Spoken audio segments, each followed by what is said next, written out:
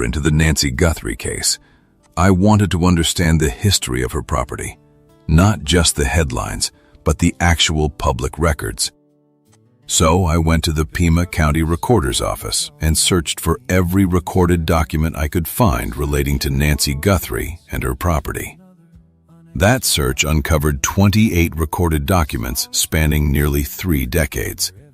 They included deeds, deeds of trust, mortgages, home equity lines of credit, reconveyances, warranty deeds, trust documents, subordination agreements, certifications of trustees, loan modifications, and other official recordings tied to the property. There must be an easier way to read all these documents. Anyone who's ever gone through these records knows how time-consuming it can be. Many of the documents are filled with legal terminology, multiple pages of boilerplate language, and cross-references to earlier filings. Reading through every page, organizing them by date, and understanding how they all fit together could easily take hours. So I decided to put ChatGPT to the test. I uploaded all 28 documents and asked ChatGPT to analyze each one, identify the document type, recording date, loan amounts, lenders, and explain, in plain English, what each document was actually about.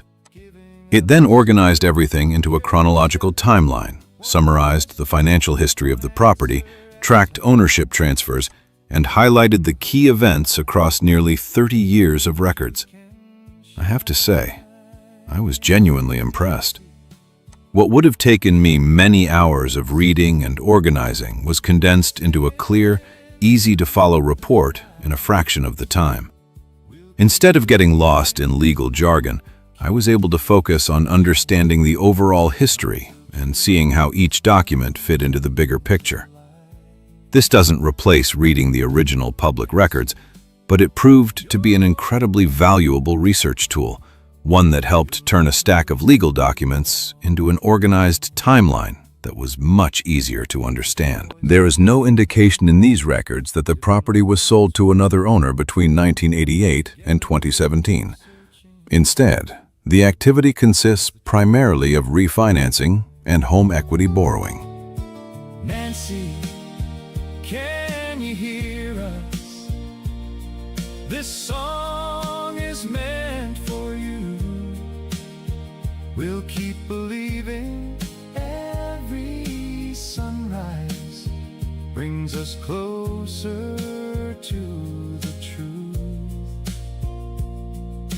Nancy, you're remembered. You'll never walk alone.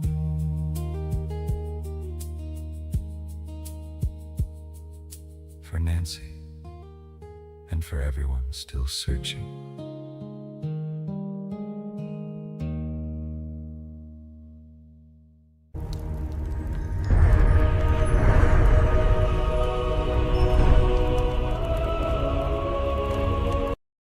Just waiting for my friends now. This is going to be so much fun. Nancy, you look wonderful. Oh, Vicky, it's so good to see you. Come, sit. I am so glad we finally have time to play. Me too. Let's get this set up. I'll grab the tiles. Did Anne say she was coming to play too? Yeah. You mean Anne Burnson? Yes, she did. I got it. I got Mahjong. Oh, wow. Let me see. Yes. The following evening, Nancy takes an Uber ride to her daughter's house. Oh, my back. Just a moment. Let me get in here. There, that's better. Finally sitting down.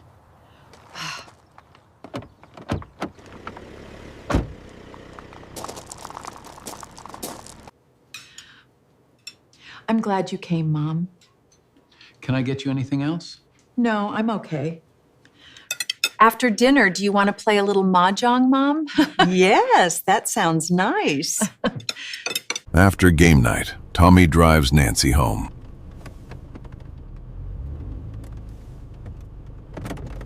All right, we're here. Looks like we're finally home, Nancy. That's wonderful, Tommy. What a long day. At 9:48 p.m., the garage door opened. At 9:50 p.m., it closed. That 2-minute window is all we know for certain. I do not know if Tommy walked Nancy inside or simply waited in the car. On the night Nancy Guthrie was believed to have been taken, Tucson was under the full snow moon. The moon was almost perfectly full, over 99% illuminated, rising just before 6 p.m. and climbing high over the city near midnight. And according to the weather that night, the skies were clear. So this was not a pitch-black desert night. The rooftops, roads, yards, and desert around the home could have been washed in strong silver moonlight, a haunting detail in the timeline of February 1st. This is the original night vision image showing the suspected individual on Nancy Guthrie's porch.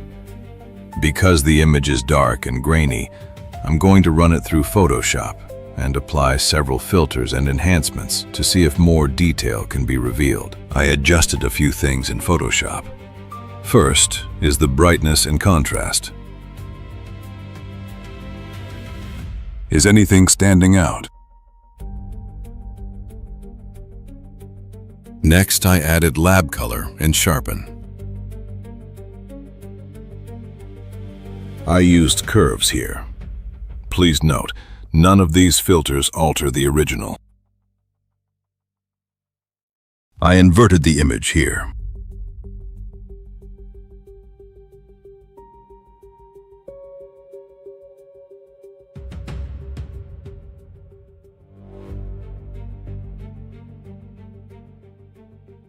Is he holding a bag?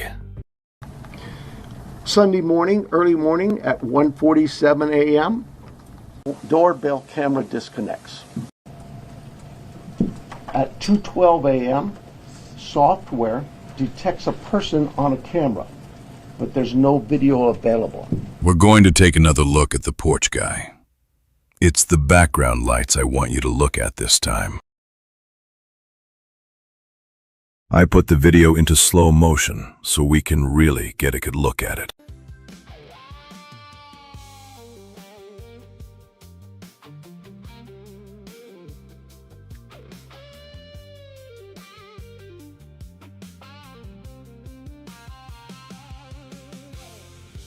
They wrote us up that night on the street lights. Court date said July 2. And everybody's watching what they're gonna do. I miss the truth so much. I miss the line between a public road and trying to silence time. What are these lights? And it feels like it's been a long, long road till that courtroom opens up and the story's told. We're not the man they painted on the phone. I extrapolated the sidewalk lines to the light source. I then used Google Earth Pro and followed the lines being perpendicular to the house, and here's the results. I debunked this one. Many streamers are claiming these are the running lights of a car, but look closely at the shape. It's a diamond. That's not a vehicle light. It's the moon light reflection on the yield sign.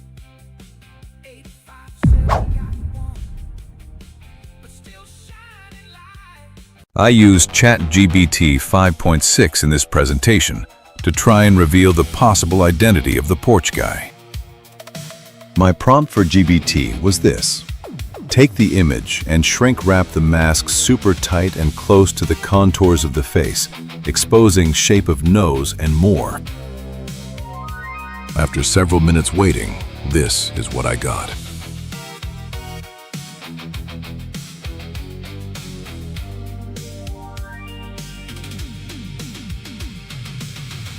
That's not too bad, but we want the mask totally gone. so let's prompt for that.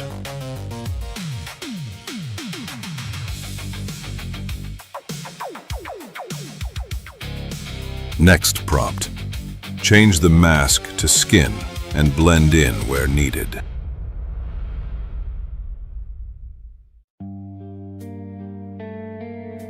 Not too bad. But we need hair now.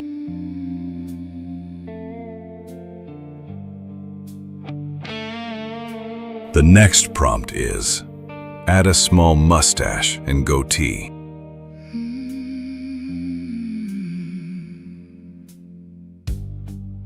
For 5 long months, we believed every word. A ransom demand every headline we heard. Then came a leak saying none of it's true. But the Not bad, FBI but we need more than that. we're still looking through. Real or fake, I asked it to. Add more hair to the goatee and mustache. truth keeps changing overnight. Some notes were lies, some may still be real. Oh, it did, but added the mask back on too. We don't know what to feel. Let's get rid of this mask again. Waiting, the questions remain behind every headline. Heartbreak. Change mask into skin and add hair on his head. Answers, one thing stays the same. Nancy is missing, and truth has a name.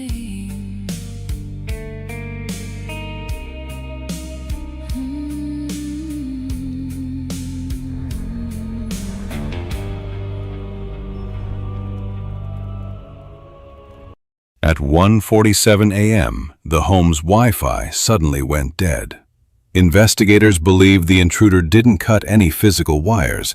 Instead, they likely used an illegal Wi-Fi jammer to flood the area with noise and knock the cameras offline. We know this because multiple neighbors reported their security cameras mysteriously blacked out at the exact same time. But this raises a major question. If a jammer killed the Wi-Fi at 1:47 a.m., how did separate software detect motion at 2:12 a.m.? And how does footage of the intruder even exist? The answer is power. Because the house still had electricity, the Google Nest camera kept recording locally. Experts suggest the cheap black market jammer may have simply overheated and failed, allowing the camera to briefly reconnect to the internet and upload the clip to the cloud. 228. Nancy's pacemaker app shows that it was a disconnect from the phone. If Nancy's cell phone was later found inside the home, then the 2:28 a.m. disconnect strongly supports the idea that Nancy herself moved out of Bluetooth range while the phone stayed behind. A normal phone-to-Bluetooth connection is usually short range, often around 30 feet or about 10 meters indoors, so this was not a signal that would normally stretch far down the road. That would fit more with an abduction scenario than a voluntary departure, especially if Nancy left without her phone. 9 a.m. Nancy, absent from her regular online church service at a friend's home. On the morning of Sunday, February 1st, 2026, Nancy Guthrie was expected to follow her normal Sunday routine. She and a small group of friends regularly gathered at a friend's home to watch the online worship service from Good Shepherd, New York, joining thousands of others in fellowship through the church's live stream. This was the very service they would have been watching that morning. But Nancy never welcome to arrived. Church, my name is David Gunger. I'm going to lead us in this call to worship. Grace and peace to you from God, Father, Son, and Holy Spirit. And we say together, glory to God, whose light calls us into life. The Father speaks, you are my beloved. We come to receive what we cannot earn. The Son calls, follow me. We come to be gathered, shaped, and sent. The Spirit breathes, do not be afraid. We come to trust and to begin again. God of glory, you meet us at the shoreline of our lives. Take what is ordinary and make us holy. In your name we pray. Amen. Let us sing together this morning. On Sunday, February 1st, 2026, the live stream began at 11 a.m. Eastern, 9 a.m. in Tucson, Arizona. But that morning, Nancy never arrived. As the online worship service continued, her friends waited, growing increasingly concerned when she didn't appear. What began as concern over an unexplained absence would, within hours, become the start of a nationwide missing person investigation. And at 11:56 a.m., the family checks on Nancy, discovers her missing. At 11:56 a.m., Nancy's family went to check on her after receiving a concerning call from her church friend Ann.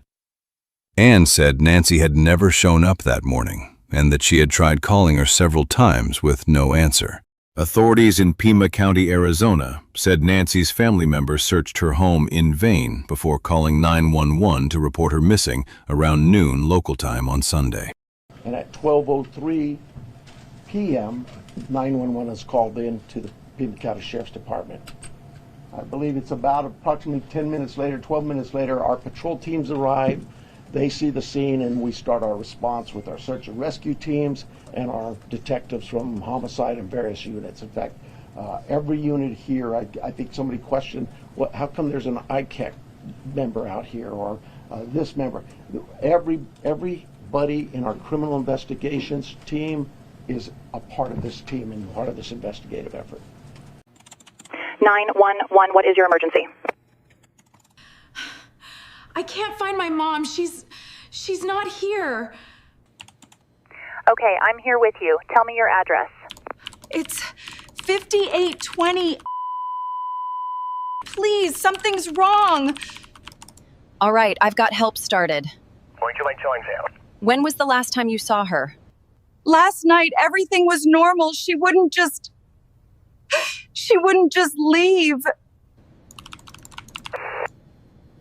All right, is her phone or car still there? Yes, both her car and everything's here except her. She didn't take anything. Okay. Are any doors or windows open or unlocked? The back door? It's not usually open. I don't know why it's open. All right. Do not touch anything for me. Step away from that area, okay? Okay. Is there anyone else in the house with you? My husband, Tommy, he's here, but We need to check outside.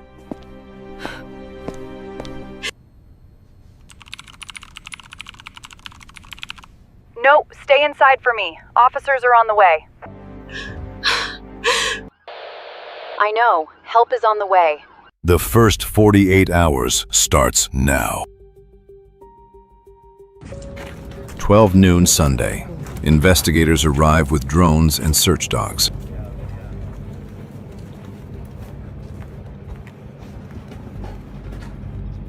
New details are emerging about the blue LL Bean shirt discovered outside Nancy Guthrie's Tucson home, and investigators are clarifying its role in the search. According to reporting, U.S. Border Patrol's elite Borstar search and rescue team responded to the home twice, bringing a K9 unit to track scent evidence. The shirt was used as a scent article during those searches. Sheriff Chris Nanos says the shirt was left behind by Border Patrol personnel during the operation and later recovered once authorities were notified, confirming it was not evidence tied to a suspect. A safe alert for 84-year-old Nancy Guthrie was issued the afternoon of February 1st, 2026, shortly after relatives called 911 at 12:03 p.m. when she failed to arrive at church. All units stand by to copy a safe alert. All units and copy a safe alert. It's going to be authority from Pima County Sheriff's Office, last name at Skyline Drive in Campbell. Occurred on yesterday's date at 12:15 hours. Subject last name of Guthrie, first of Nancy, date of birth 1/27 of 1942, 84-year-old white female, 5'4", 150, brown and blue, last name wearing unknown clothing description. Subject was not seen at church and family went to the residence and subject was not at home. All personal belongings, including a 1021 and wallet and vehicle, were still there. Subject is nowhere to be found. Subject suffers from limited mobility and has medication scheduled to follow up and needs daily. If located, check code 20 and contact Pima County Sheriff's Office. Again, last seen at Skyline and Campbell in Tucson. And a safe alert at 12:35. As I drop my other phone, hold on one second, guys. But this is the house. Hello.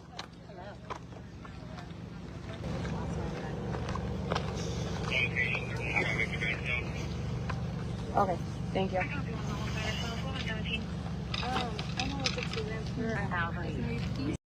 Looks like a pretty fresh oil spill or other substance to me. When hydrogen peroxide touches blood, it rapidly breaks down into water and oxygen, creating a telltale bubbling foam. Had a small amount been applied to a suspicious stain, it might have provided an early indication that blood was present, helping identify evidence that warranted further forensic testing.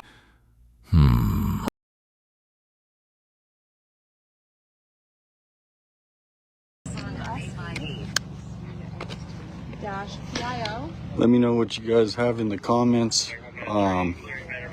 But we are here in front of Savannah Guthrie's mother's house, Nancy Guthrie. Last view of the house right here. As I drop my other phone, hold on one second, guys. But this is the house. Hello.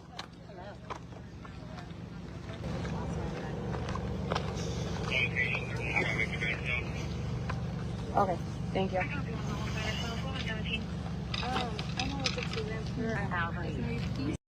Looks like a pretty fresh oil spill or other substance to me.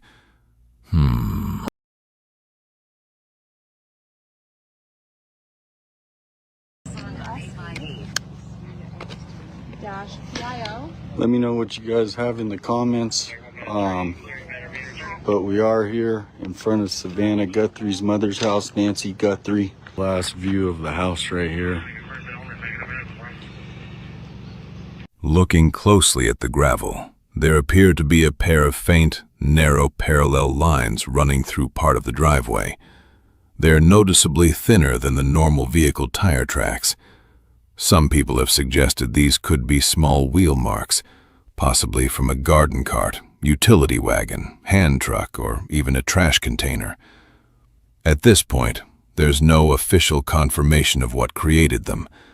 What makes this interesting is that this footage was captured on day one.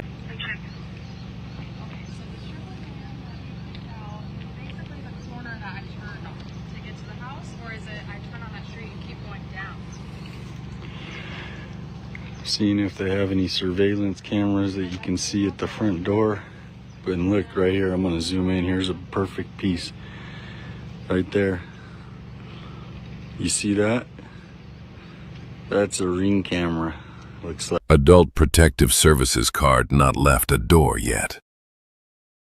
This one here was noticed February 3rd.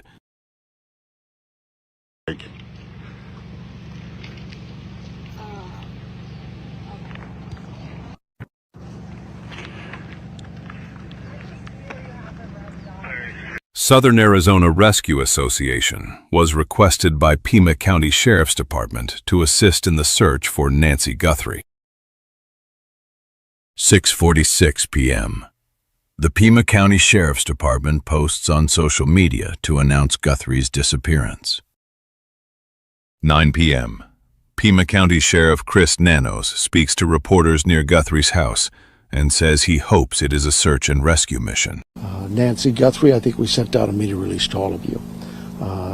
Came to our attention, we got a call, a 911 call, that Miss Guthrie was reported missing from her home. That call came in around noon earlier today. Our teams came out, our search and rescue team, being supported by our volunteers from Search and Rescue Association, from PSAR, from Border Patrol. They gave us their search and rescue dogs. We've pretty much just thrown everything at this as we can. Miss Guthrie is 84 years old. and is not of good physical health, and so naturally we have some great concerns. The scene at the house also has some concerns for us as well. And so that's why we're doing all we can to try to locate her. We've contacted and remain in contact with all of our local area hospitals, our medical transport teams. So far that's proven to lead nowhere.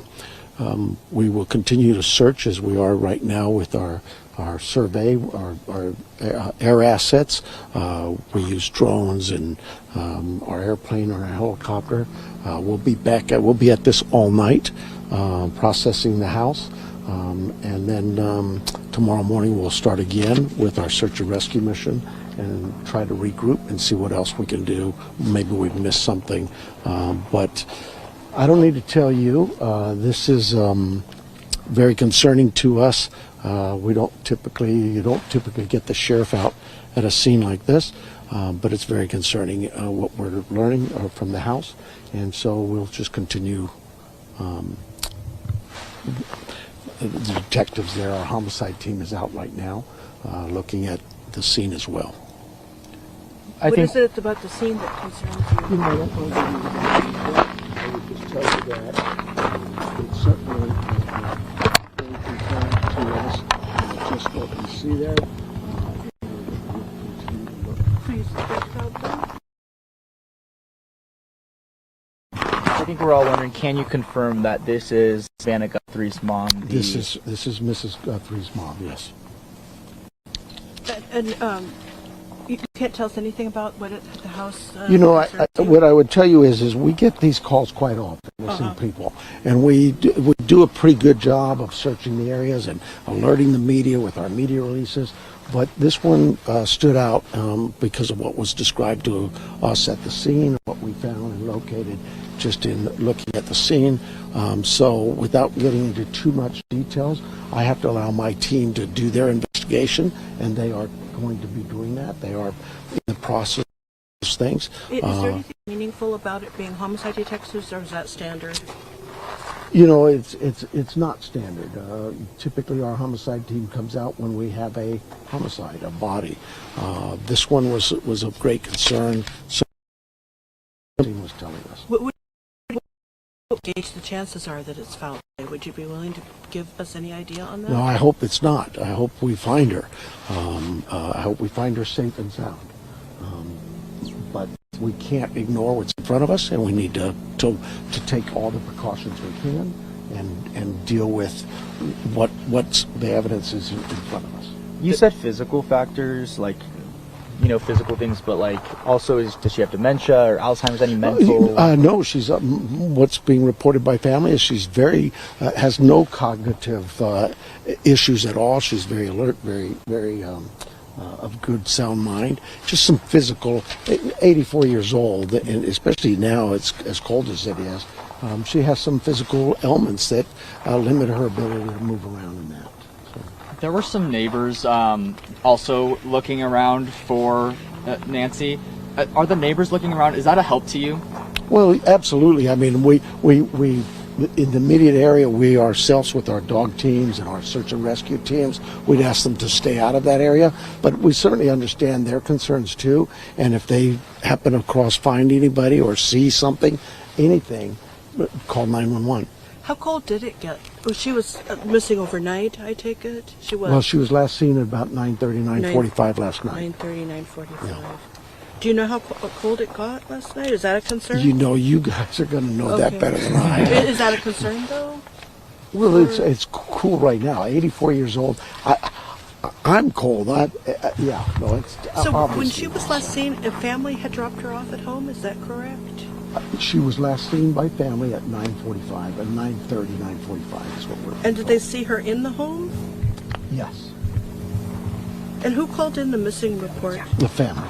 Can you say who? I don't have that name in front of me. And is Savannah Guthrie in Tucson or on her way? She is not here. No. What are some things, like if someone sees something, or like what are some things like people should be watching out for in this case? If maybe you ran into her, maybe she wandered off and you ran into her, if you've seen her or anybody like her, call us.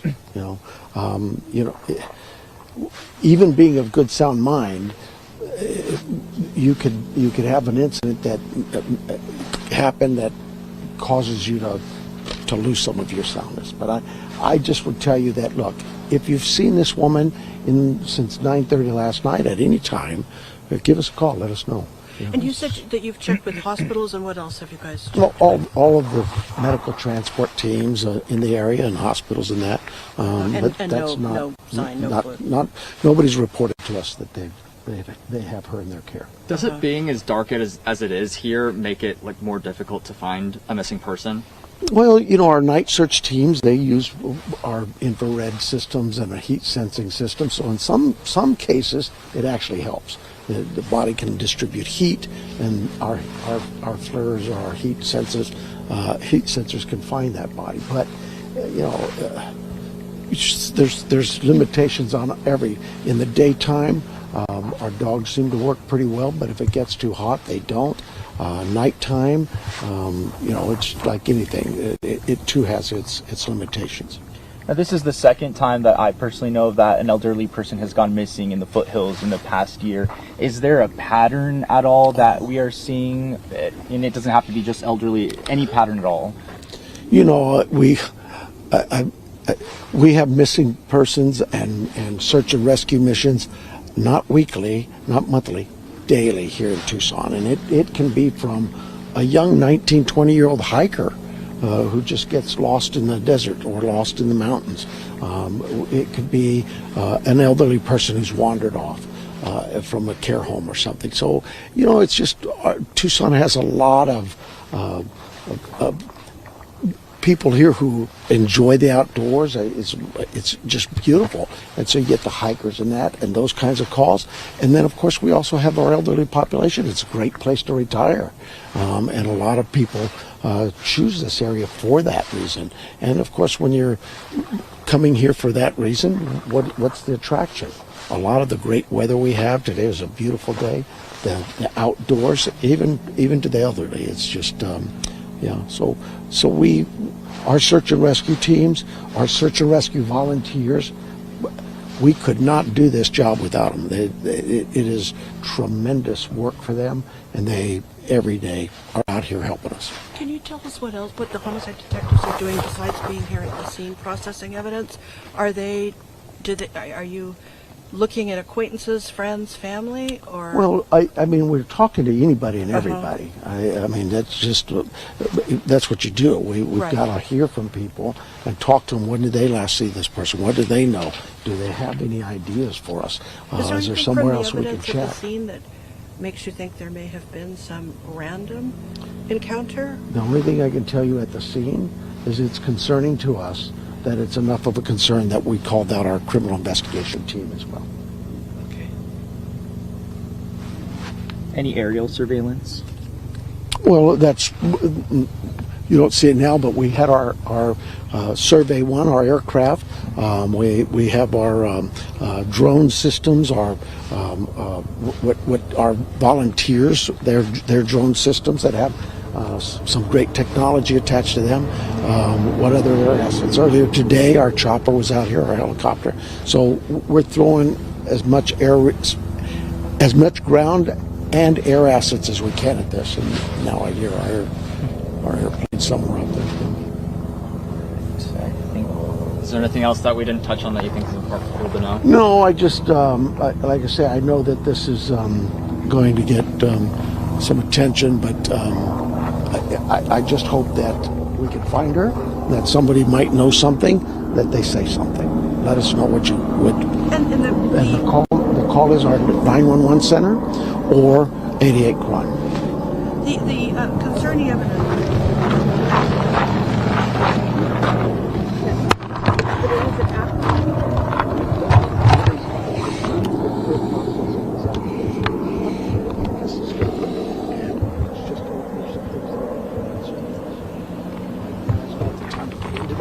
Once the detectives complete their investigation, maybe then we can share some of that. But right now we're at the very initial stages of this. The search mission started early today. we'll continue that. We're not giving up that. But it does change its platform because of the nightfall, right? The criminal part of this, the criminal investigation part, is ongoing, and it will continue ongoing until we can resolve this. Thank you. Okay. Let's see, we had our search and rescue, our PSAR, our search and rescue association, volunteers, literally hundreds of people out here and searching the area for those dogs that and still no signs. We've let's see, we've checked with all the local area hospitals, continue to check. Support teams, no results. I think what's concerning is what's at the scene, at the home, is of concern to us, so much so we've decided we're going to call out our homicide team. And so they're here, they'll process the home, do what they can there, and again, as we speak now, our plane was up just a minute ago. Those things are happening, but that'll transition to a daylight search again tomorrow. We'll continue that. We're not giving up that. We're asking the community help us. If you've seen Miss Guthrie, give us a call. Call our 911 or 88 Crime. We're just kind of working it from two angles. The criminal investigation side will continue at the house tonight. We're looking through processing that and see what we can learn from that, and we'll just keep going. Does the search for her continue tonight? Absolutely, yeah, we'll continue that. At some point in time, they've got to transition and settle down, but they've been out all day, like I say, since noon. Nightfall, it's a different type of search, so we change teams and transition then. I'm going to guess that here in a while that night team will move on, and we'll come back at it again tomorrow morning. They reassess it and look at where could they have missed. And just because the homicide team's involved doesn't mean this is a homicide. No, there's no. What we're saying is there's some things there that are concerning to us, and we just don't want to miss anything. Search and rescue, their mission is we want to find you. We want to find you safe and sound and help you and get you there. That still continues.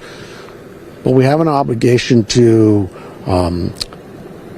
when you look at things in this world of ours, you look at that and you go, is something wrong here? Is there something missing? We can't just dismiss that. And Senator Kelly explained to our cameras earlier tonight how he found out that Nancy Guthrie was missing. Well, I first learned of it, before it was public. Savannah called me, because she knows I live here. And then I called the sheriff, and I called the Tucson police chief. So that was, that was mid-afternoon on Sunday. And Savannah was on the way to the airport to fly here. And obviously rather upset. So I've been doing whatever I can do. On February 2nd, 2026, authorities officially declared Nancy Guthrie's Tucson, Arizona home a crime scene. There is a white car parked here. I don't know whose car that is, but there's a car parked there. Nancy Guthrie, 84, has been missing since the overnight hours Saturday into Sunday, abducted from her home in Arizona, according to the Pima County Sheriff's Office.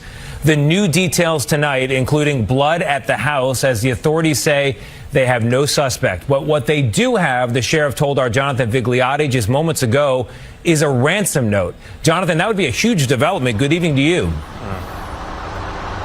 And good evening to you. A huge development indeed. The sheriff telling me they first received that note late last night. We at CBS News have not reviewed it, but we are told it asked for a large sum of money. The FBI has been analyzing it ever since.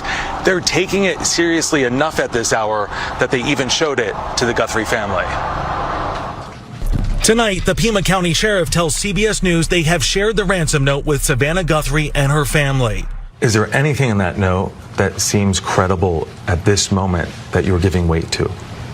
The entire note. That's what I would tell you. The entire note. When the note comes to us, we look, it's like any piece of evidence. You give it to us. You give us a lead. We're going to look at every aspect of that lead and work it as a lead. So you're not dismissing this note at this point. Not. It is potentially credible. The sheriff says the note contained details about what 84-year-old Nancy Guthrie was wearing the night of the crime. The sheriff would not confirm its authenticity. It was initially sent to a local television station in Tucson, who forwarded it to authorities. The station agreed not to report on it, but today the website TMZ was also sent a copy and went public with some of the details. You've been trying to contain this wildfire. And then TMZ comes out with this note that you have known about, that the Guthries have now seen. And it sounds like it could compromise this case to some degree. It could. It could. I hope not. The search has been on for nearly 3 days with no sign of Nancy, and so far, video from surveillance cameras on the property have not been helpful. So it was on some kind of like 24-hour loop where it deleted? It could have been a 4-hour loop. I don't know. I don't think there's any deletion, but I don't know that. It may be just taped over. Today, our cameras captured what appears to be a small amount of blood outside the front door of Nancy Guthrie's home. And a law enforcement source tells CBS News that a little bit of blood was found inside the home. It's unclear whose blood, but authorities say it's being examined along with other clues. You've taken her away from her home, her safest environment, and you've placed her at great jeopardy without giving her the meds that are critical to her. Again, like I say, could be fatal if she doesn't get those meds. So yes, I believe not only has she been, she's being harmed. And the sheriff tells me they are now testing DNA evidence. They're continuing to ask for the public's help. Anyone with information is asked to call the FBI hotline. I'm going through some talking points for the family. I want to make sure I cover them. Okay. Now, look at what he's doing. He's reading text messages, or he's got something on his phone. I'm not somebody who does well with the script. Let's slow that down and tell people. Let me read it. Monday morning at the press conference. Quote, I'm going through some talking points for the family. I want to make sure I cover them. I'm not someone who does well with a script. Chris? Well, there's only a couple of answers. One, do they have an attorney? And if so, has the attorney delivered talking points on behalf of the family? For the family. I'm not somebody who does well with the script. Oh, we know that, Sheriff Chris Nanos. My local media knows that. We'll get started. I believe it was around noon yesterday, we got a call to the Guthrie residence that Nancy Guthrie, 84 years old, was missing. We believe now, after we processed that crime scene, that we do in fact have a crime scene, that we do in fact have a crime, and we're asking the community's help. Let me get this right. You're asking for the community's help, but not giving us anything? This community has always stepped up to help us solve some pretty tough crimes. Good morning. I don't know that everybody knows who's here. Of course, I'm Sheriff Chris Nanos. John Edwards is the Tucson chief here for the FBI, and he'll have some words for you as well. This is really, for me, pretty new, all the media attention. So I apologize to you for sometimes I'm speaking in generalities, and I'm not used to everybody hanging on to my words and then trying to hold me accountable for what I say. Hold you accountable? You're the fucking sheriff. We listen to your every word. Breaking. The first Nancy Guthrie ransom note revealed in full. On July 22nd, breaking news reporter Brianna Whitney appeared on the Crime Junkie podcast and shared the complete contents of the first ransom note connected to the Nancy Guthrie case. During the episode, Whitney read the note aloud to podcast host Ashley Flowers. Hello, Savannah. We have your mother, Nancy. She is safe but scared.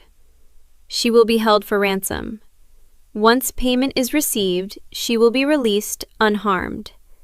We will be holding her for a maximum of 7 days.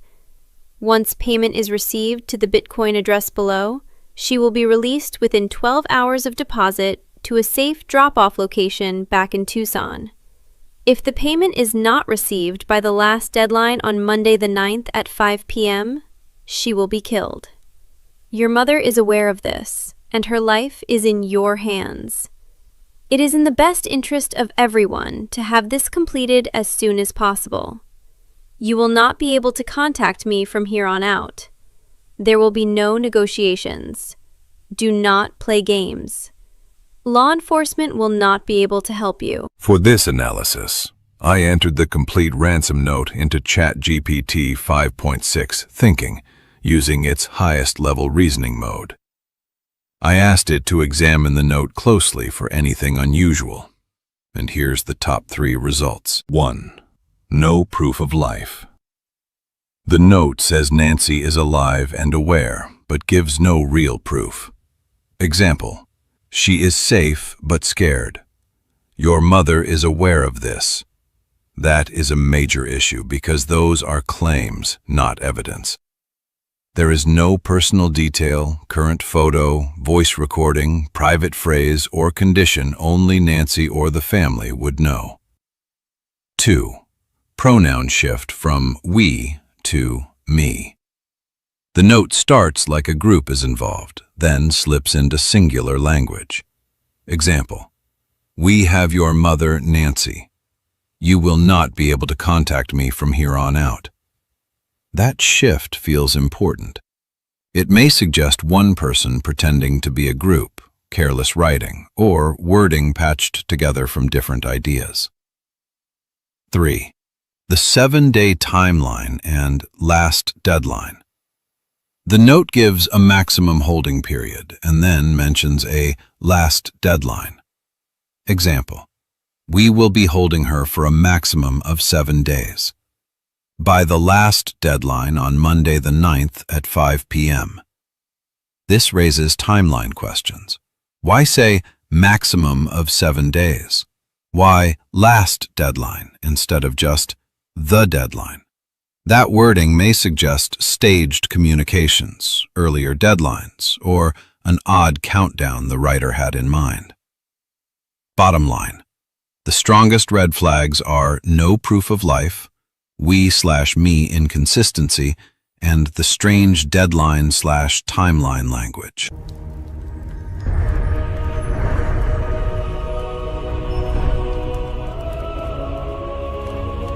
No longer a crime scene. By February 3rd, the search for Nancy Guthrie had moved into the sky. A helicopter equipped with specialized scanning technology was used to look for possible signals from Nancy's medical device. A high-tech effort to narrow the search and find any trace of where she might be. Savannah, very unusual situation, but we're going to find out. President Donald Trump spoke out on the disappearance of Nancy Guthrie, mother of Today Show host Savannah Guthrie, calling it a very unusual situation. While signing legislation to end a partial government shutdown on February 3rd, President Trump was asked by a reporter if he had been briefed on the case, which police are now investigating as a possible abduction. Have you been briefed on Savannah Guthrie's mom missing in Arizona? I think it's terrible. Would you commit to more federal agents like helping out on the search? Sure, I would. I'm going to call her later on. I think it's a terrible thing. I always got along very good with Savannah. Very unusual situation, but we're going to find out. Whoa, this stuff is getting crazy, folks.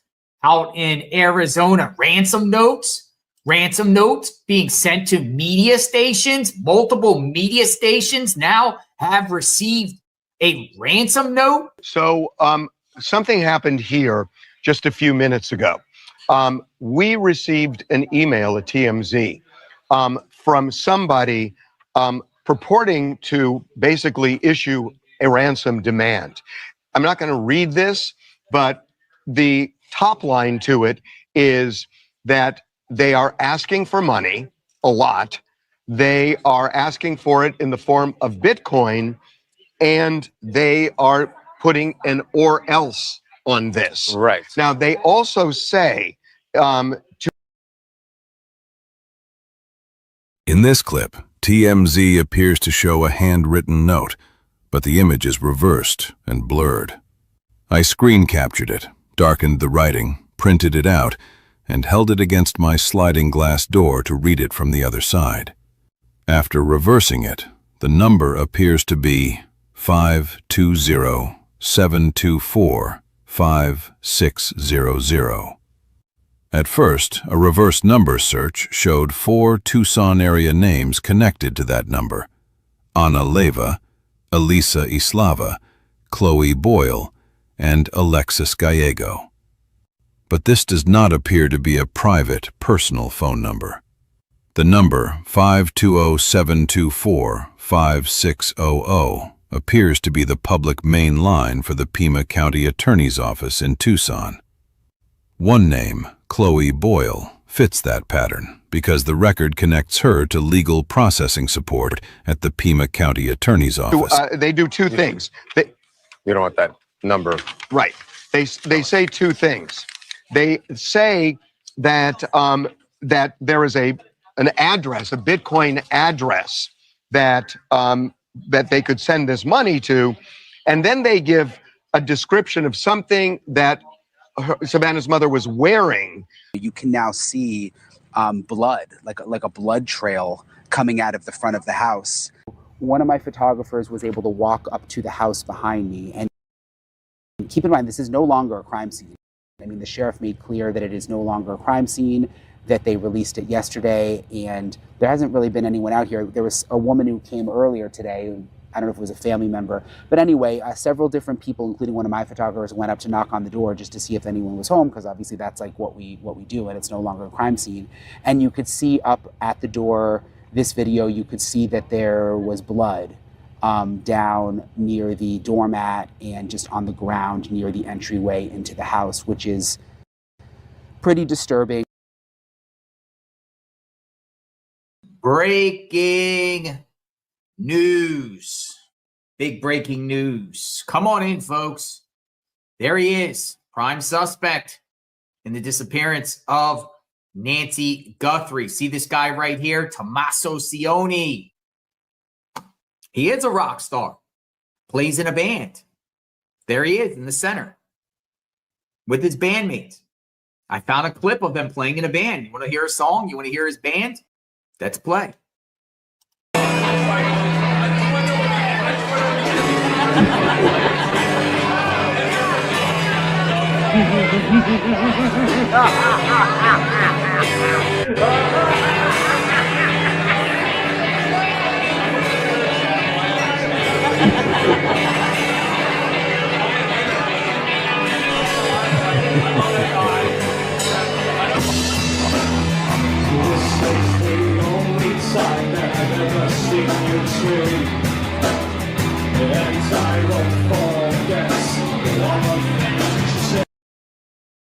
The return. 2 days later, on the evening of February 4th, a large contingent of sheriff's deputies, federal agents, and canine units swarmed the property.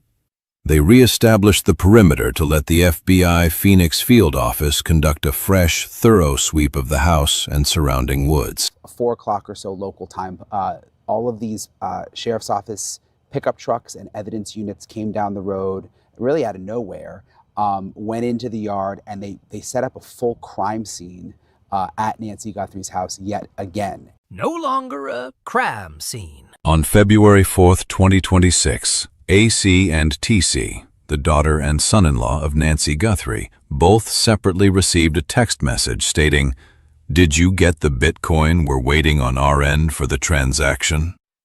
Approximately 3 minutes after the text messages, Kallela called a family member of Nancy's, which lasted 9 seconds. Derek Kallela was charged with transmitting a ransom demand through interstate communications and anonymously using a telecommunications device to abuse, threaten, or harass.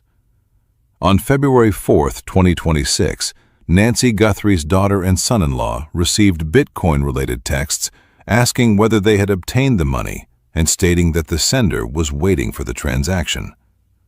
Records showed the VoIP number was accessed at approximately 6:02 p.m.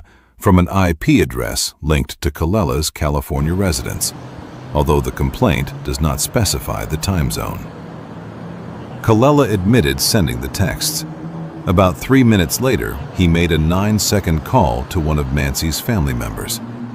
He said he had been following the case and wanted to see whether the family would respond. Investigators said his messages were not linked to the original February 2nd ransom demand, and the complaint does not accuse him of kidnapping Nancy Guthrie.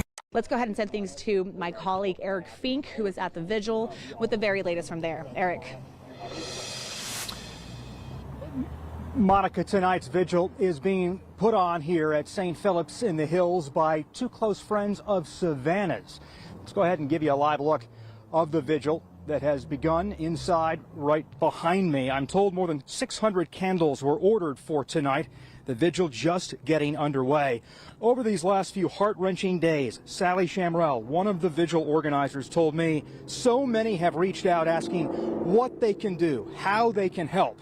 The hope is that this vigil tonight offers love and support to the Guthrie family and to each other across the community in this agonizing time. Now let's take a listen to our former colleague, Lupita Murillo. Running some tests for fun. Not accusing, not pointing fingers.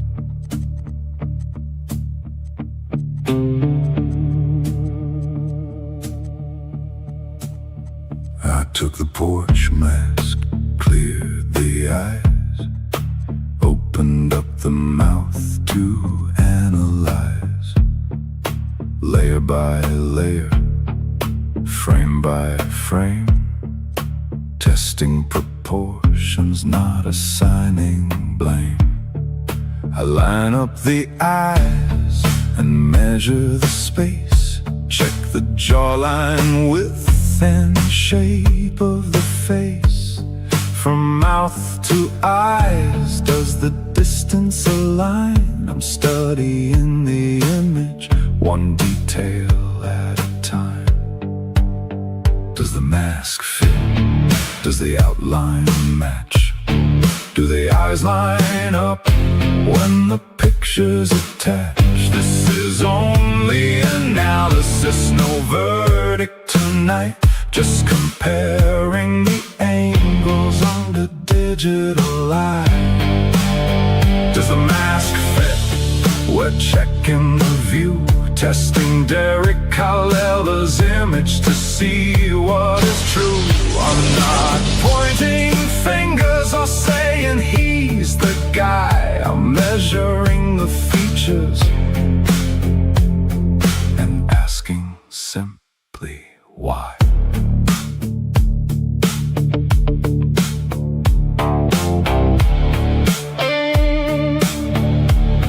Running some tests for fun. Not accusing, not pointing fingers.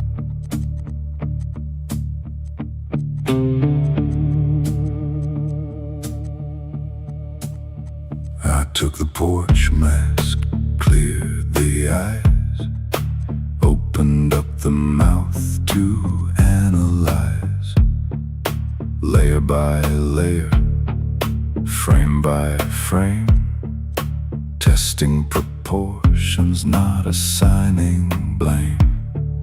I line up the eyes and measure the space, check the jawline, width and shape of the face.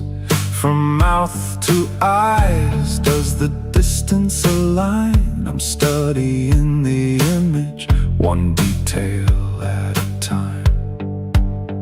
Does the mask fit? Does the outline match? Do the eyes line up when the picture's attached? This is only analysis, no verdict tonight.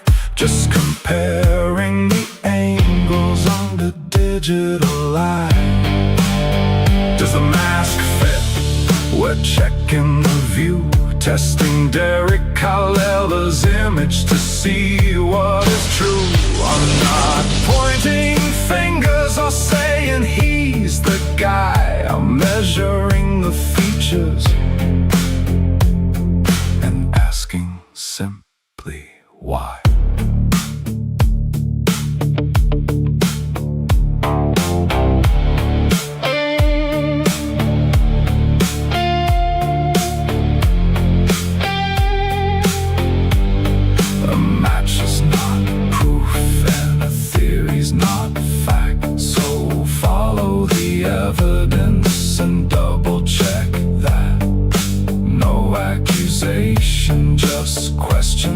sight. Does the mask fit when the layers align?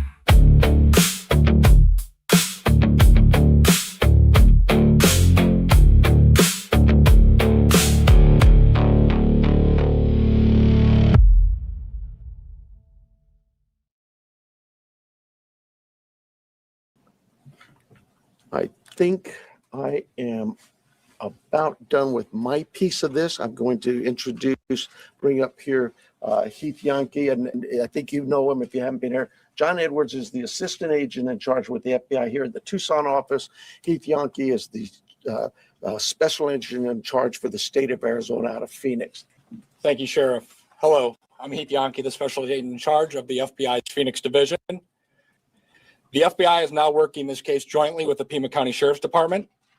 And we're going to start today by announcing a $50,000 reward for information leading to the recovery of Nancy Guthrie and or the arrest and conviction of anyone involved in her disappearance. And this will be the missing persons with the reward that will be going out.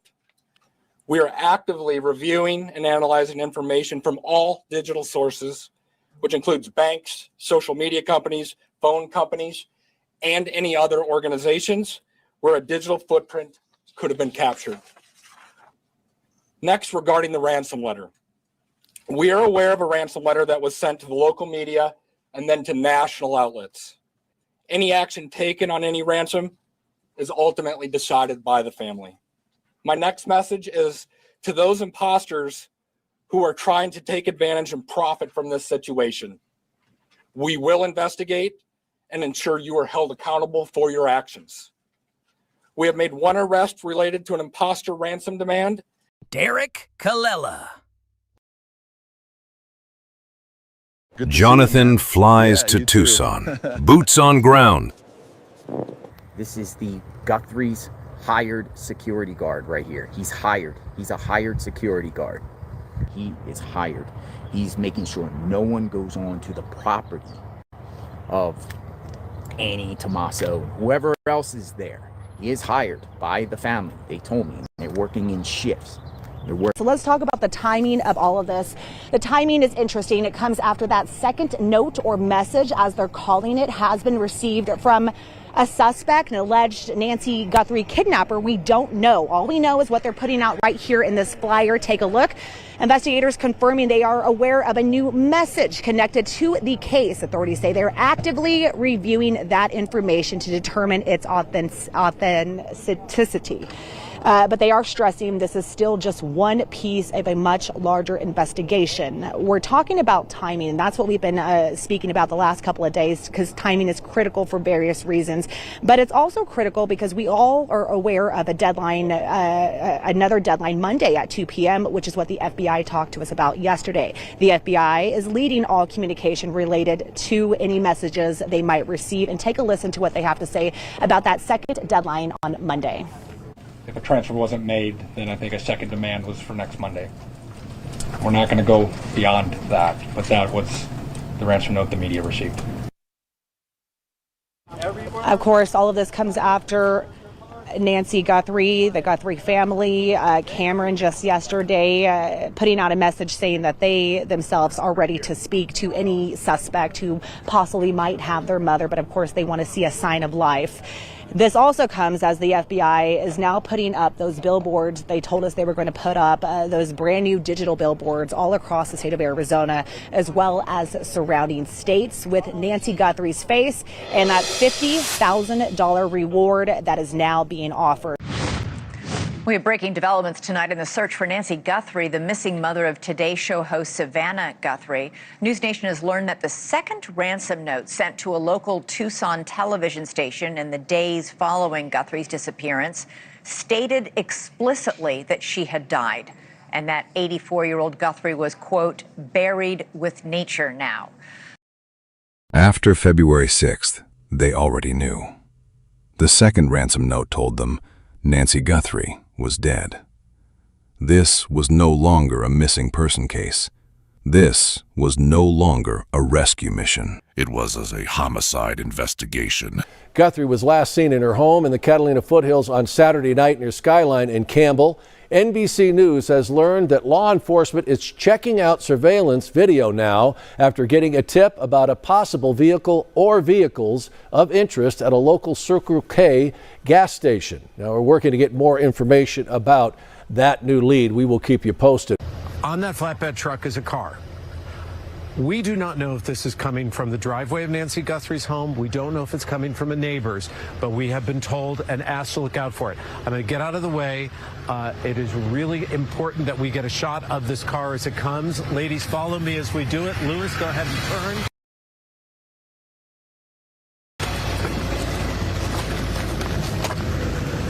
Here, just tons and tons and tons of people all across. So hopefully it looks good. At least it's paying. At least it's awesome. I've been sleuthing around a little bit today, going to these Bitcoin centers, and I don't know. Are they paying a ransom? They're offering to pay. They're offering to pay. That's the thing. So, all right. So yeah, basically is a new video got submitted. Hey, 857. 857. What's going on, happening, 857? We restrained some of your stuff the other day. Yeah. Gave you the plug. Dude, I've been watching you for years. Well, nice to meet you. Yeah, I saw you on Twitter. I think I gave your message, and we understand. We beg you now to return our mother to us so that we can celebrate with her. This is the only way we will have peace. This is very valuable to us, and we will pay. Ends Arizona Wildcats game as Guthrie family drops emotional plea to kidnapper.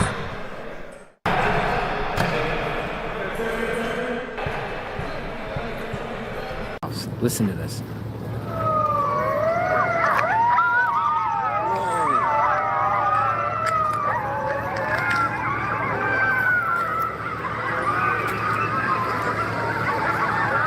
Dude, outside of the road, and it's coming from the back. This is outside the home of Annie and Tommaso, and there's coyotes.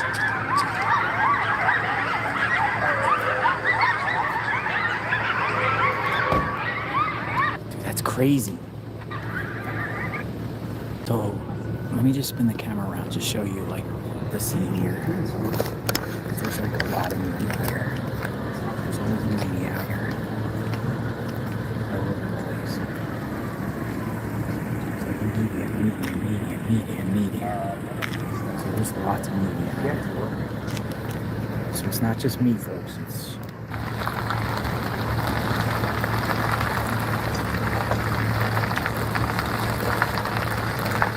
a female.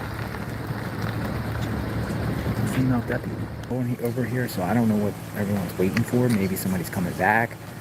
Drone shows investigators conducting search at Nancy Guthrie's home.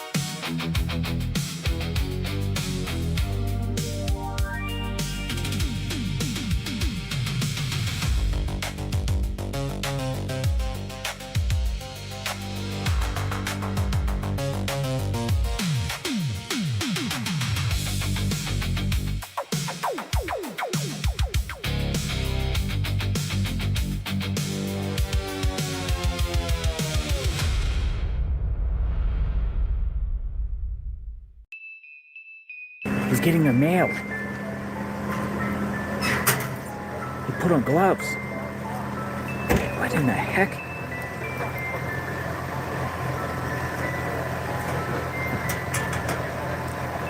Dude, he put on gloves.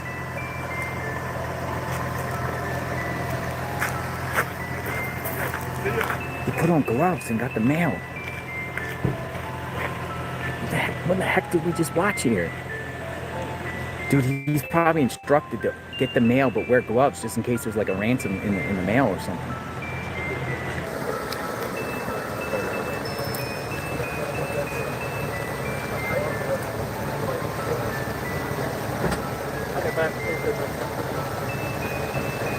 They're looking for something.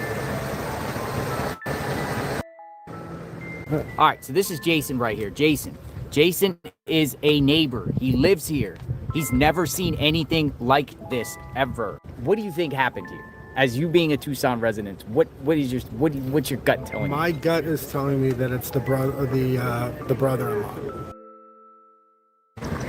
Got action. What are sheriffs up here for? Two sheriffs have arrived on the top of the hill. Maybe somebody complained about trespassing or something.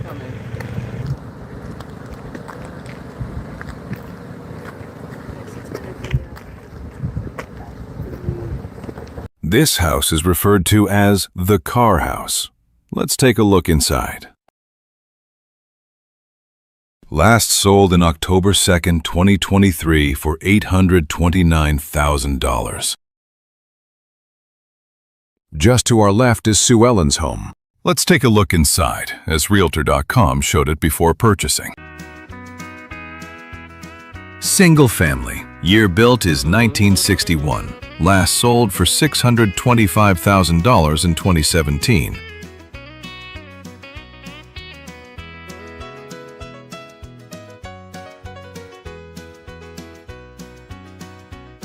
Yeah, we got your story. Jonathan is about to meet Alex. The scanner on right now. He's listening to it. So if anything pops off. JLR. Hello. My name's Alex. Hi, Alex.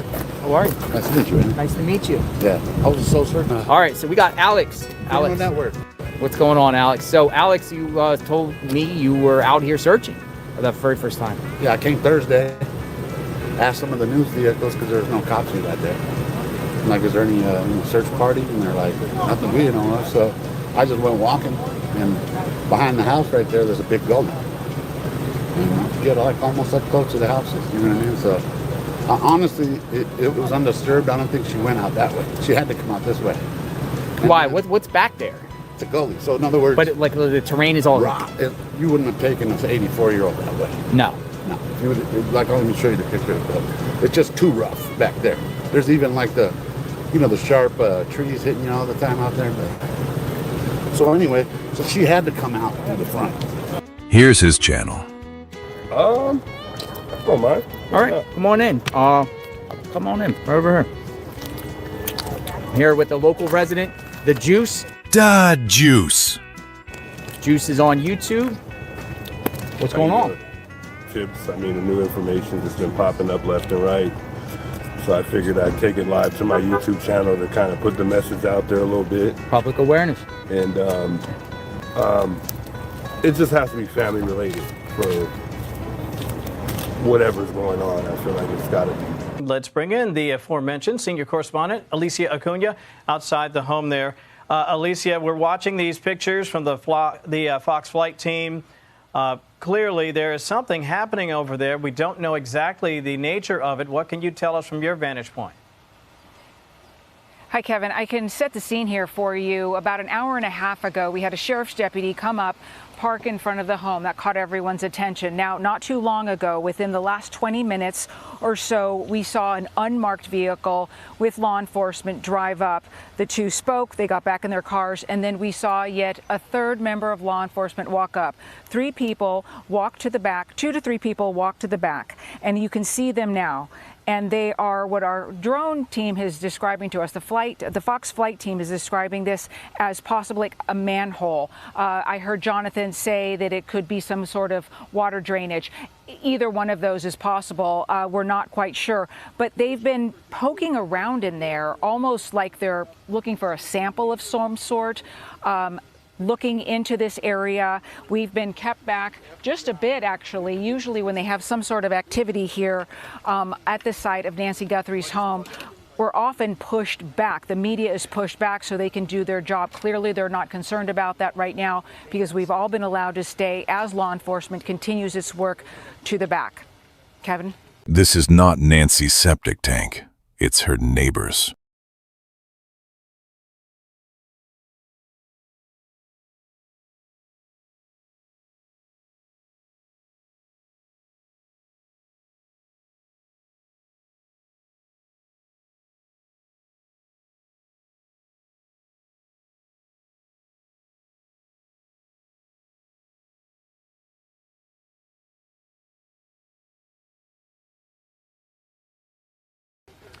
Let me ask you about the searches that were happening, Alicia, Saturday over at the home of Annie Guthrie.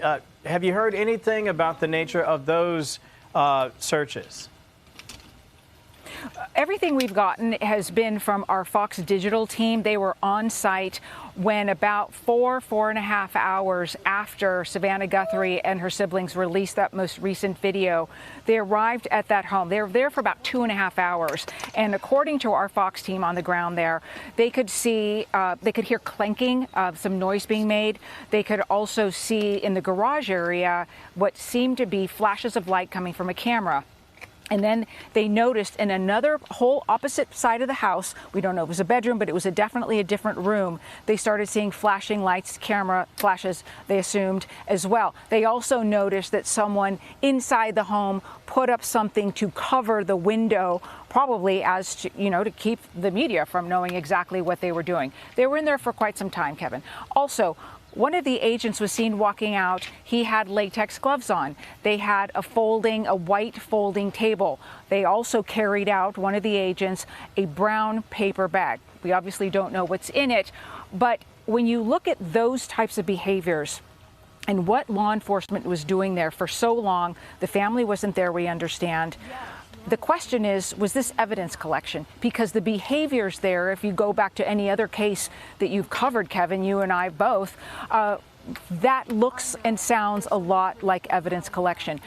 As Jonathan mentioned, the Sheriff's Department reiterates, just as this is happening, that they will not be holding a news conference, that they won't be coming forward with any new information at this time. They still don't have a vehicle of interest, and they still don't have a person of interest. However, there is a tremendous amount of evidence collection going on. Obviously, there is a tremendous amount of activity happening as well. We have not had a news conference from the Sheriff of Pima County since Thursday.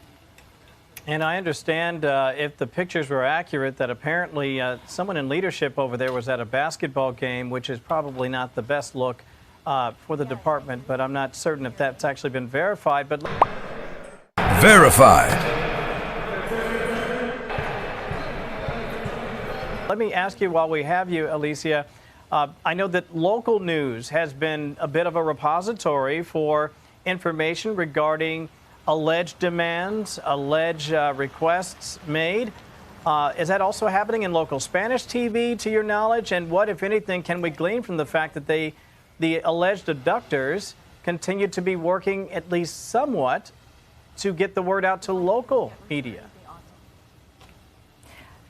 It is interesting, isn't it, Kevin? Because obviously the kidnapping of Savannah Guthrie, an NBC News star, her mother, was going to garner national attention. And whoever's behind this decided to reach out to, as far as we know, 2 local TV stations here in the Tucson area, in addition to TMZ.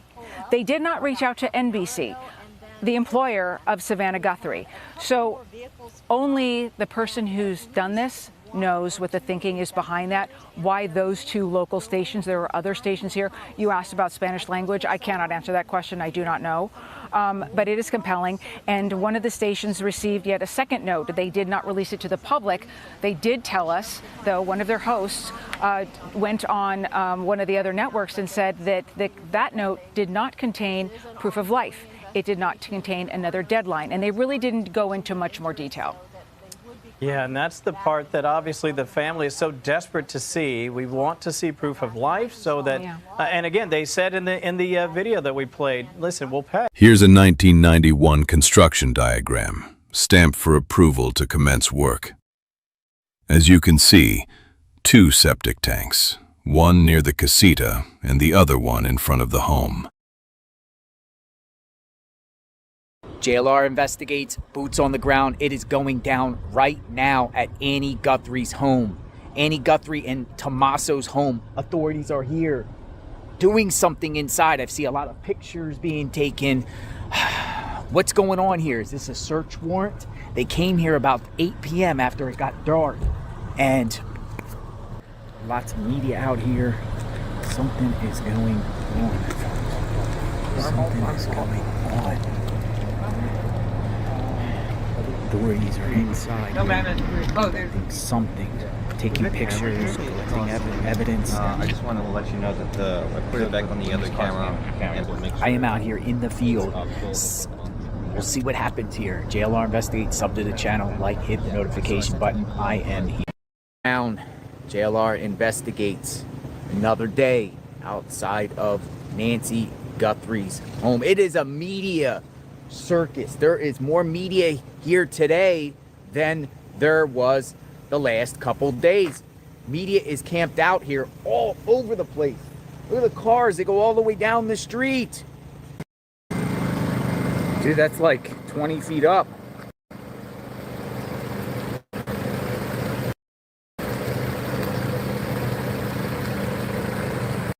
Look how high it is. It's not moving. It's shooting higher than the house.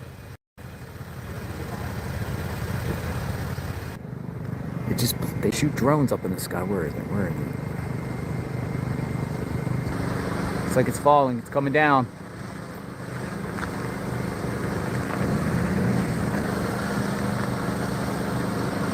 Drone down.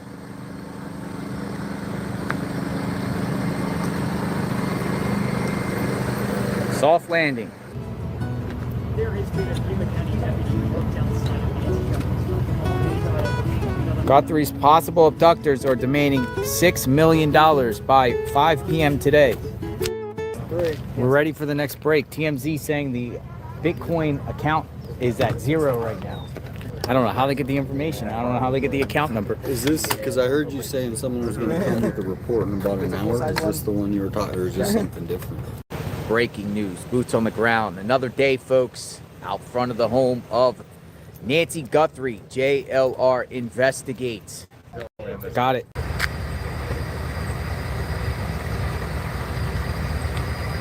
Richard Nolette says his brother took Nancy Guthrie to Rose Canyon Lake. This clip occurred the morning before they aired The Perp on Front Porch. The early morning of February 10th, before the video of Perp on Nancy Guthrie's porch was displayed to the world, this man was seen walking past. Coincidence? Maybe.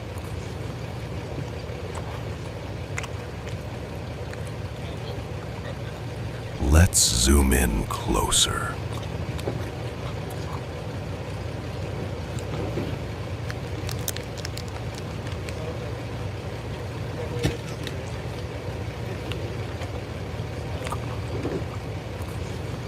AI stated the dog is a Rhodesian Ridgeback or a Hungarian Vizsla.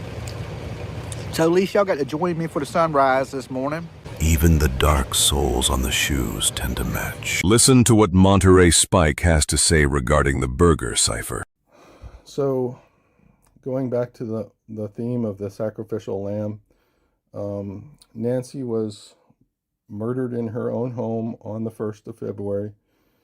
Then her body was taken to Rose Canyon Lake and deposited into the water under the light of a full snow moon, I think is what they call it.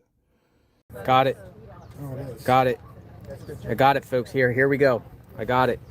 Here we go. Sorry, folks. What in the heck is that? What in the heck is he holding?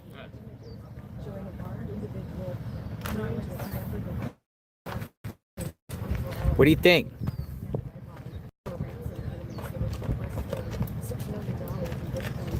Dude, that's creepy. Yeah, what is he holding? There's other images.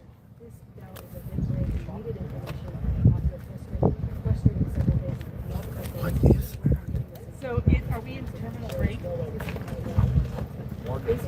Who is that?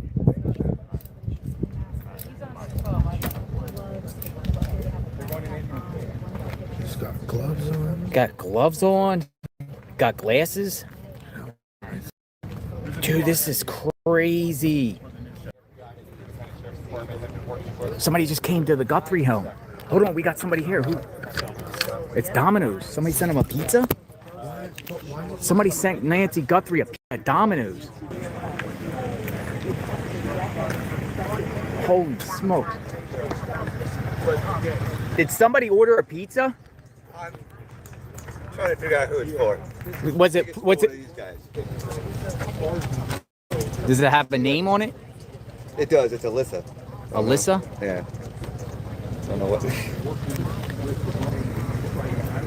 I'm just gonna give him a call. It's got to be one of you guys out here. Yeah. Or somebody pranked you. This is somebody from Oregon. She says that she sent it to your guys' company. Ma'am, are you there? Yes, I'm here. I sent him pizza from Oregon. That's for him. Nice. Well, Okay. there you go. There you go. What's your name? You gotta read your messages on YouTube. What's your name, man? You got the whole national media watching. All right, guys, a couple of big updates here happening right now with the Nancy Guthrie investigation. First of all, TMZ is now reporting that there is movement in the Bitcoin account. Does that mean that Savannah Guthrie is paying the ransom? I don't know, but TMZ is reporting movement in the Bitcoin account. Really, only TMZ can report this because they're the ones who got the first ransom letter and they're the ones who have the Bitcoin address. So we kind of just have to trust what they're reporting because we have no way to verify it. We're going to see what happens here if this is just a... Here comes Daniel they got Gutierrez embarrassed and by people Damien. coming onto the property, delivering pizzas, or anyone, not paying attention. But they have came and blocked two vehicles. Hey, how are you? 857. What do you think about this new footage? You know, what I immediately thought is everybody needs to look local, as Tucson's only got 500,000 people. So look at the body type against Adelita Grijalva. Oh, okay. Yes. And I want to introduce you to, he ran against Adelita Grijalva, Congress. Oh, Congress, what's your name? Daniel Gutierrez. Daniel. So you were running for Congress? Yep. All right, so your take on the situation here. Well, our city hasn't seen anything like this. Like Damien, I was born here. This is our home.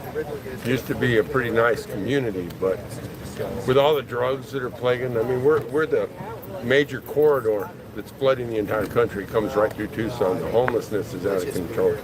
The crime, the free buses. I hear from the community all the time, they want to stop the free buses, and no one holds anybody accountable. That's the problem with Tucson right now. We have really bad leadership here. All right, folks, going to Annie's house. Come on, we'll stay with me. We'll just keep the stream on and drive. Yeah, we're going to Annie's house. We're on the move. See you guys there. If not, see you guys on the fly.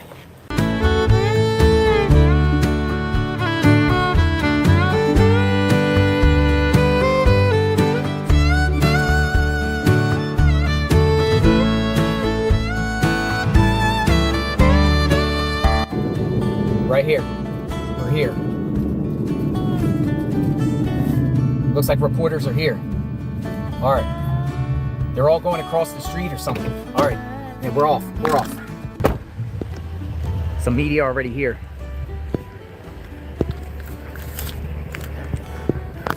He's coming. What do we got? Where are they at? That way? Who? Police? Yeah. There's, right now there's several officers over here. I'm not Oh, sure. there are officers right here. Yeah, I'm not sure what their credentials are. Oh, they're going door to door. Look. Look. Yeah. They were at the house next door, open and that they've up been and set down the that up? house. So they're going to every door on this Why? on this block. Why? Dun, dun, dun. Oh, it's a pig. Boar, what is that? Holy smokes. Look at that. I'm stopping. We're following a different set. Holy smokes, we got a breaking news. I don't know where this thing came from. Javelina. What is it? Javelina. Javelina. Are they, Call it a pig. It's pecker. are they wild? Yes. That's not somebody's pet. And I wouldn't And a pet it. herd of them will hurt. Wow. Javelina. Sorry. Whoa. Okay, yeah, I'll flag it on this out. But yeah, should be in the next little bit.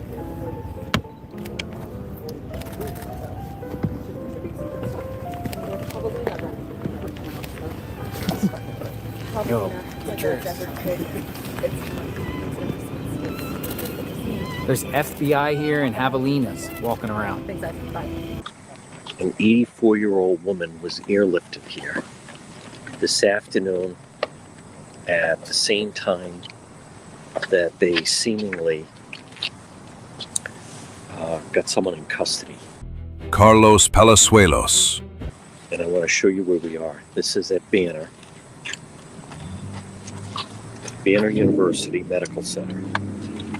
Brian of News Nation is reporting that spoke with the mother-in-law of the man who's detained. She owns the house, says there's an ongoing search warrant. Took all their electronic devices. She insists her son-in-law is not involved. That is Enrico Rios. So for those of you watching, we were south of here. But as I said, so an 84-year-old woman was airlifted here. And it is, some people are saying it's confirmed it isn't her. But I have not. There's been no official statement on that. Today is day 10. Tomorrow's day 11. Another day, folks. Nancy has still not been found. Media is still camped out here. Whoa, what a wild day yesterday, right? What a crazy day yesterday. They detained a person, only to let him go. FBI searching all over the place. We're going to keep the conversation going. Who's ordering a pizza today for JLR? On February 11th, 2026, the FBI conducted an extensive search in the Catalina Foothills neighborhood near Tucson, Arizona.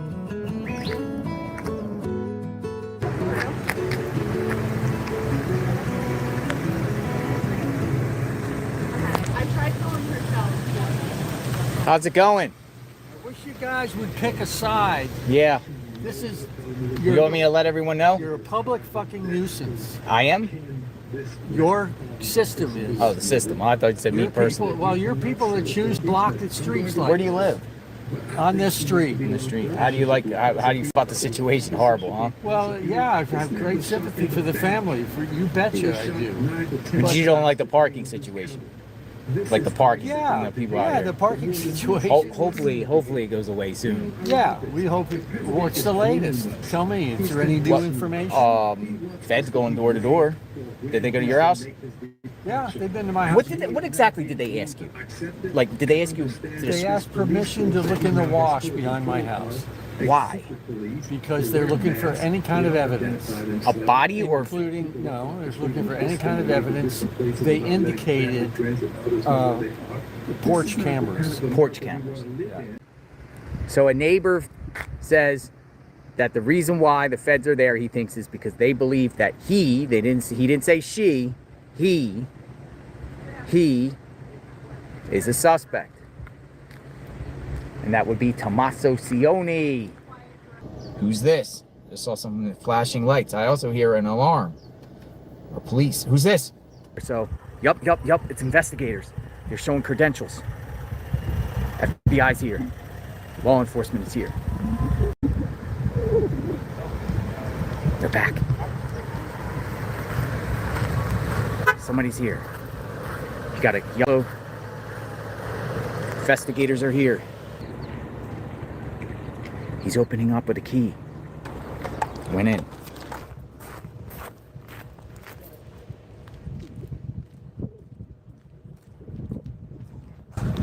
going in. He's grabbing something.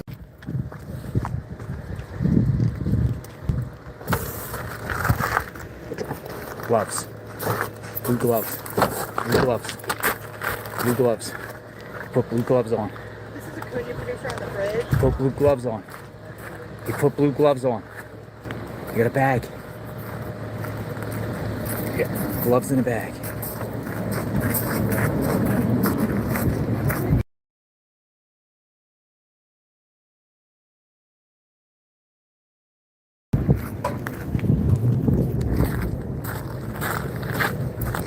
Delivery?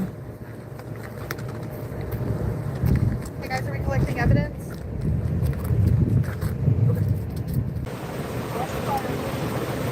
So this is the neighbor, and she's really mad right now. She's talking about people leaving trash in her yard. She's saying to the sheriff deputy, what happens if there's a fire and a fire emergency? How are you going to get fire trucks?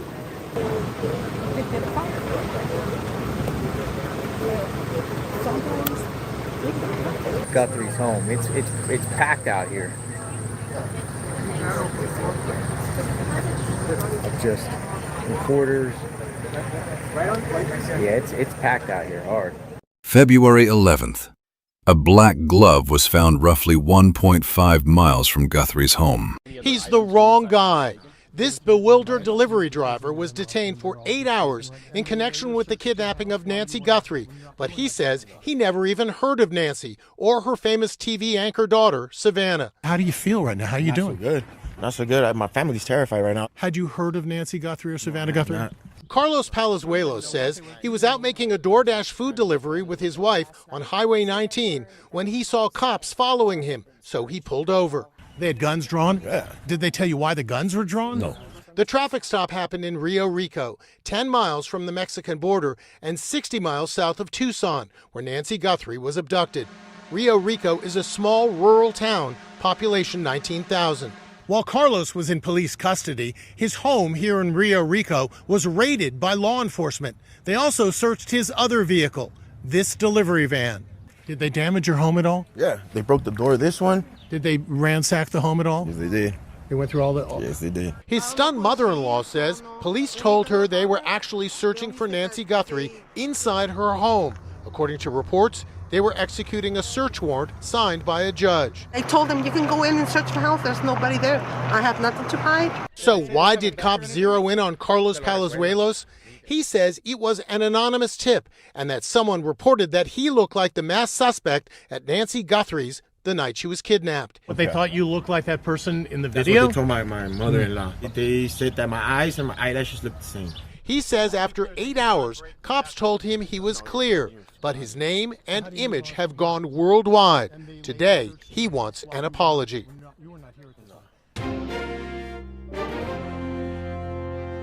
You asked for it. You got it. 5 faces under one mask.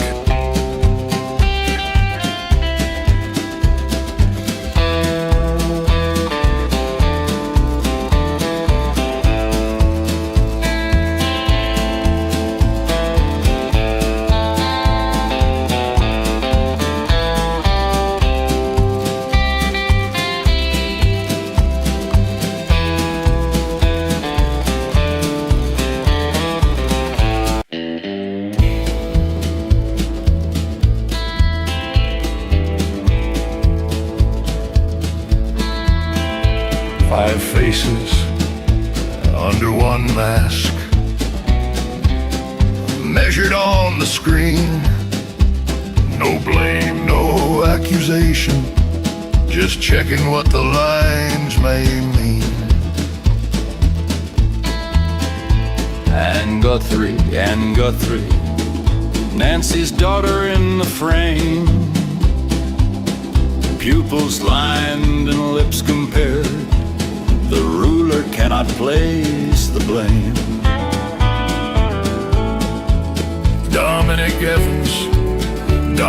Evans, played with Tommaso long ago. Place his face beneath the mask, do the measured markers show?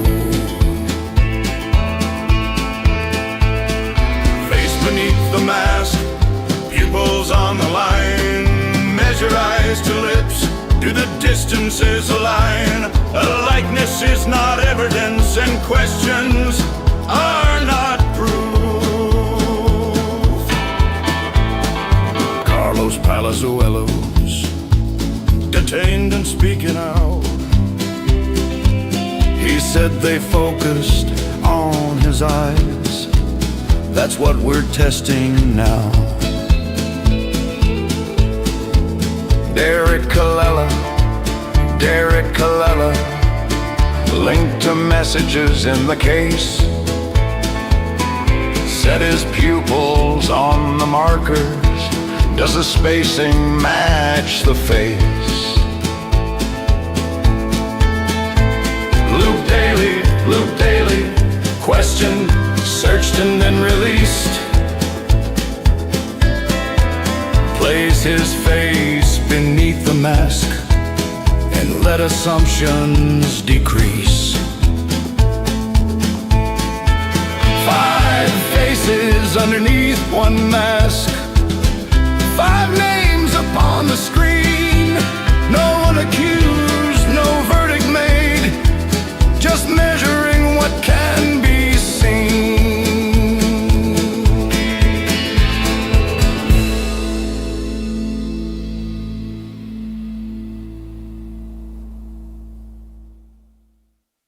Out front of Nancy Guthrie's home, a lot of law enforcement activity in this area this morning. We're going to talk what is happening. Law enforcement descended onto the property. Forensic sheriffs, they came in, tried to come in when everyone was sleeping. FBI at the scene right here. They're at the scene. Again, this has been the last. They're here. Please.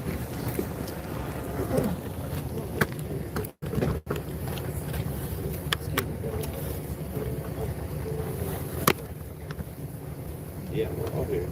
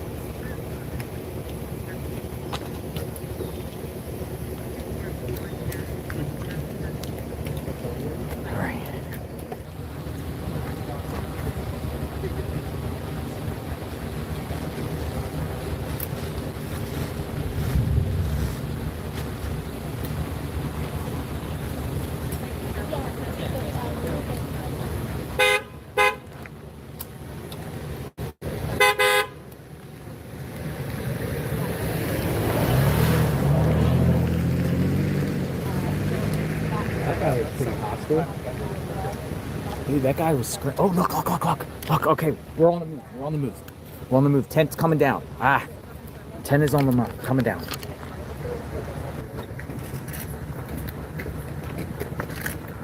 We're leaving. It's the tent. Bags, tent.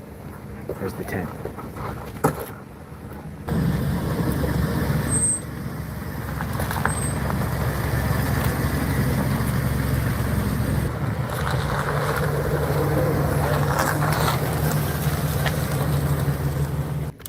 I'm here with John DePietro. Yep. From New England. Yes. Out here. You've been out here for days Yes. covering.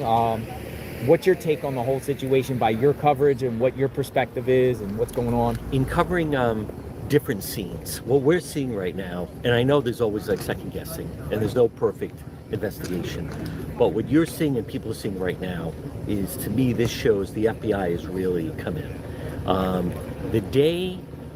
Here's what should have happened. And where should I be looking? Just straight ahead? Yeah, you can just look straight ahead. Here's what should have happened. This entire house should have had yellow tape around it. Annie's house should have had yellow tape around it the entire time. It is day 13, folks. Front of the home, bright and early. Tents are up. Rain is in the forecast today. One thing I noticed though, look at the bottom of the door. I saw these like markings at the bottom of the door there. If you can see them, there's like these like 2 dots. Do you see that?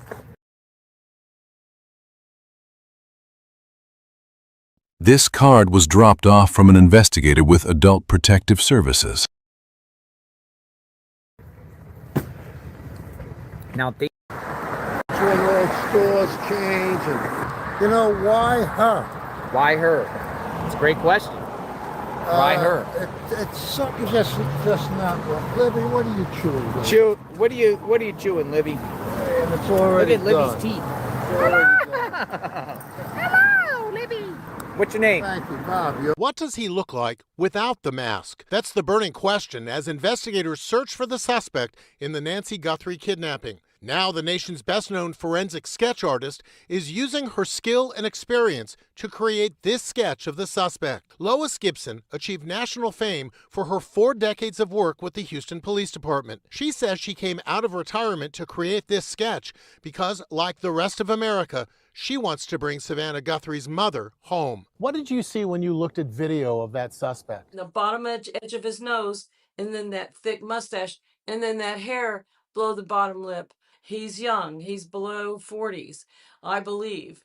And other than that, he could be Latino, white, Lebanese, just any kind of race. We want to make it clear this is not an official FBI sketch, and Gibson acknowledges her sketch may not be totally accurate. The guy might have tattoos all over his face. I might have the facial hair wrong, but I had to try, and I'll take the hit if I'm wrong. How many criminals have you helped catch? I've helped solve more than 1,313 cases. She's in the Guinness Book of World Records for most criminals positively identified due to the composites of one artist. Ironically, last year, Lois Gibson was featured on the Today Show, the morning show co-anchored by Savannah Guthrie. She's made a difference in a lot of lives. You are the first to admit that your sketch may not be completely accurate. I'm willing to be brave and take a chance and make a mistake.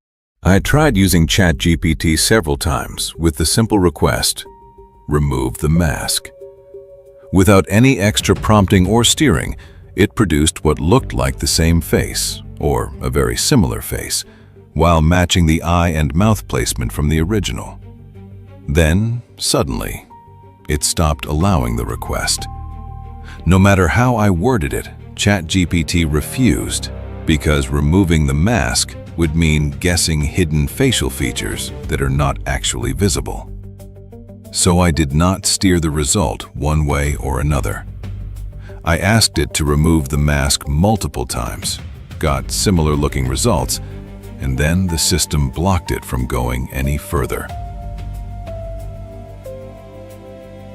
Bob, JLR. How are you? Nick, right? Just showed up. Yeah, thank you. Yeah, I remember names. Looks like the pool cleaners. Are they here just doing their monthly thing, or were they called in to... I want to put some pool back there. So the viewers want to know about you. Tell us stuff about you. All right. Well, born and raised here in Tucson, Arizona. Pedal to the metal, JLR. Let's go.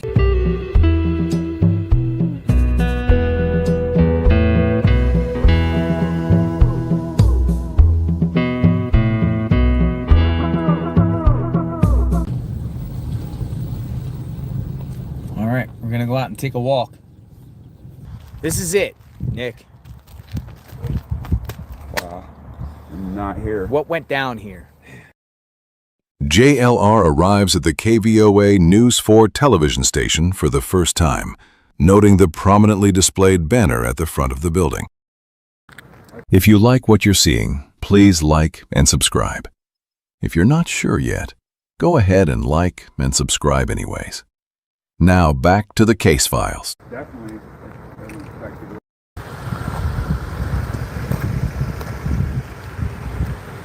Look at this. Wow. Ooh, look at that. We just received a third Nancy Guthrie note. A third email from the man who claims he knows the identity and the location 7 minutes ago, guys. Guthrie's kidnapper, and he has now upped his demand. We know it is the same person who wrote the other 2 notes because the Bitcoin address is identical. So he says... Just trying to help out JLR, guys. Because he does not trust law enforcement. He is essentially saying, you don't trust me and I don't trust you. what he is suggesting is by the FBI upping the reward to $100,000, it was designed to discredit him. He says, quote, to discredit me. So what he is saying is he now wants the following. He wants one fraction of a Bitcoin worth $50,000. And for that, he says, he will give up the name and location of the kidnapper. He says he will not cash that until the kidnapper is actually arrested, and then he expects the second Bitcoin fraction, another 50,000. So he wants the $100,000 reward. Media converges on an incorrect location following a local dispatch SWAT alert. I'm sorry. I haven't heard anything. I'm sitting here on standby. Like I'm playing, I guess, SWAT ambulance chaser tonight. I don't know. Authorities detained and questioned Luke Daly, 37, and his 77-year-old mother, Mary Chapman Daly, on February 13th. This was crazy how we were all the way in one town, flew down here, flying up there looking. Holy smokes, folks. This is crazy. This is crazy. I'm literally at the home of the raid last night. I'm at the home of the raid last night, and oh my goodness, there's no one here. This is crazy. This is the home on the left. There's not one police in sight. There's no crime scene tape. There's nobody at the house. This is nuts. Apparently, there's talk that these people have not been arrested and let go. JLR meets Exploring with Jim. Shift change. Exploring with Jim. Can I show your camera? Absolutely. Look what we got. Exploring with Jim? Exploring with Jim. Nice. Got the camera and everything like that. What brings you out here? You're from here? I saw Savannah issue a plea for help. The people to come out and help restart this situation. So I loaded everything up from California, and I'm going to do a grid search. Neighbor. Got a neighbor of, this is Annie and Tommaso's neighbor. Oh, nice to meet you. I just live right over there on the other side of that two-story. How's it been with all the headache with all these people, or dying down? Crazy. Yeah. Interesting week. Yeah. You want water? No, I'm okay. I got Gatorade. I'm good. Okay, Thanks. thank you though. Yeah. Thanks. See the cross? See the cross? Yeah. It's been weird. Yeah? We didn't even know they lived here until about Friday last week. Oh, interesting. So you didn't have much engagement with them. Hey. Hello. How are you? That's good. I was over at the Circle. I went to the Circle K and then searched all the arroyos around Annie's house. Just did a complete grid search around there, just with ever expanding concentric circles. The person of interest is interesting. The guy at the Culvers, his name is Zach, but Pima County was calling him their person of interest. This guy, right here. So he's a Tucson resident, and he's the one that was driving the Range Rover. He was picked up. You could kind of see him right there. He's the one that was down there when they pulled him over at the Culvers.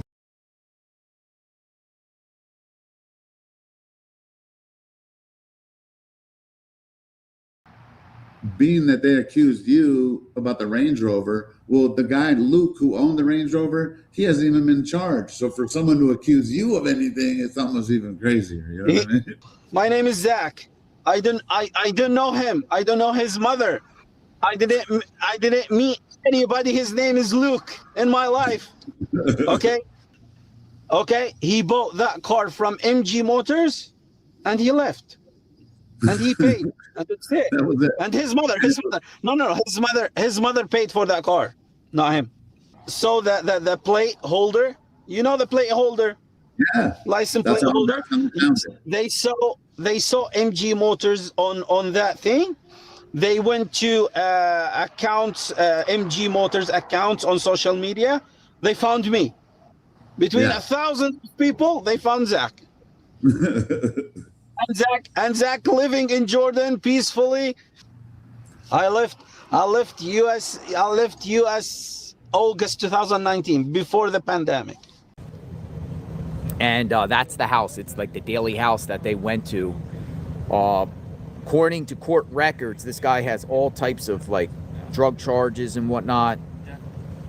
This is Luke Daly. Again, I don't know for a fact, but this photo is circulating all over. So this is the house. This is the house. Luke Daly. So a guy that has a long, extensive record. Why they bring authorities to him? I mean, he kind of has that same kind of facial features as the Zach guy with the goatee and mustache there. So FBI increased, as you know, $50,000 to $100,000 for information. The new report came out saying overnight that police helicopters on February 4th were flying over the area using a high-tech Bluetooth scanner to track Guthrie's pacemaker via a helicopter. To you. All right, so this is Daniel. He's running for Congress. Back out here. You've been out here multiple times. Yeah, I decided to come out here after the shooting we had in Tucson yesterday. Damien and I have been talking. A lot of people have been talking. And the crime is simply out of control. So I've heard there was a shooting, but it really didn't get much press at all, right? Not at all. And they're trying to put it as two separate shootings so that they don't have to call it a mass shooting.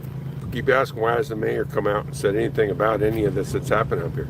Because our mayor keeps telling everybody that there's no crime here in Tucson, that it's all getting better, that their new what's that thing called, Damien, that they got going? Safe City Initiative. There you go. The Safe City Initiative is working. So nothing that's happening right now is happening. It's a figment of our imagination.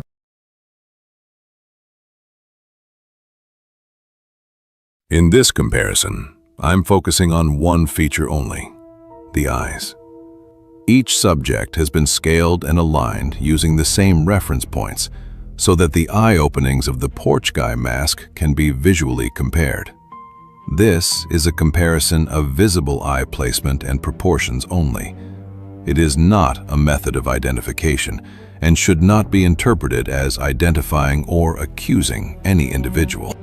The first under the mask is Derek Colella. Number 2 under the mask is Tommaso Cioni.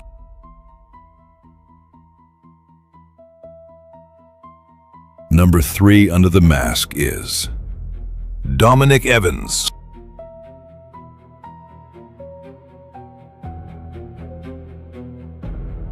Number 4 under the mask is Walter Gonsalves.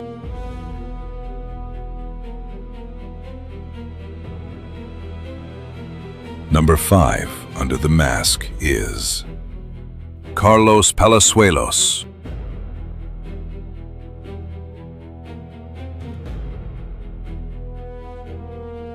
Number 6 under the mask is Jason, the neighbor.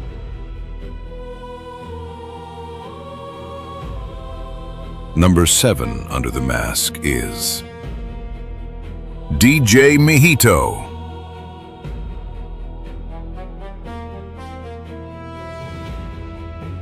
Number 8 under the mask is Luke Daly.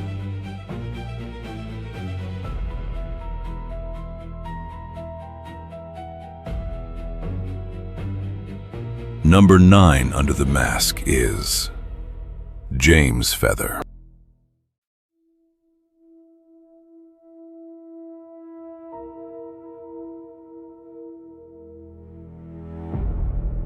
Number 10 under the mask is Anne.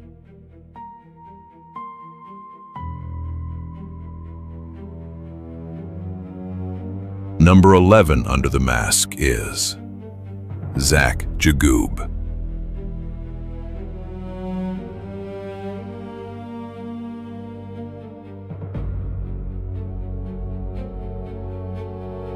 Number 12 under the mask is Coy Coldwell.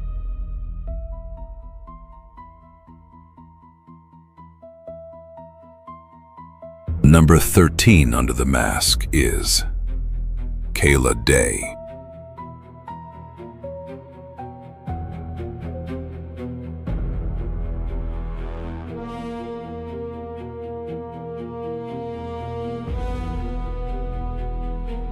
And the last one for fun, Christopher Nanos.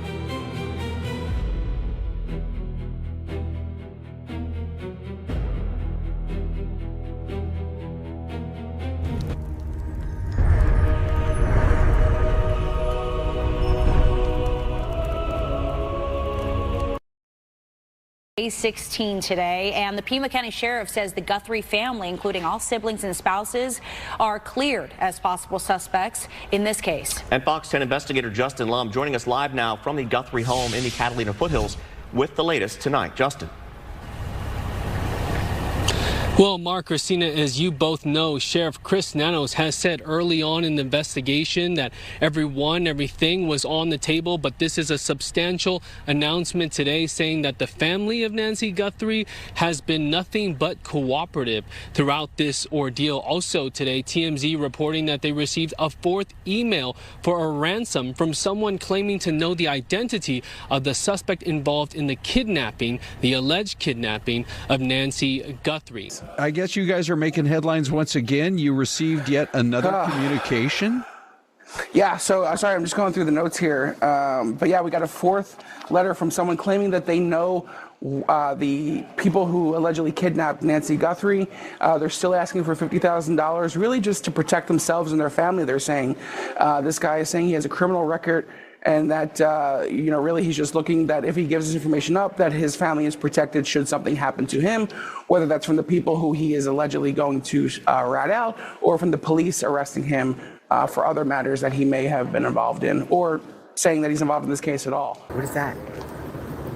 Put something on the back bumper. Automatic sprinkler. Automatic sprinkler. He's fixing the sprinkler.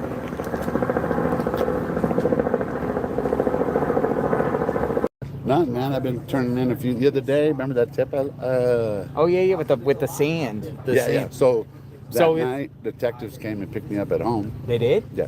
We met out over to Bayani's house. They had FBI there. They wanted me to point to the spot. Oh, whoa! What's going on there with that? Well, this was like that spot over there by the home. Yeah. So this was at this. It's interesting you say that because when you were telling us that, the FBI descended onto that neighborhood. Right. Now I don't know if that's just them. It was weird. I never want to put it on me, but they did start looking after that. So they wanted me to point to the spot where I sent them the picture, and they wanted to see the bottom of my shoes to see if those were my prints that were on there, and they were. Really? Yeah. Well, because I was there, I was poking it. So did they dig, or what did they do? They dig, and then it was probably a nothing burger, but they started going down the whole wash, and they had me wait at the end of it. You know what I mean? Oh, so they're taking that seriously Very over there. seriously. So check this out. You guys will not believe this. I think we cracked it open. Maybe it's a nothing burger, but Luke Daly. Let's pull the thing up a minute. Hold on. Luke Daly, who was, of course... Let's step back. So yeah. You're good. Can you hear me? Yeah. Okay. Luke Daly. Thank you, man. Yeah, good to see you, Joe. Anyway, so Luke Daly, who was pulled over in the Range Rover, right? And they let him go. Okay, well, looking up Luke Daly, he was arrested in 2025 with a Kayla Noel Day. Who's Kayla Day? Guess what? She's related to the Guthries. Whoa. That's breaking news. I don't know anything. I have to vet this, folks. I'm only going by what he's saying. How about take my word for it? Criminal Network, if I'm lying, you guys could bash me later, okay? Well, now there's a tent there. Someone's living there. I need to go confront this person. I want to see if there's... Tent? Well, no. I mean, there's a tent. There's no stores in the area. What in the heck? That one at the very end. Look at the rocks right there. Those rocks weren't there the other day. Oh, you were back here before? Yeah. 2 days ago. See that little tent Dude, down that road? This is crazy. There's a huge tent at the end of this one. Look.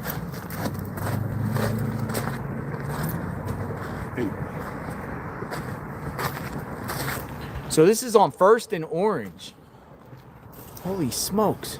See it? Go down there and just ask. I'll stay here. Yeah, no problem. Go down there. Be safe. I got you. Ask them if they see anything suspicious. Look, carpet light beautifully. All right, I turned it off. So, yeah, the camera's facing. Okay.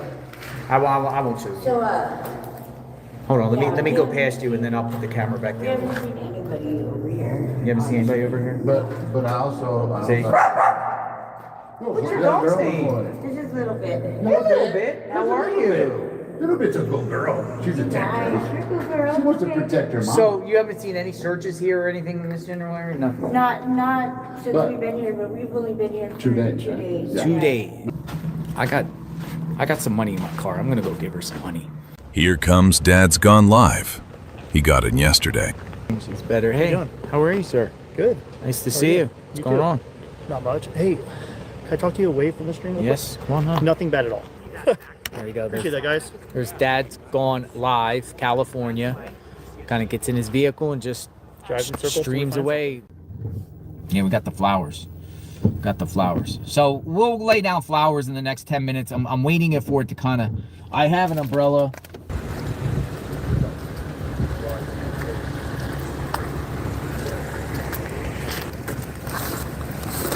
All right, so here we go. Right here. Camera footage requested.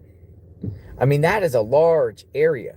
Oracle Road seems to be the center of this. Annie and Tommaso live over here. We're here.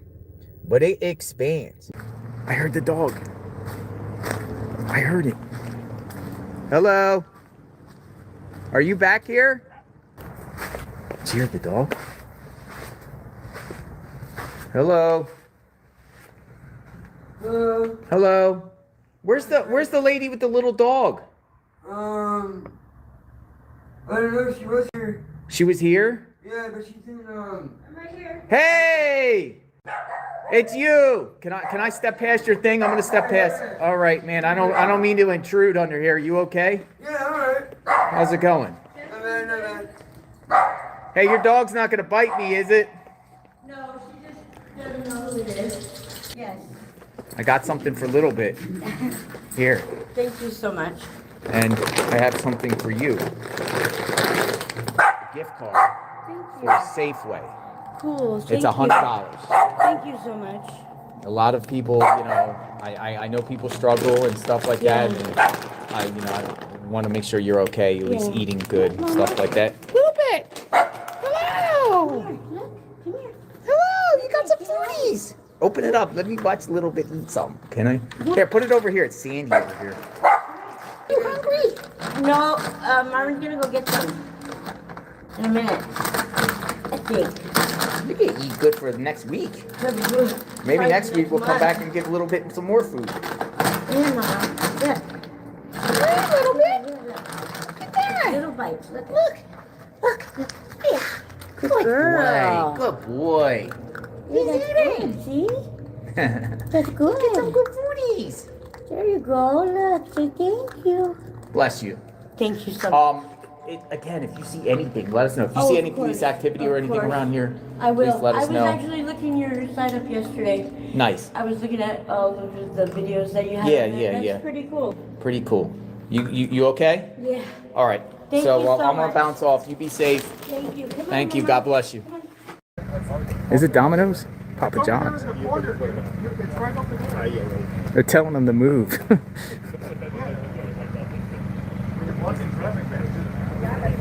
They're getting mad.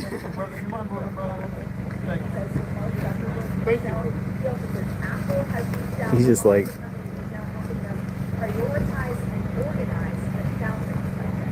Interesting. I don't know, folks. Let me know what you think.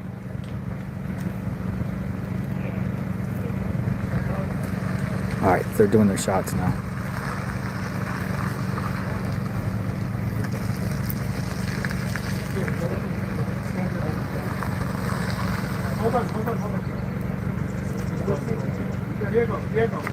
Dude, they're preventing him from leaving. Yeah, so do we, brother. Yeah, we're trying to work go, bro. There's a cop. You're not supposed to be on. Dude, they're arguing.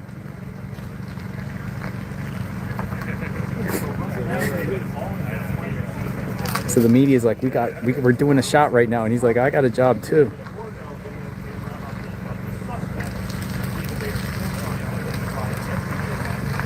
Oh, let me give him the finger.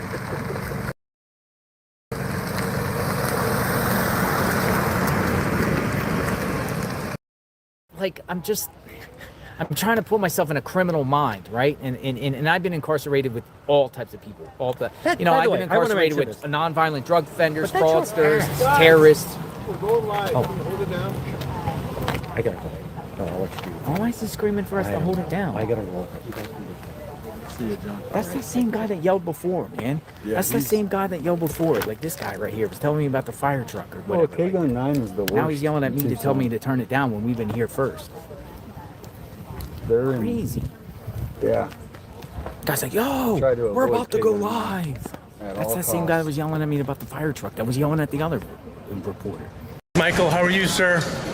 Michael, how's the family holding up? Is there anything you can say? All right. Michael, is there anything you want to say to the people who have done this? You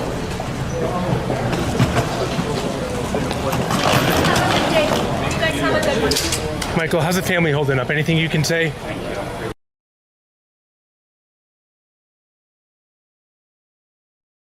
Oh, this. I'm with a gentleman here, Mel. All eyes watching the world. He's out here. He's from New York. What's going on? Yes, the name of the channel on YouTube is Watching the World, but I'm also on other platforms. So, Jesse, what comes next year? Well, I think, from our perspective, the first thing that really needs to happen is that the Pima County Sheriff's Office and Sheriff Nanos need to clear Carlos's name. They need to make this right. They've falsely arrested an innocent man. They've subjected his family to misery, humiliation, handcuffs, and there's no evidence. This was a wrongful arrest. It was a false arrest. They've cast this shadow of suspicion on Carlos and his family, and now they're living day to day. They're living in fear. And so the first thing that I'd like to see is Sheriff Nanos and the Pima County Sheriff's Office come forward and say, this was a mistake. Carlos is not a person of interest. He is not an investigative lead. We messed up. No, there's no evidence whatsoever. Our understanding is that they obtained the search warrant they obtained that allowed them to search Carlos's vehicle and his family's property through the use of a secret affidavit. As far as we know, that affidavit is sealed and remains sealed. And, our suspicion, our educated suspicion, is that this has something to do with cell phone pings, which everybody knows are unreliable. And, Carlos, when did you realize that your name had, your name, your family's name, it spread over the internet really quickly, didn't it? Yeah, that same night I noticed, like, as soon as I did the interview, I went inside. My wife was on the phone, and on TikTok, the news everywhere. It was like that happened, like less than an hour, everybody knew what was going on. And Jesse, I don't know, but it kind of worries you as a person, right? If you're doing this to just kind of willy-nilly into anybody, who's next? It should be a big deal to people, no matter what their political stripe, that the government has this power to come in, cast a cloud of suspicion on somebody, destroy lives, and then retreat and act like it never happened, and give statements like, well, everybody's been cleared to a point. That's not enough. It's meaningless.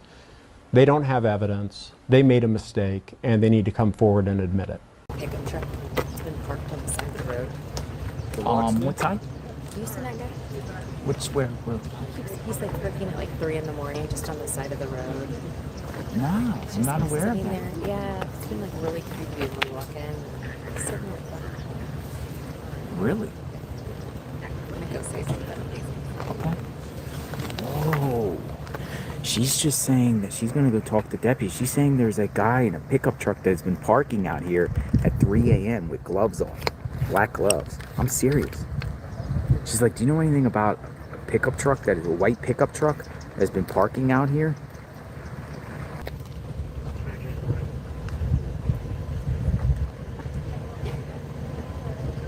A white Ford Ranger with California plates. She took a picture? I don't know. She might have.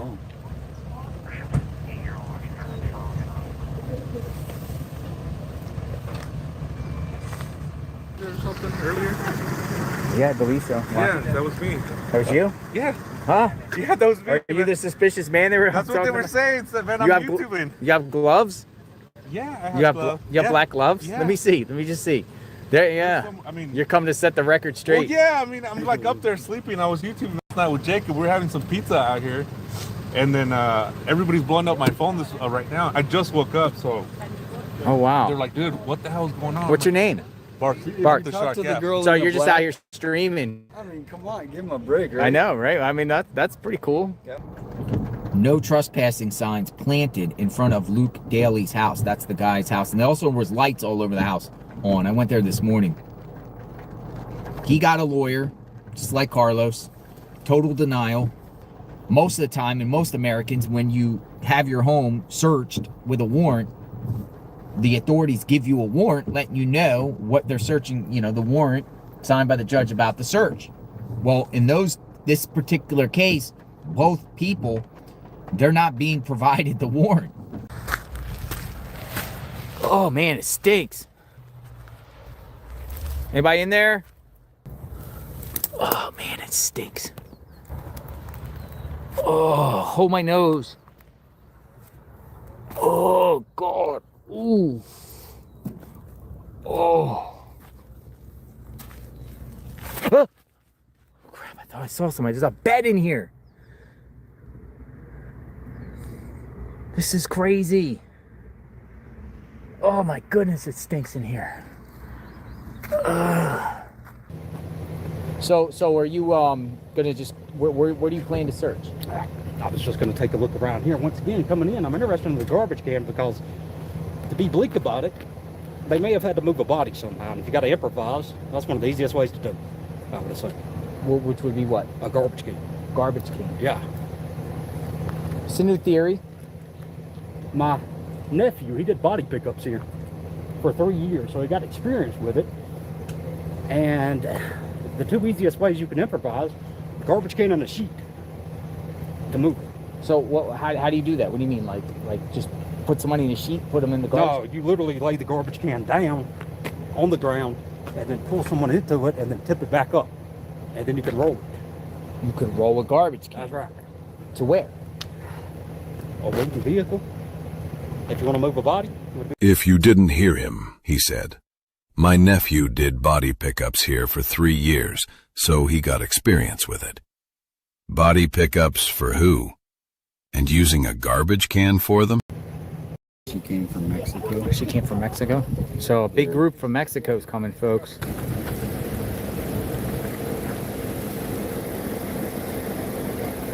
Yeah. All right, we're gonna go up. I gotta... Oh, uh-oh, camera full. Or no umbrella. And... Here comes Dolly Vision.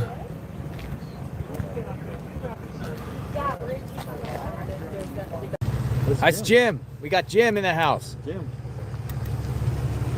Hey, Jim. My whole chat has been asking about you. My whole chat has been asking about you, man. They were very concerned. I'm gonna come back talk to Come you, on okay? in, man. You got the... Look what Jim got here. Look. Just don't show my license plate. All right, won't show your license plate. Look at this. Yeah, we'll see you. Come on in. So how are you Sioux doing? City, Iowa or something. I'm doing good. Yeah, doing great. I just got back from, I was searching Sweetwater Reservoir and some of the reservoirs up north of town.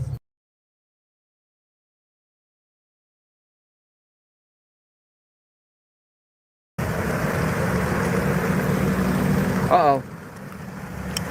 What's going on? They're clearing out Clearing out the road? for about an hour. They have to clear the road out? For an hour.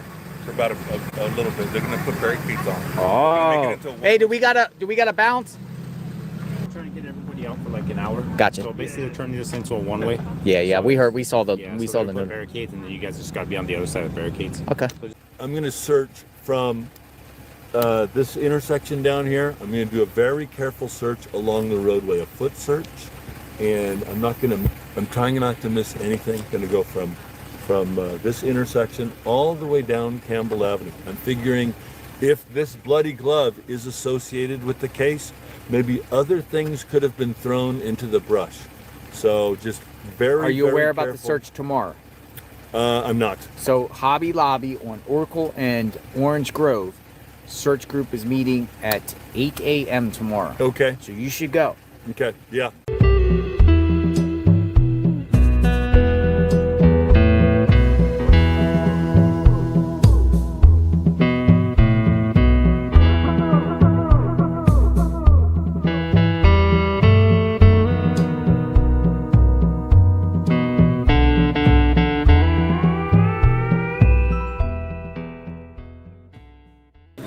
There's so much people looking, but here the sheriff say no. You need a permit.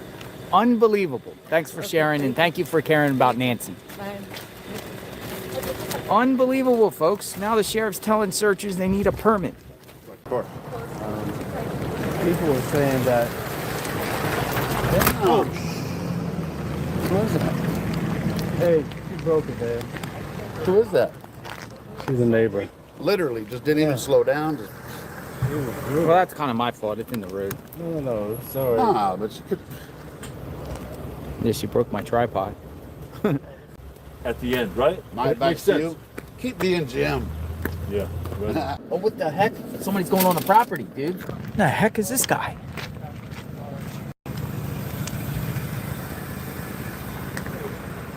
He just got kicked off the property. There's another one. What did he do?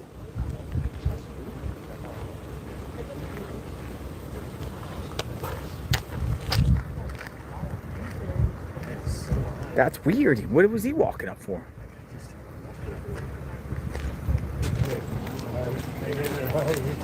Good luck. Hello, sir. What got you to go up there? Do you know Guthrie's? Why were you walking on the property? More people walking on the property. What in the heck? You guys law enforcement? How's it going? What's going on? Not much. We're just looking at this. Oh, nice. You guys like investigators? I'm JLR Investigates. Just tourists. Oh, you're tourists? We live up the road a ways. Yeah. Gotcha. I thought I was finding what's going on. Like maybe you're investigators or. No. If any psychic is out there, or medium are out there and wants to take me on a drive in this area and try to, figure out where Nancy is based on how you do things, I'd be more than welcome to take a psychic around. It does appear searchers are arriving here. So I'll get out of the car here in a second.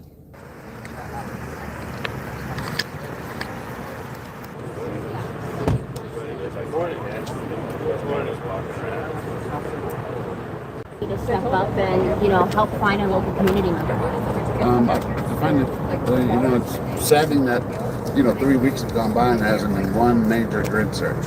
I showed up the Tuesday right after it happened, and, I went up to the news cameras and I was like, is there a search party? Like, oh, we don't know about any search party. I like to see why today, we're out here searching for Nancy.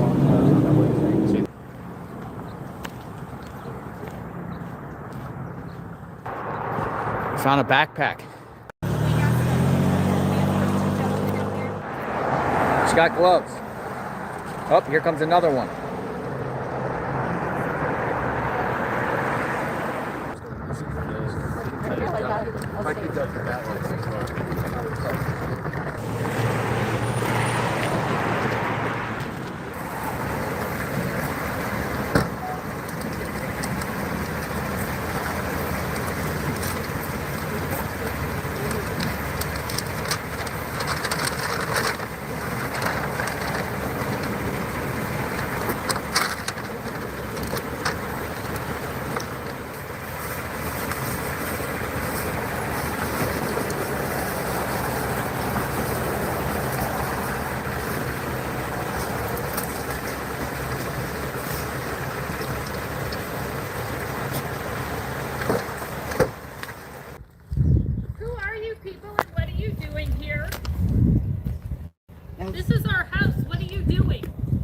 It's a public road. Filming. It's a public road. What are you filming? We're not filming your house. And we're not filming your house. We're walking. This is a Yeah, public who road. are you and where are you from? Who are you and where are you from? I live here. This is my street. But we're not, what the hell are you doing? We're not involved with your house. Well, then get the hell out of here. We're walking.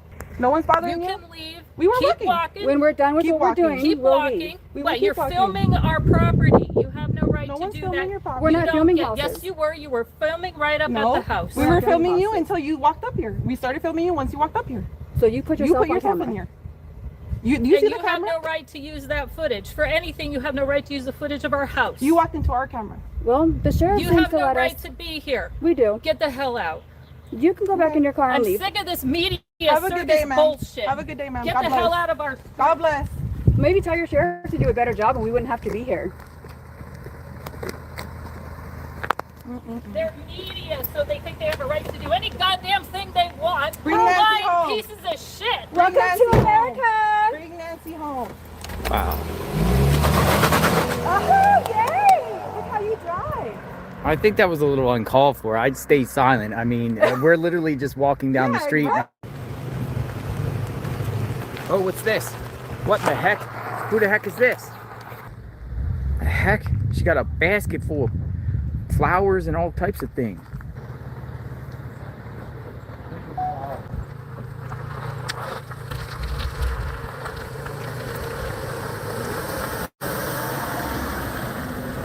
All those flowers. I thought you were going to the house for something, like. Oh, no, I don't know what's going on. I'm just delivering flowers. Why authorities believe Guthrie was possibly taken from her home. No suspects or person of interest have been publicly identified. DNA from her home does not match any samples in the FBI's DNA database, and authorities are still asking the public's help to help identify a man seen in images. Sprinkler's still broken. Remember the gardener came the other day? We thought he was fixing the sprinkler. Sprinkler's still broken. Authorities have been searching as far as looking for surveillance, ring cameras, floodlights, whatever on individuals, you know, that could be responsible within this 5-mile zone. The Catalina foothills. Suspect in Nancy Guthrie case had been to the house before the night of her disappearance, source says. The Pima County Sheriff's Office said in a statement, "There is no date or timestamp associated with these images. Therefore, any suggestion that the photographs were taken on different days is purely speculative." Thank you, Joe. Folks, follow this guy. No, follow this guy. Works harder. Follow this guy. Steve Arena, come on in. Very nice to meet you. How are you? We're good. Thank you for coming out. What's going on, Steve? Well, I wanted to give you something. Oh, whoa, I didn't expect this. What do you got? A challenge coin. Holy smokes, I got a challenge coin. A little background to this. Look at this. The Department of Homeland Security. Love it. So I'm retired CBP. Are you? Yeah, I'm a civilian employee. God bless you. I love. On the way to Saguaro National Park, sit back and relax.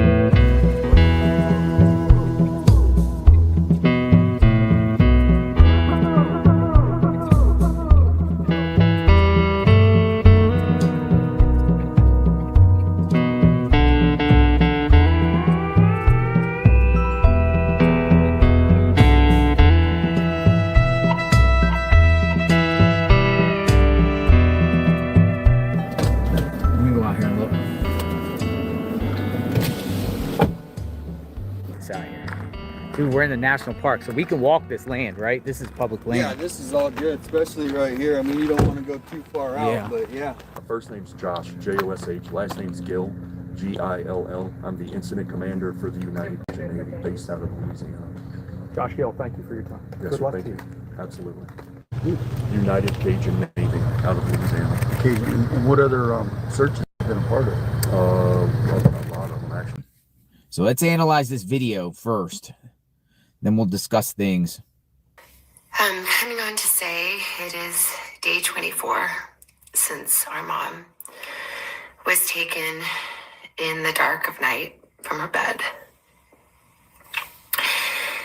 And every hour and minute and second and every long night has been agony since then. Of worrying about her and fearing for her, and aching for her, and most of all, just missing her, We know that millions of you have been praying, so many people.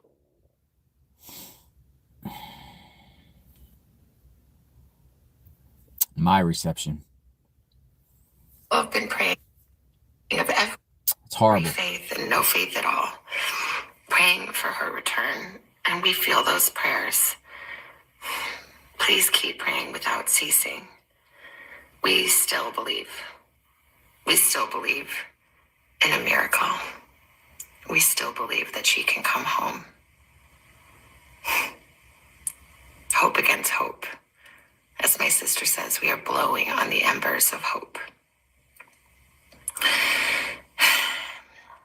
We also know that she may be lost. She may already be gone. She may have already gone home to the Lord that she loves and is dancing in heaven with her mom and her dad and with her beloved brother Pierce and with our daddy. And if this is what is to be, then we will accept it. But we need to know where she is. We need her to come home. For that reason, we are offering a family reward of up to $1 million for any information that leads us to her recovery. Recovery. All of the information about this reward and the details is in the caption below. Recovery. You can call the 1-800 tip line. You can be anonymous if you want. Someone out there knows something that can bring her home. Somebody knows. And we are begging you to please come forward now. We also know that we are not alone in our loss. We know there are millions of families that have suffered with this kind of uncertainty. And for that reason today, we also are donating $500,000 to the National Center for Missing and Exploited Children for their work in helping families who are coping with loss and actively looking for those who are lost. We are hoping that the attention that has been given to our mom and our family will extend to all the families like ours who are in need and need prayers and need support. So please, if you hear this message, if you've been waiting and you haven't been sure, let this be your sign to please come forward, tell what you know, and help us bring our beloved mom home so that we can either celebrate a glorious, miraculous homecoming or celebrate the beautiful, brave, and courageous and noble life that she has lived. Please be the light in the dark. Thank you. No, un poco más hacia acá para que pase.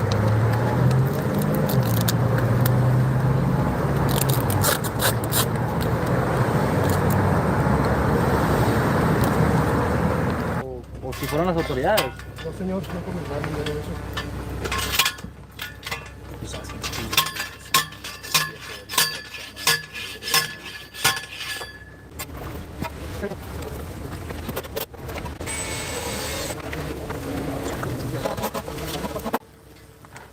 I'm looking for Jonathan. It's JLR Investigates. Nice. That's me. Oh, okay. It's me. What is it? It's not a bomb, is it? I'm not sure. I was just here to deliver it. Well, that's the phone cooler. It's a phone cooler. But this is sweet. You know why this is sweet? See anybody at the house with her? Her family came over. They did? Yeah. You seen Annie and the Tommaso? You seen them before here? Yeah. Really? Yeah. They would come over. Yeah. When we ran You into wave each at- other, we'd chat for a few minutes and then we'd go our ways, you know. And she hadn't been walking for probably 3 months or so. I hadn't seen her out walking. Remember yesterday one of the maintenance men came up to us and said FBI was asking about January 11th and January 16th? Less and less media out here. We are going out to Mount Lemon today. Plenty of water. Nice go. What's this? Oh, what's this? What's this? What's this? Who the heck are these people? Ellie! What's this? Whoa, we got some people here. Whoa! Ellie's here. What's this? Holy smoke, somebody's here. activity, Looks guys. like feds. Yep. That's some activity. He put his head down. He didn't want to be seen. He put his head down. Look. Who's that Oh, we guy? got another one. Got another one. What's this? Oh, we All right, got some guys, activity. We got some activity here. We got some, oh, they're going to the back. Dude, that's LE, man. You can tell by the light. Holy shit. Garage? Are they going to the garage? Ellie.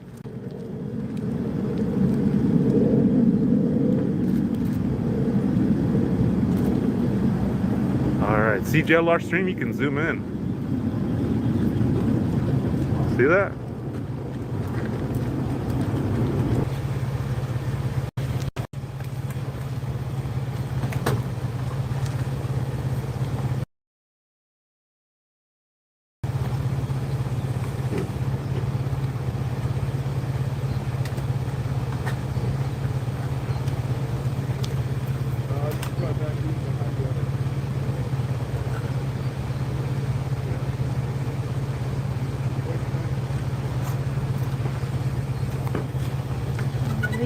They're leaving? He said later. Later, Jared, or later somebody. Law enforcement. Oh my goodness. Whoa. Big deal. They're just all over the place. Dude, feds everywhere. Damn, they came in hot.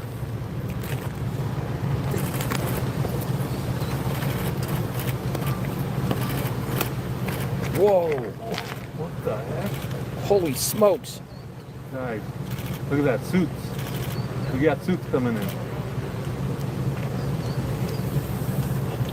Yo.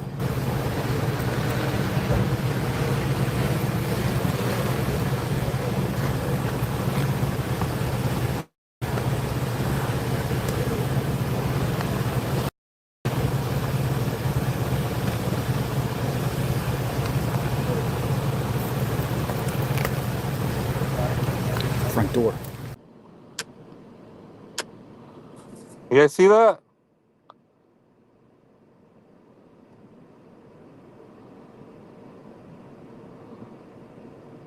I know, we're just saying, we're being like, you know?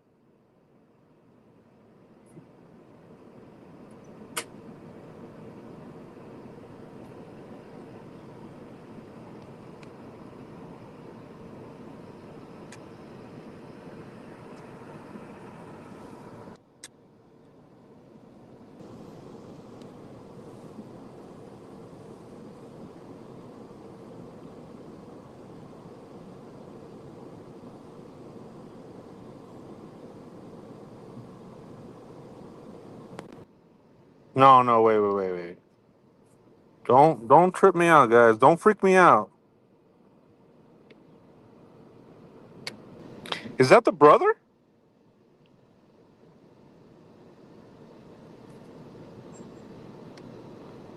Is that the brother, guys?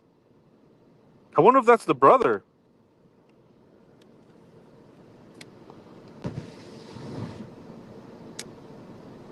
Guys, is that the brother? Somebody. No? Okay.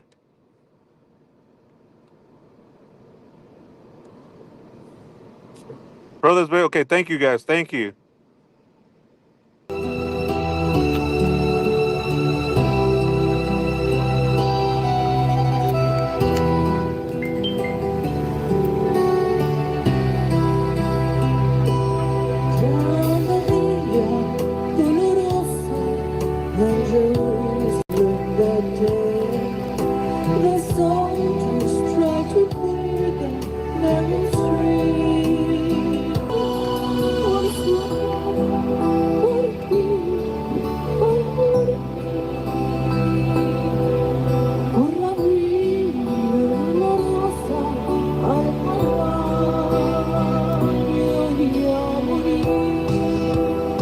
Emotional moments on the set of NBC's Today Show. News Nation senior story editor Paula Froelich is here with more. Paula, Savannah Guthrie's husband, Michael Feldman, he took time to travel to New York City amid his mother-in-law, Nancy Guthrie's disappearance, for a visit with her crew. This wasn't anything on air. This was, I'm told, a private meeting between him and her co-workers. Absolutely. So at this point, the entire staff of the Today Show, and they're saying from top to actual bottom, top of the company to janitors, have tried to support her. And they're also invested in finding Nancy at this point, that they've really been so supportive. He wanted to thank them personally. So he has been going back and forth from New York City to Arizona because, again, they have 2 kids who are in school. So he's doing the supporting of the home and wanted to just stop by and say, thank you guys so much. We see you, we hear you, and we appreciate you. And Savannah wished she could be there, but of course she is completely overwhelmed with the search for her mother right now. I still can't believe this story is even real, Paula, and that we're in 100%. week 4. 30 seconds left. Did he offer any sort of insights as to what her future might look like? Or do you know if the network has even broached that topic with her yet about her return?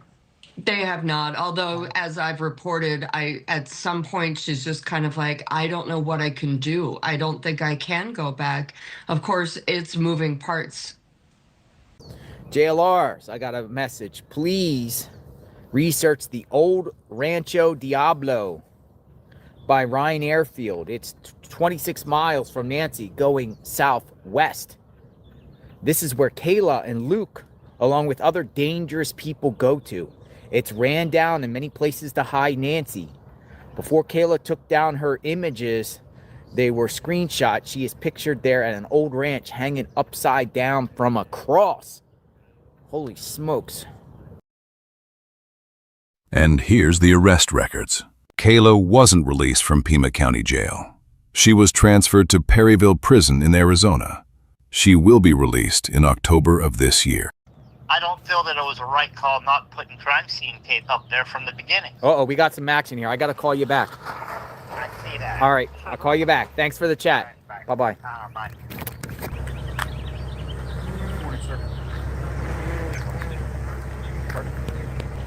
Oh, somebody's here. He's directing them around the circle. Let me zoom in. This is the same man that appeared next to the Guthries on March the 2nd.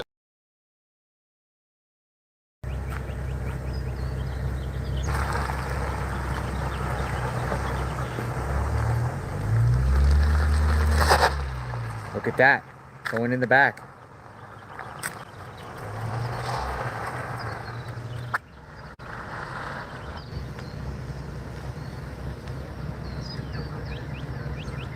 They're opening up the garage.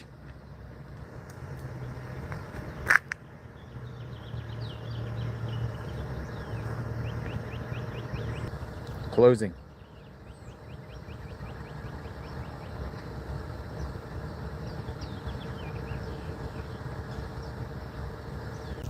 They went in there, closed the door, and now came out.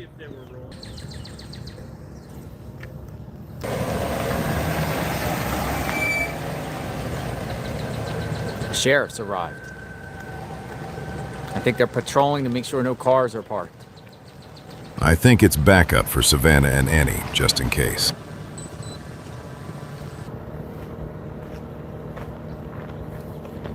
Oh, somebody's here. Look, somebody's here. Somebody's here. Comcast.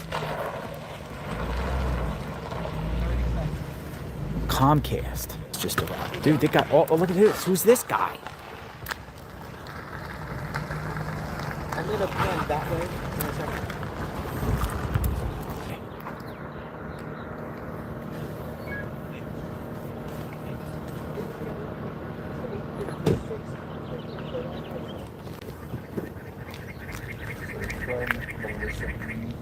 I didn't know, but my name is JLR.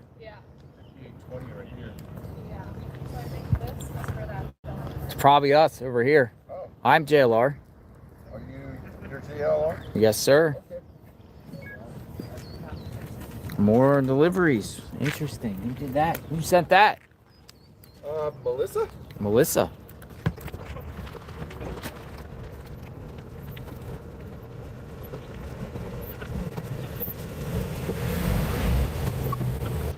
Car's leaving.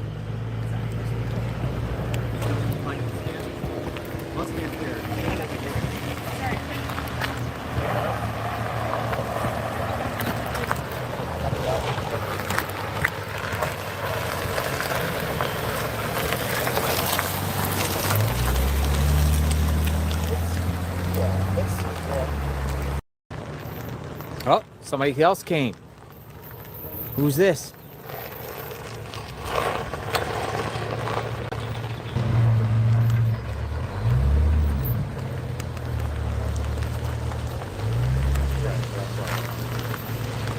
What the heck is this? Sorry, we're getting full right now.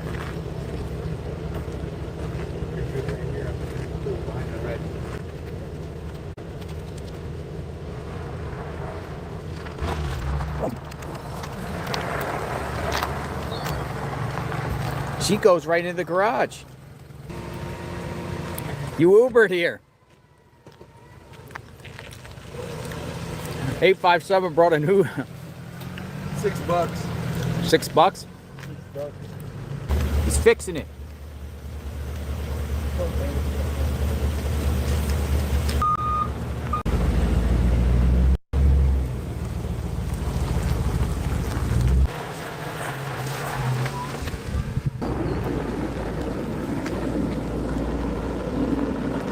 That's a Mercedes.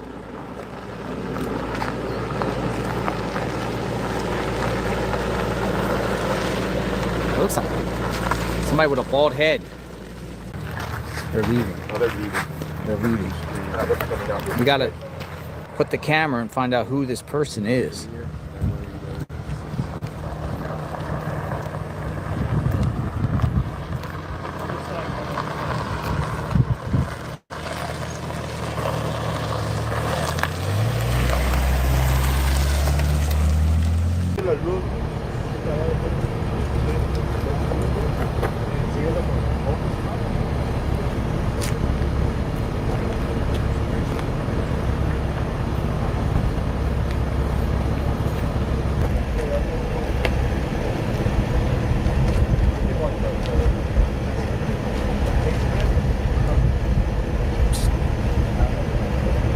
My company, they want to run this. We're out here outside the Nancy Guthrie household where this man just underwent a field sobriety test. He was allegedly sitting out here in his car, potentially smoking marijuana, had a picture of Nancy Guthrie on his phone. When asked what he was doing, he pulled out his phone and pointed at the picture. Officers did smell marijuana. They conducted a field sobriety test, and he is now being placed in the back of the vehicle. Video recorded by Dad's Gone Live shows officers responding to calls about a man parked on a residential street at night. 4 officers are present, among them Travis Reynolds, a deputy with the Pima County Sheriff's Department, who was later arrested for kidnapping.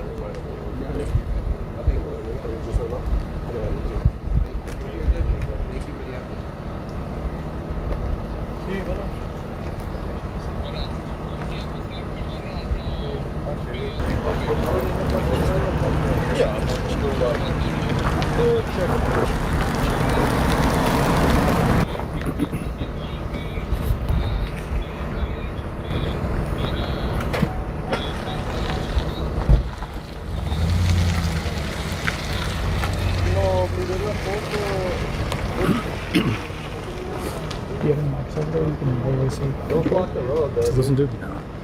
Don't block Just the road.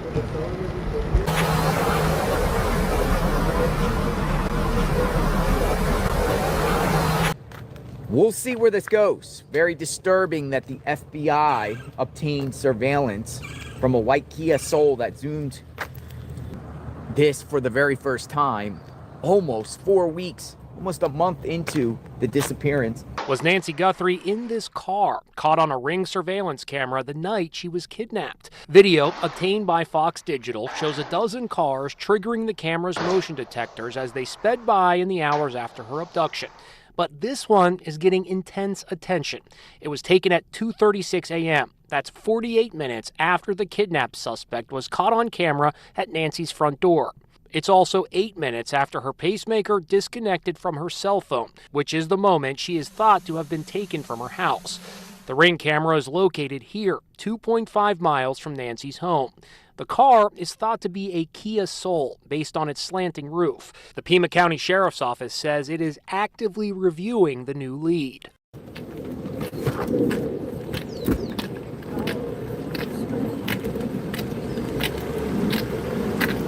How you guys doing? Hi, how are you? You guys with media? Yeah. If they have a passion, they're... Well, he's got leather pants. Tay bringing meals for people. YouTubers looking out for YouTubers. So I wanted to make sure that you all got a hot meal. You're JLR Army, y'all are strong. I'm sorry, it's having that video. Look, photo shoots. In front of Nancy's home. See? Great word. They're literally doing model pics, man. Modeling shoot? Photo shoot location. It's a photo shoot? I don't know what it is. What would you call it? What would you call it? Photo shoot. Oh, here we go, photo shoot.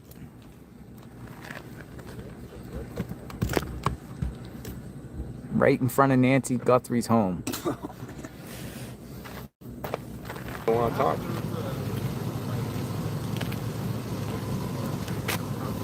No comment. No comments. Because I don't got any information. What the? Hey, at least you're a babe. She called you babe.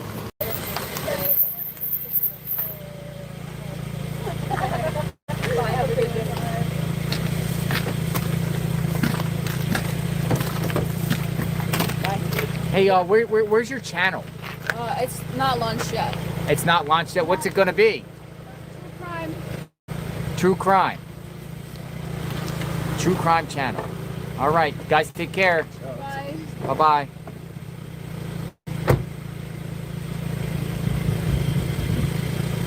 It's a true crime channel.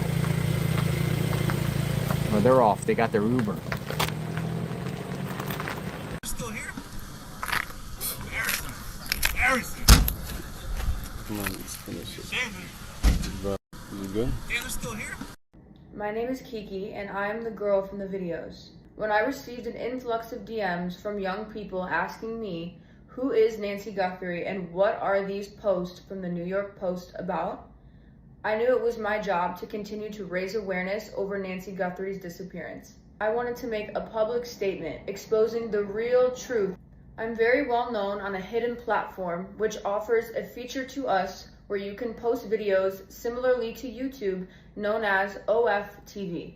I flew to Tucson, Arizona to cover a bunch of different topics, and one of them was Nancy Guthrie's disappearance. Never in a million years did I think some self-appointed true crime reporters on YouTube would make their entire stream about me when they're supposed to be there live streaming Nancy Guthrie's house and talking about her disappearance.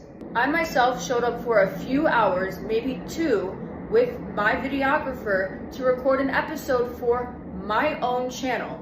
The photos that you are referring to were for the channel thumbnail. Unbeknownst to me, these perverts then directed their entire stream onto me the entire time, accusing me of doing a photo shoot because I refused to speak to them. My main goal when visiting Nancy Guthrie's house was to raise awareness and report facts. This was not about me. This is about Nancy and her family. Not only was I filmed the entire time, I had strange men pulling up, yelling obscenities at me. And as for the New York Post, whose views are already dying, of course they wanted to cover me. That was the biggest story of this entire week. And when it comes to my outfit, I'm free to express myself in whatever way I feel comfortable. It was 95 degrees and it was hot. And aside from that, in my video, nowhere in the video at all do you see my lower half.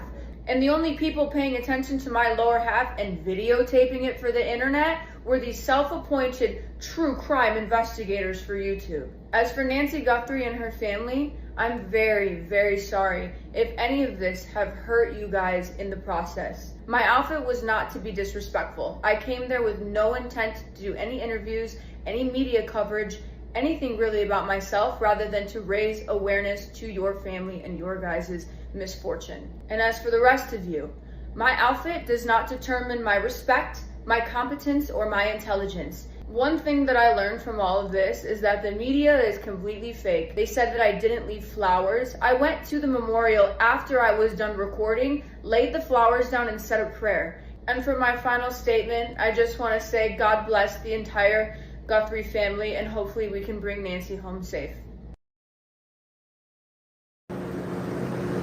It's gorgeous. Dude, this is a million. If you had a house up here, it'd be $1 million view here. People are saying I'm getting car sick. That's what people are saying. I'm getting car sick. Watch.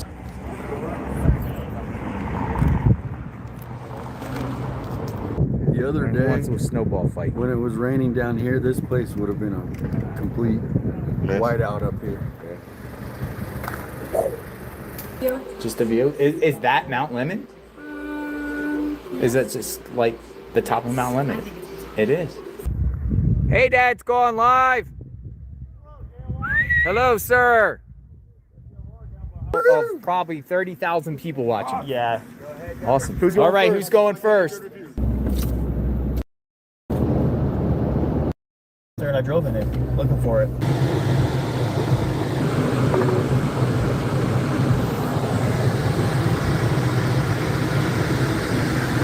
It's a good backdrop. Bomb squad. Unsolved and mystery cases because of your situation, right?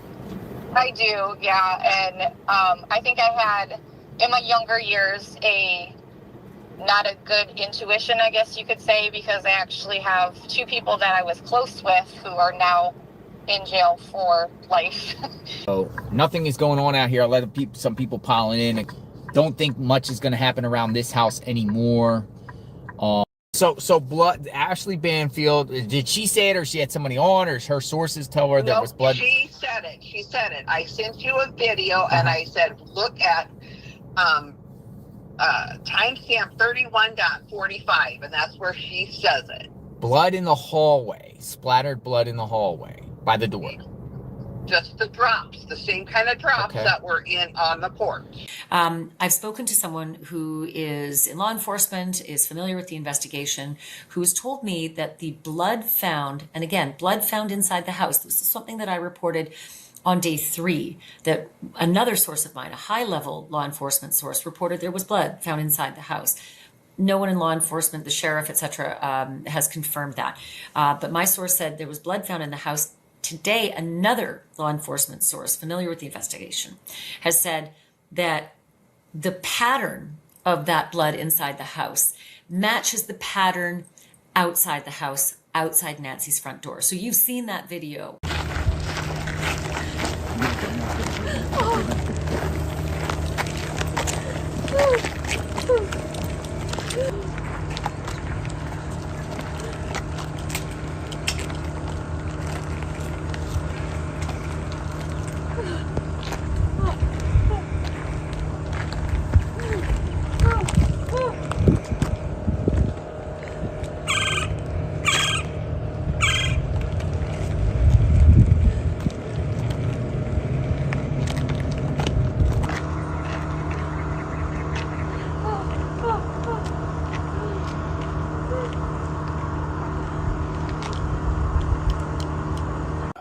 This is the card the family left. Mama, we miss you so much. Our hearts are broken. We are standing on ash, on scorched earth. But Mom, though we are surrounded by so much darkness and uncertainty, our love burns bright. We love you, Mommy. We miss you so much. Our best friend. The word scorched appears 3 times in the King James Bible. Matthew 13:6, Mark 4:6, and Revelation 16:9. The strongest example is Revelation 16:9, where it says, "And men were scorched with great heat." That verse connects scorched with intense judgment, suffering, and destruction. So while scorched earth is not a direct Bible phrase, the word scorched itself is biblical, and Revelation gives it a powerful image of burning heat and devastation. Yeah, all right. Woohoo! Let's go! We're here! Hooray! James the Map Guy. Morning.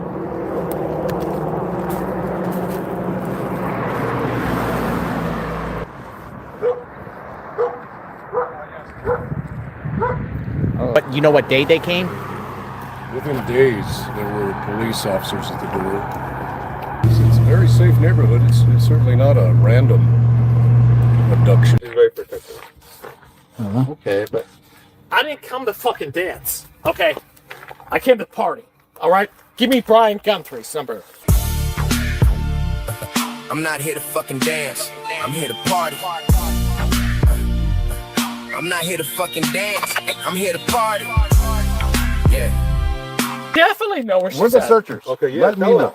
We're not law enforcement. We're searchers. Yeah. Let us know. We're like you. I We know wanna exactly. Tell us. Where's she at, James? Walter Nash. And Walter Nash won't face any consequences at all. I'm gonna solve this fucking crime tonight. Yeah, you know what I mean? What's his name? Walter Nash. Walter Nash. Who is he? Drug dealer. Drug dealer. Piece of shit fucking drug dealer. Brian Guthrie, then there will be no party at all. And Walter Nash won't face any consequences at all. I'm gonna solve this fucking crime tonight. I think you should probably share that. I think we were just coming out here. Look, I brought my dad out of here. I was trying to find the reporter that would do Oh, this you're for talking me. about Brian? No, fuck that guy, man. He's a fucking cartel fucking drug dealer, man. You know what I'm saying? That's exactly who it is. Tell him, James. Walter Nash, 100% fucking knows who fucking is involved in this. Tell him. I just told If they arrest Walter Nash, you know who gets the reward money. Thank you, brother. James. Good to see you, man. Yeah, you too. Ready? Ready. 1, 2, 3. Yeah. Woo! Criminal Minds. Hello? Hi, Brandy. JLR Investigates. Hi, how are you? I'm great. Thanks for reaching out. Not believe you call. I didn't think you were gonna call me. Stay 1 second. I'm getting a call right now. Maybe something's going on. Hello, what's going on? Hey, JLR, someone brought you some food over here. What do you want me to do? I guess you could eat it because I'm here. I don't know what kind of food is it. Who's it from? It was from Amy? Amy. It was from Amy. Amy. I'm not there, Amy. I guess it's for them, Amy. I can't go retrieve it. Okay. I mean, enjoy. All right, appreciate it, bro. Thank you, Amy. I mean, I'm not there, Amy, so thank you. All right, bye-bye. Maggots. I'm sorry? Do something incredible. 5,000 indigenous women go missing every year. Preach. Go ahead. Why don't you get out of here?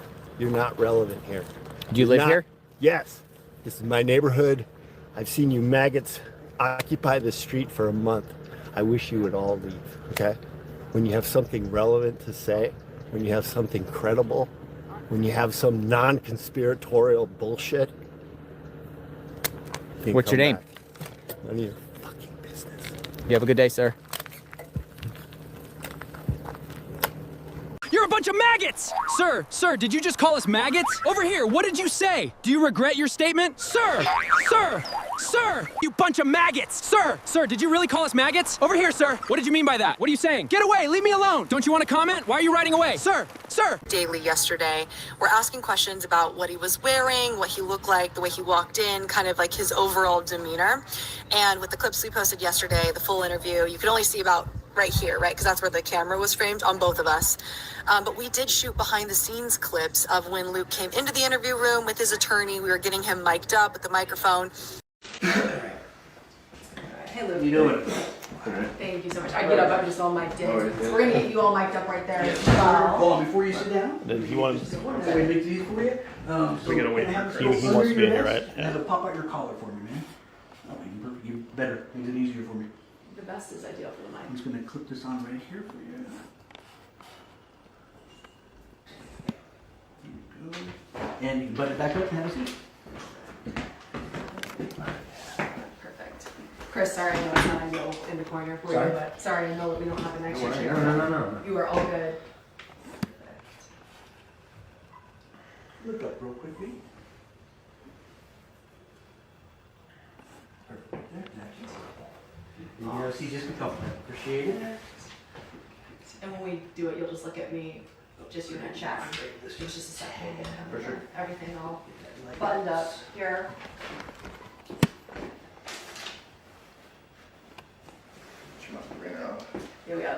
Yeah, I'll take your phone. Oh, no, I want your kid. He's just showing me, like, when you pull up his name online. You know, it's like, Sure, yeah, and I would 100%. Yep. Okay, you good? Good? All right. This is clap track. Excuse me. Cool. Okay. Good? Yep. Good? Okay. Why didn't she have a dog? The dog would have did something, you know? I had a dog all my life, and my dog protected my life all the time. I have 3 French bulldogs at my house right now, and they won't let nobody get past nothing. What? How do you feel about the situation? Come on over. It's a bunch of shit. Come on over. It sounds like a bunch of people are involved.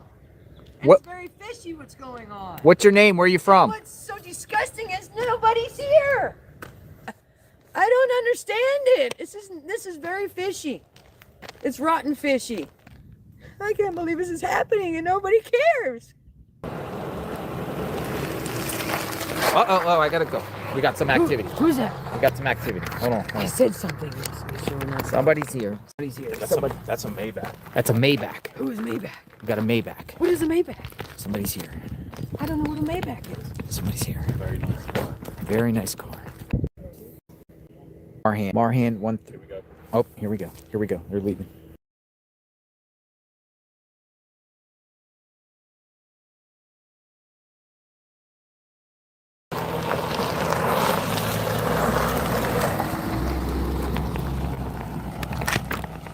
Oh, we got law enforcement here too. Who's this for? Somebody in the back.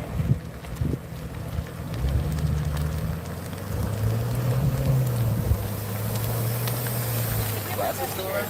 I'm sorry? The lady with the glasses? Somebody called in Caucasian female about 50 years old. Said somebody she might have been drunk or possibly. We haven't called it in. Okay. Alright, well, I'll be around the area. Thank you guys.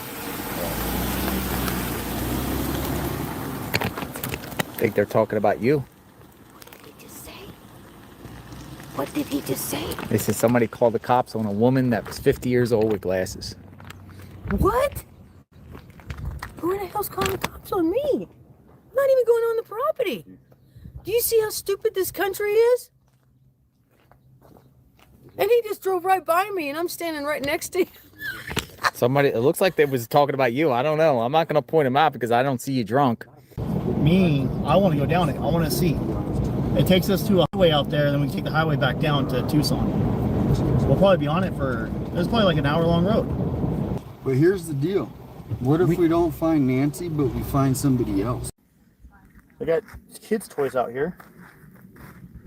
Same here. Well, if someone passed away, my condolences. Whoa. Whoa. What the heck's going on here?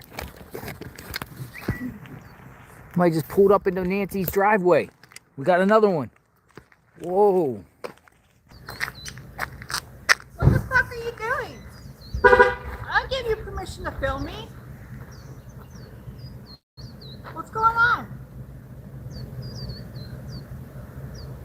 You can't speak for yourselves?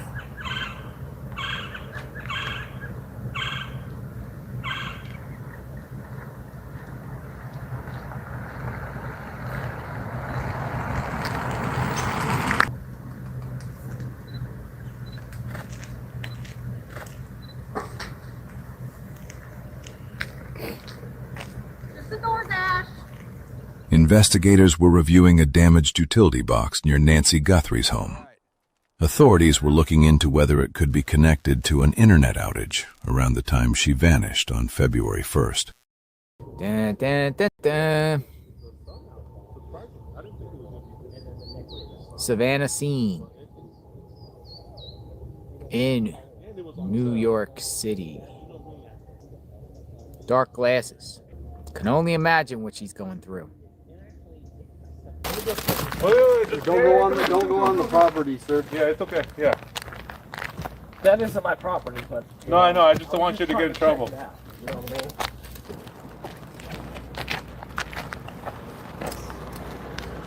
That came party.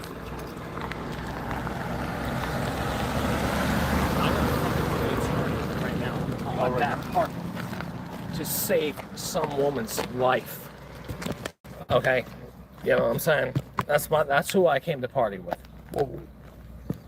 Walter Nash. You said Walter Nash. Yeah, it's this dirtbag fucking attorney. Why do you think he's involved? Like Walter? I think that they just went to the wrong house. I mean, once you right? See ya, James. Be safe. An alleged kidnapper note early on in the Nancy Guthrie scandal, claiming they knew exactly where she kept her Apple Watch, and they had described something inside Nancy's bedroom that led some, according to Harvey Levin, Sheriff Harvey, as Zach Peter calls him, and that the police had reportedly spun their wheels quite a bit on these notes. Did those people behind that note see this segment? Yep. But the entire length has the median, and James, we got action. Yeah. Okay. Let me call you back. Call me back. All right, we got some action. We got somebody with an electrical ladder.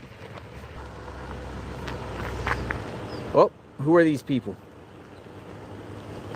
That's zooming in. We got action.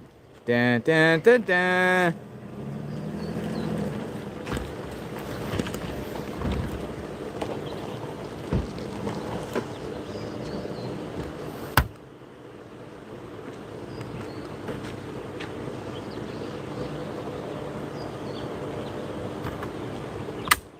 It's coming down crazy. I went out and it was like, oh, somebody's here. Oh, they're getting the ladder.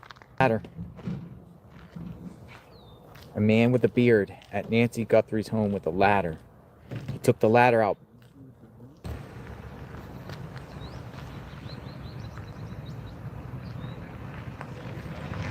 Air conditioning people. Hands. They shook hands.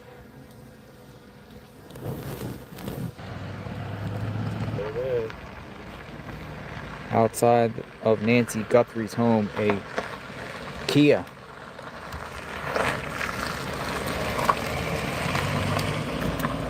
What's your channel again? Share your channel. Righteous Monkey. Righteous Monkey. Righteous Monkey. Shout out to the chat. Put your city in the chat. Let us know where you at. Yeah, good guy right here. Put your city in the chat. Let us know where you're at. I like that. But then why would he subsequently say that, oh, we got somebody here. I got to let you go. Okay. Maybach. Good day. Maybach. Somebody's here in a Maybach. Thank you, Lori. Dun, dun, dun, dun. Breaking news.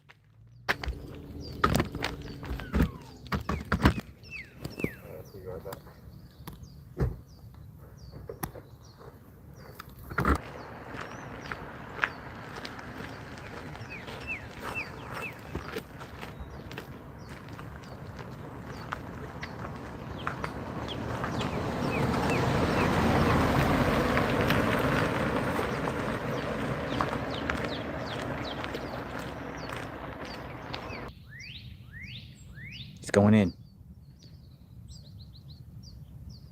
Somebody's coming out. Coming out. Come out. Different car? Whose car is this? Holy smokes. Is that Nancy's?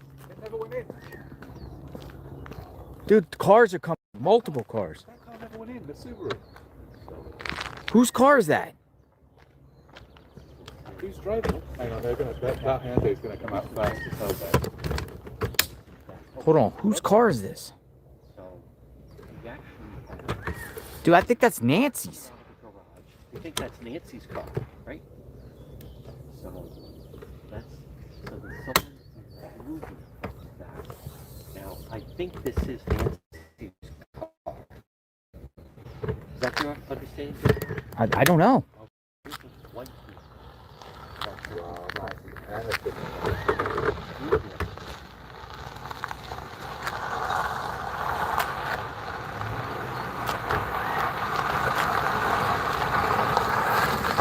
A woman.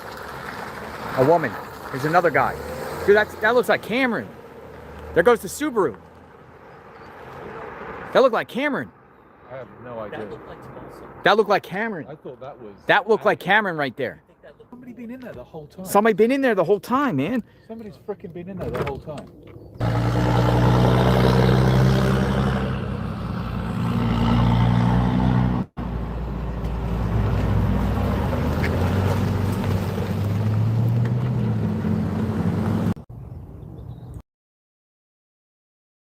Came out with like a briefcase. And some Tupperware or something. Let's do this, please. 22 says, holy smokes, we got roofers. Well, how many vehicles are here? A lot. A lot? Are they all electric people? Somebody was painting. Painter? Yeah. Which some people say is like the Kia Soul right behind us. Mm-hmm. Or Range Rover. At that flag, they just made us stop and dropped her off somewhere. It would have been in those areas. Do you know that person that was in this car? Which one? The one that just drove by and waited? I don't. How are you? No, yeah, I'm just stopping real quick to talk to him, and then I'm going to get out of here. Get out as fast as you can. Oh, Sue Ellen's not playing. You got me out of here. Nice to see you, Sue Ellen. Good. You have a good day.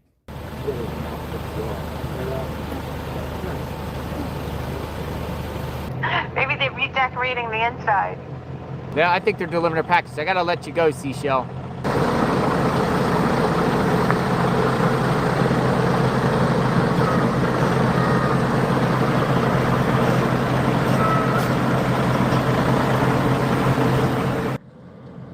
No way.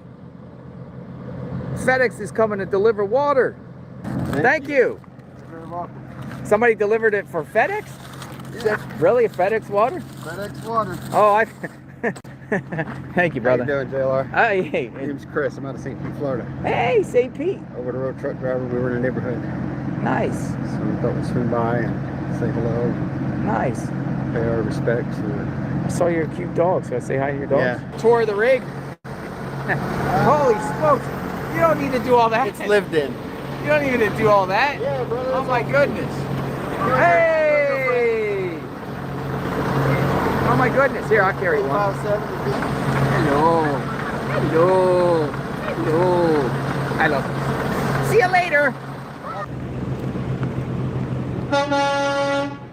I knew he was going to do that. I just had a feeling he would do that. Oh, man. Bye, Chris. Safe travel.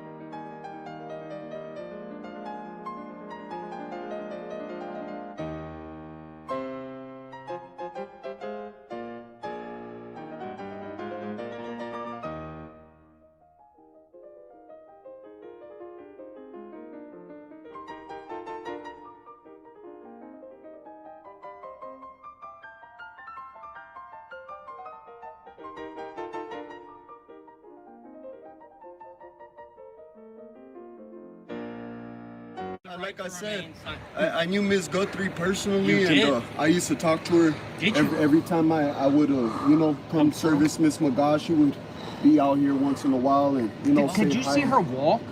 Oh, Did you see her walk? yeah. Did she walk normal? Yeah. She was normal, as normal as can be.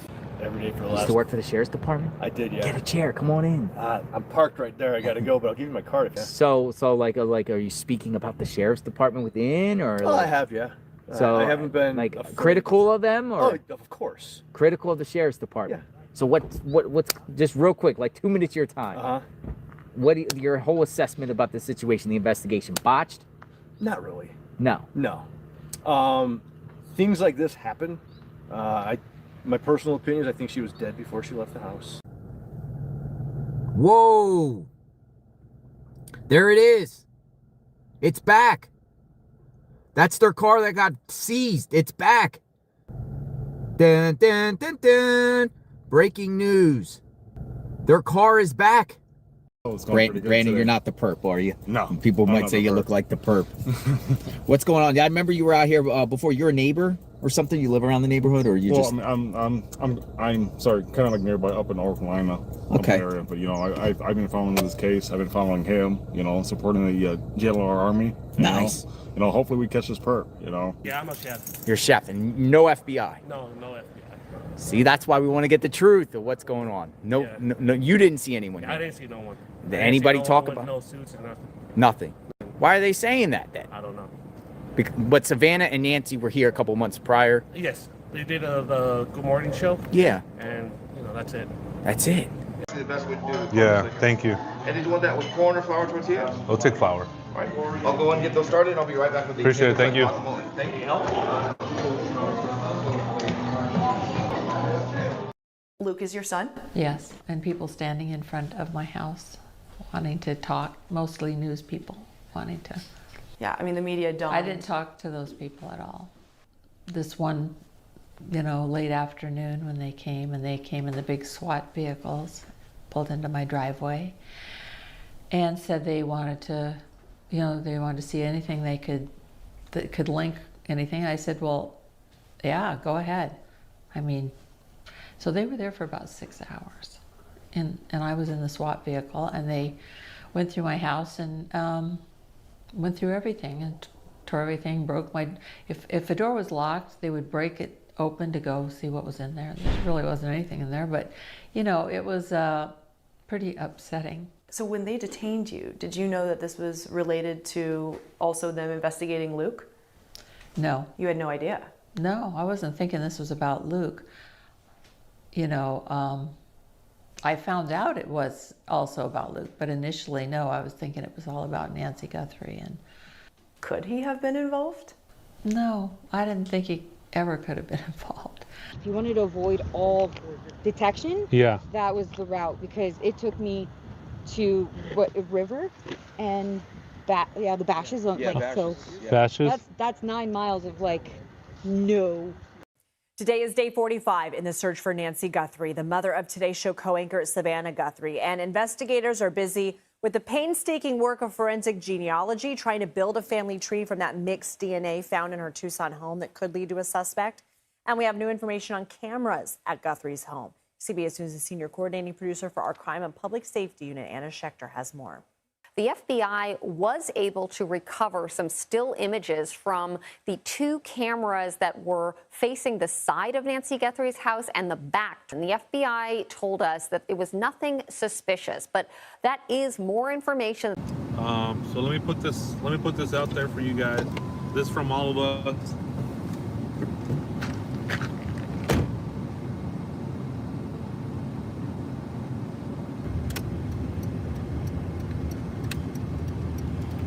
Good afternoon.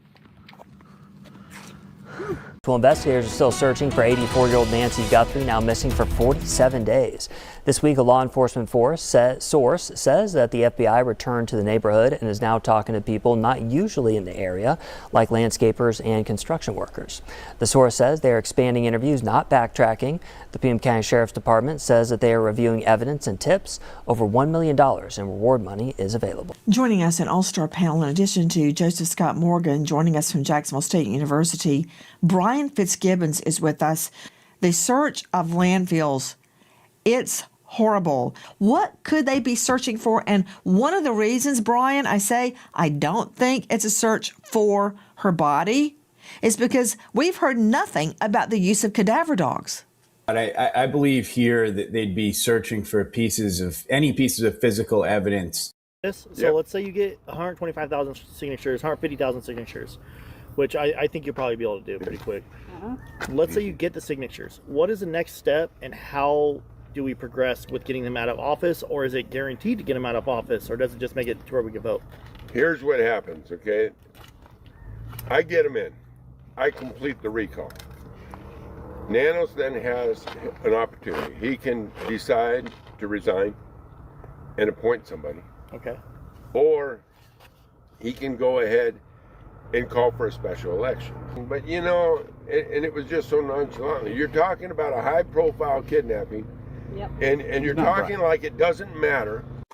I actually got an email late last night from a gun shop owner in Scottsdale, Arizona, which is, Phoenix area.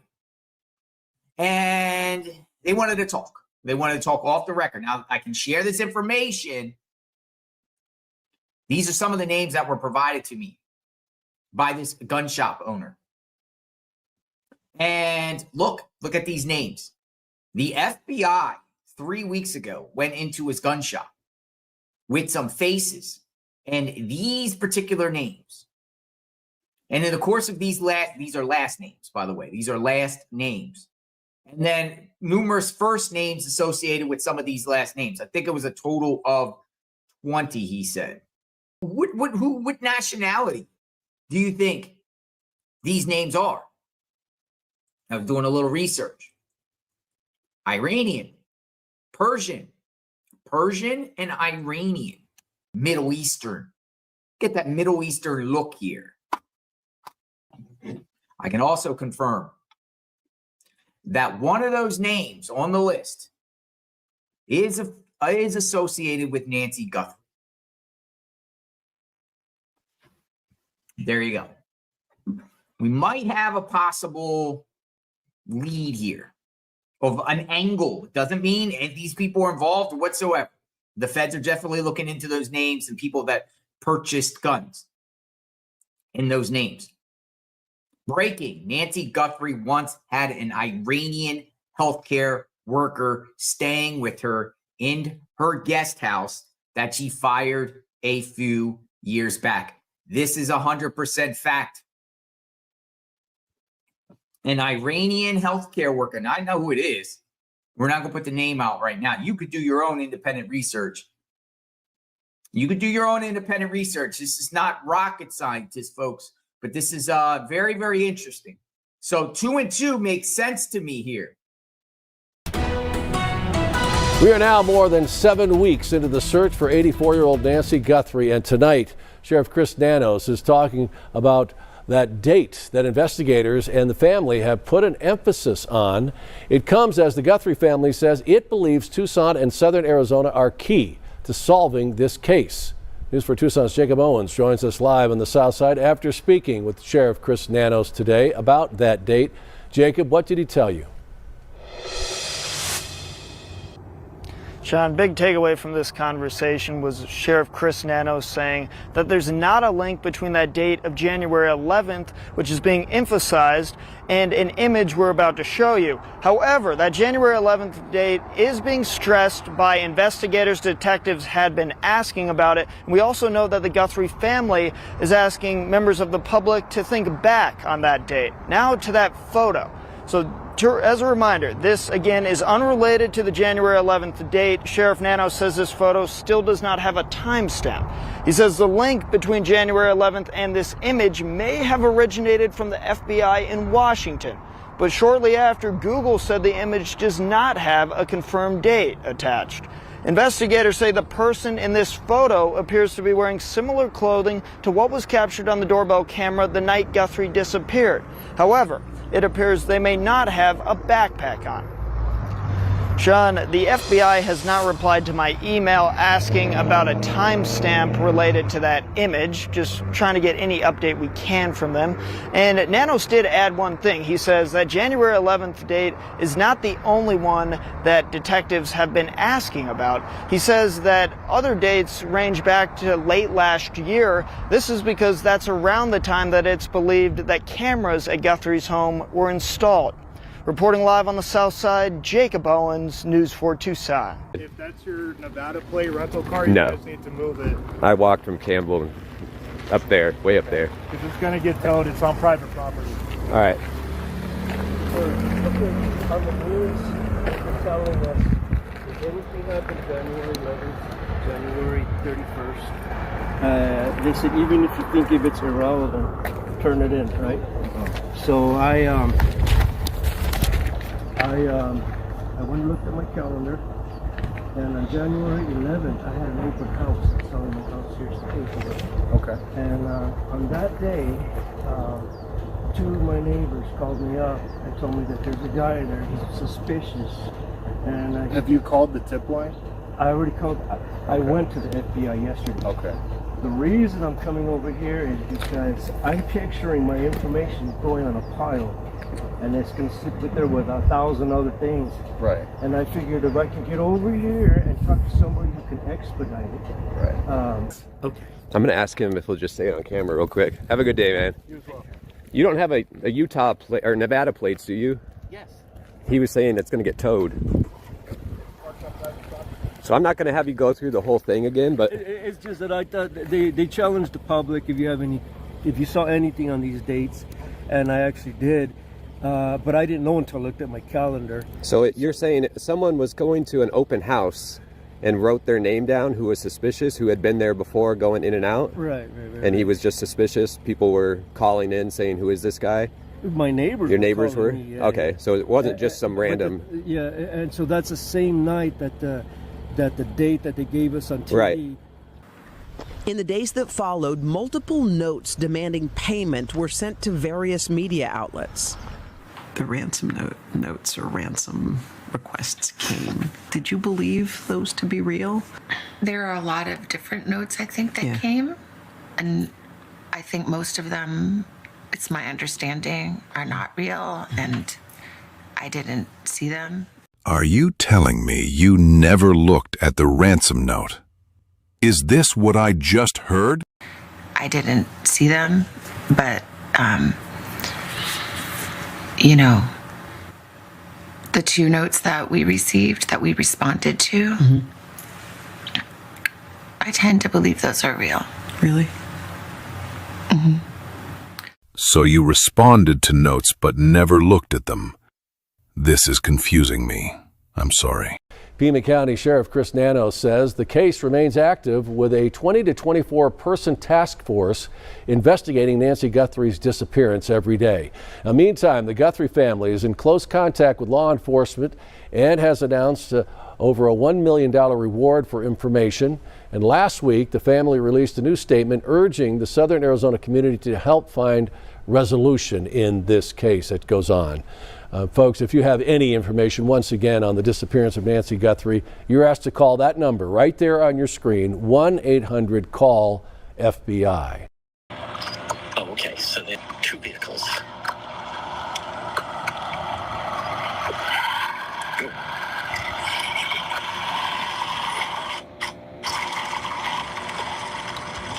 That looks like Annie. That looks like Annie. Oh, she slowed down. And then here comes this camera. And the garage door is down.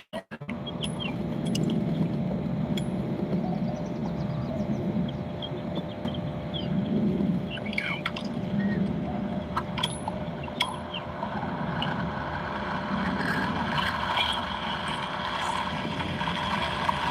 Oh, there's the Hyundai. Me. Okay, and he goes that way, and the other vehicle went that way.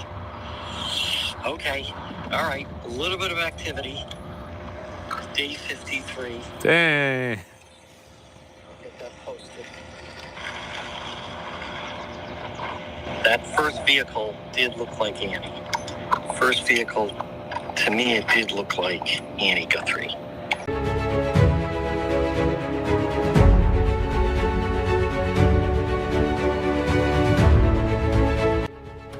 The door on the right opens up into the family room.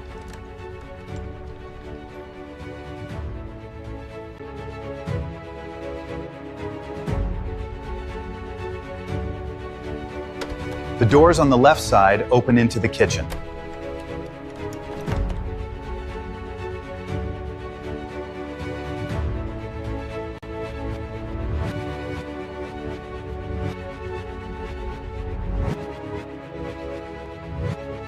Right now, investigators still have no leading theory on a motive as we show you that doorbell camera footage showing that masked armed person at her door on 2 occasions that we know of. DNA analysis and video review are still ongoing. First of all, door still propped open when Annie Guthrie arrives. Why? It confirms the initial reports that entry was initially gained through the rear of the residence. The second thing, you know, when I hear door propped open, I think that I'm propping that open to come in and out, or that there's someone following me close behind. This is that condemned hotel, you guys, I stayed at. I can't believe this place is open. In it to win it. Hey, as I don't know if you know, like Mel Fisher, the great treasure hunter Mel Fisher, his motto every day, he would gather everybody around and he'd say, today's the day. So let's do that, you guys. Put your hand out. Today's the day. Let's do it. You guys, this is the condemned hotel, right? I just wanted to come by here for old time's sake. I've never stayed in a place like this in my life, you guys. We'll run through it from the beginning. This is the room they rented me right here. 101. It's funny though, they cleaned up the pee. There was a lot of pee here in the corner. A rat trap right outside your door. There's the room. I couldn't stay. I had to. It smelled so bad like crack that. Oh man, I had to. I was helping the guy work on this bike. I guess he never got it fixed. Look at it, you guys. Condemned. Do not occupy. The room up above. Condemned. Cop left. And also stayed. Did you have to give the cop something, maybe? Interesting. Okay, what's up? We'll call you back. There he is. You guys. Same guys. He got the exclusive. Me and Jailer got the exclusive. He's leaving. Cop left. And also stayed. Did you have to give the cop something, maybe? Interesting. Okay, what's up? We'll call you back. There he is. You guys. Same guys. He got the exclusive. Me and Jailer got the exclusive. He's leaving.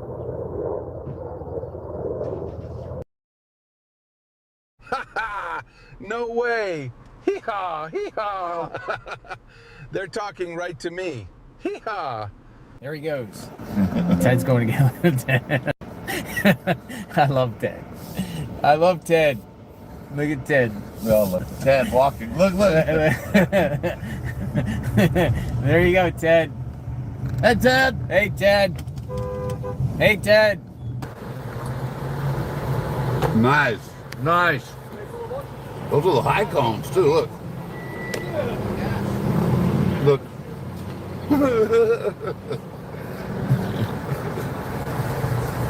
Nice. Love it. All right, rock and roll. Fucking this flannel in right. All right, let's just take a selfie here. Selfie. Get our roots. Oh, what is that flannel doing? Is that somebody crawling? No, I didn't. We get our kicks on Route 66. Hey. So the wrong one's getting the wrong one? No. Look at this. I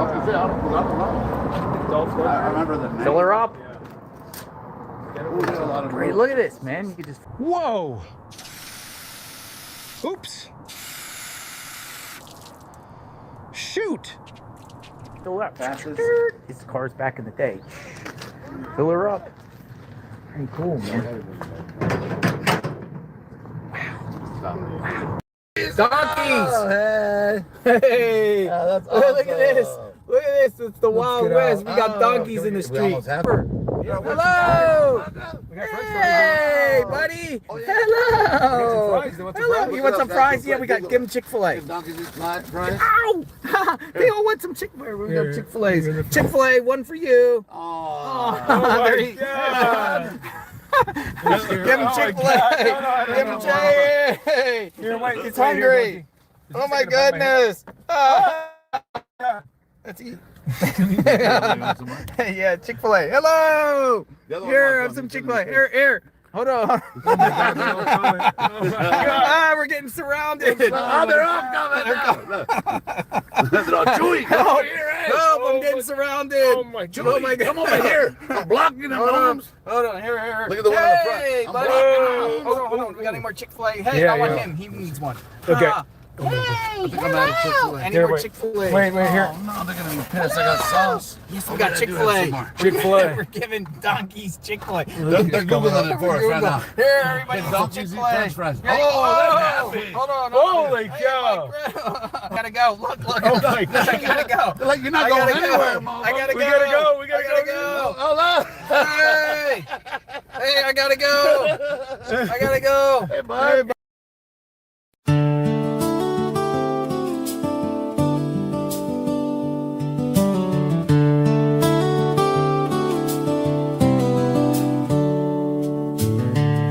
I picked up this old guitar beneath the evening sky, still searching for the answers to another unanswered why.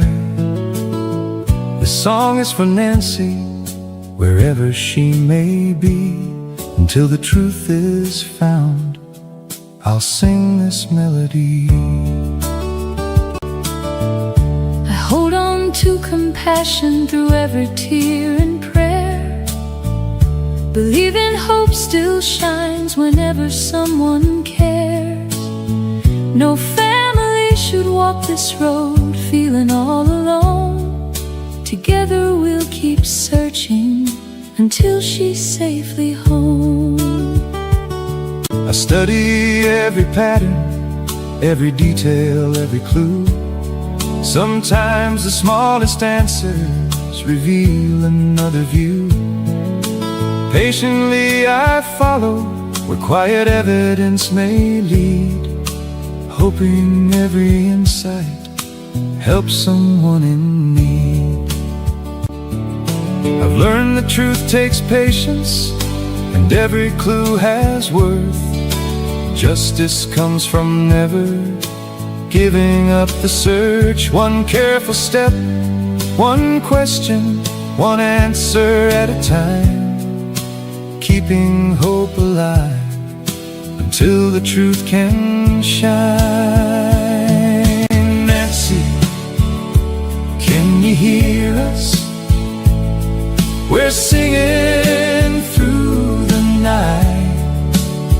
We'll keep believing, keep searching until truth comes into light. Nancy, you'll remember, you'll never walk alone. Different voices, one mission, different roads, one prayer. Together we'll keep searching, because the truth is there. Nancy, can you hear us? This song is meant for you. We'll keep believing every sunrise brings us closer to the truth. Nancy, you'll remember, you'll never walk alone.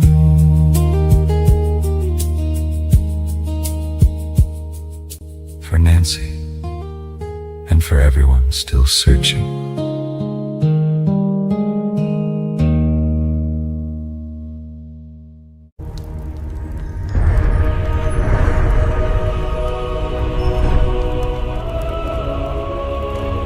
Yeah, Zoltar. Tom Hanks. Big. All right, Ted, want to go to the bar? See you guys. Oh, where's the You bar? going to the bar? Yeah. Are you? Right? Where's All right, the- I'll see you in a I second. probably can't go line in the bar. Where's the Here, bar? I'll be back. Here? Yeah. Okay. Do you want to go with him? No, good. He'll be fine, right? All right, Ted. They'll put a name Ted's tag going on to the there. saloon. Everyone's gonna be like, don't let him go along. Ted's going in the saloon. He really is going in there. Good luck. We're gonna look for some ice cream. Outlaw Willie's right here, guys. Look. We got mules just walking around. Hey. I can't see him because the result on. So work? Oh, my card. Yeah, here. I see Just you don't over there. record my card. Come on over and let Zoltar be sharing with you your fortune. Damn. Did it go? I don't even know. I said it went through, right? Here we go. What's my fortune? Your small payment will reap great benefits if you listen to these words of wisdom from the all-knowing Zoltar. Okay, come on, Zoltar. The best place to find a helping hand is at the end of your arm. Yes, you must work for happiness. So go on, take your two hands, get some money out of your pocket, and let Zoltar. Oh, man. Get your card. Get your card, bro. Oh, I didn't know this. Zoltar, the great gypsy. And You've I can been see feeling your a bit fortune. uninspired by the Come see people it who too. surround you. No, that's actually Zoltar can't be any worse. Now seems like a good time to reevaluate Tell me you want to who be you big. choose to spend your time Tell with. me you want to be big. Okay, all right. Zoltar, I want to be Zoltar, big. I want to be big. Here, we Tell have him to you do want to be another big. one. We have to do another Just one. tell be big. Zoltar you want to be big. He's like, you didn't put enough money in. Yeah, yeah. Tell Zoltar you want to be big. This is as inaccurate as it gets, Zoltar. Okay, next one. Are you ready? For Zoltar, the wise gypsy, has prepared a little poem just for you. Thank you, eye contact. Life is mostly froth and bubble. Two things stand alone. Kindness in another's trouble. courage in your own. Do not worry, little one. You are not little one. but have courage today in your adventures, and come back to visit Courage. Zoltar for more Bro. wisdom. All right, now. What do you call you, little man? What Little are you man, waiting you are for? very Come on quick-tempered, over quick to get for a excited, small and quick to fee. cool off. This will cost you Zoltar some will dear wealth friends. of wisdom. Next time something happens to you, slow down and Thought he choose to wanted respond more. with logic instead of reacting with emotion. Nice. Oh, man. Zoltar. Thank you, Zoltar. Thank you, Thank you, Zoltar. The wise gypsy. The wise gypsy. Get the card All back? right, bye-bye, Zoltar. We love bud. you. Yeah, love you, bud. Bye. All right, tell me my future. Ah, yes. I see confusion, bad decisions, and a gas station hot dog in your immediate future. Your turn.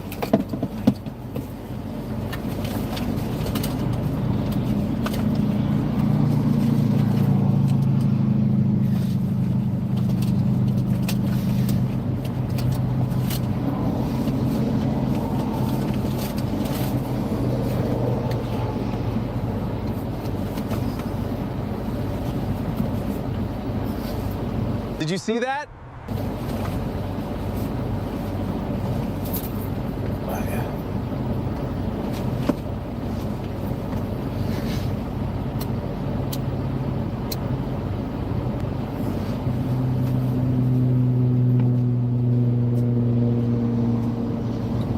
Oh, God, you guys need to see what Ted's doing. Hold on. Hold on.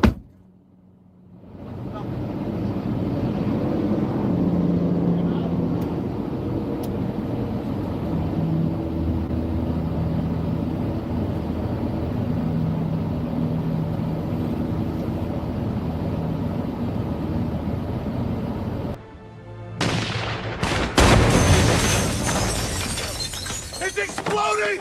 Run! Run! Go! Yeah!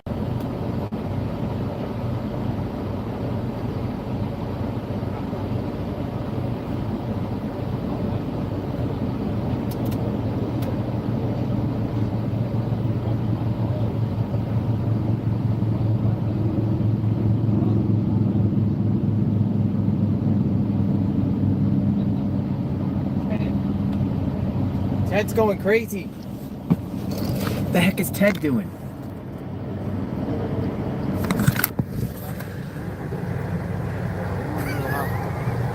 What the heck is going on here?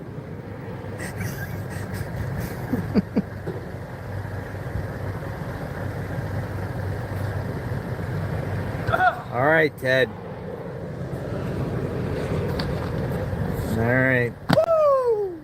The city of Las Vegas thanks you. Thank you. Thank you.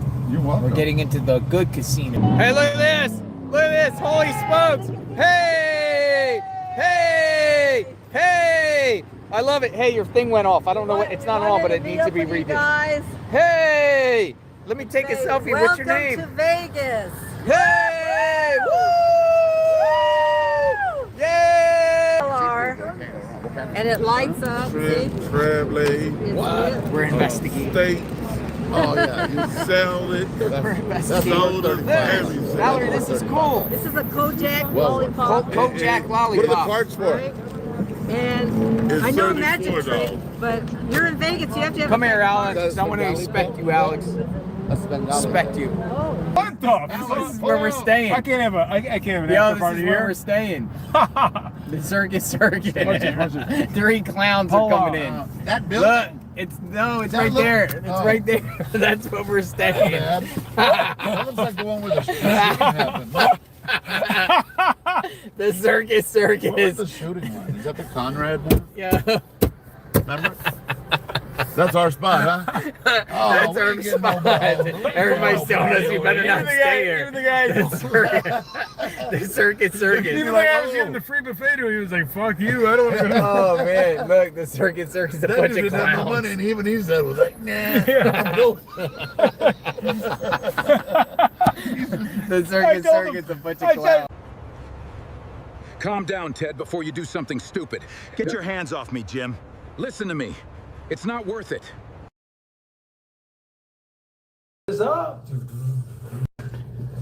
We're in Vegas, folks. I got Ted with me. Breaking news. Wild times ahead. Wild times ahead, friends. Day 2 of our Las Vegas adventure. This is what our plan is. Me and Ted are gonna hit the streets. We're gonna hit the streets and we're gonna walk around Vegas. My room's right there. That's where I slept last night. The other one bed, I just took all the pillows from that room and put it there. Ted's already there. Ted investigates? This one? Ted investigates on YouTube. Ted, you're wild, man. Circus.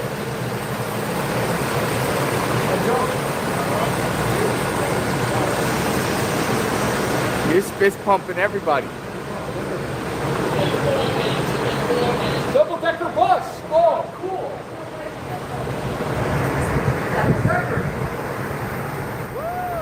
Hey, hello there. Hello. Hey, hello. Bye. We're touring. I never seen a double-decker before. Really? Yeah. This is awesome. We're tourists. How do you get up there? Is there an elevator or just stairs? Stairs. Okay, all right. Coffee's so hot. Eiffel Tower. How cool is this? Yeah, we'll go to the Eiffel Tower. Oh, okay. Okay. Yeah, go up the Rainbow Bridge, Ted. There he goes.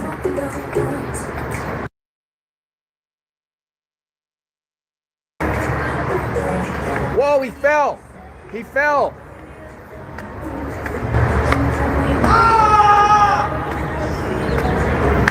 He fell. Vegas, baby.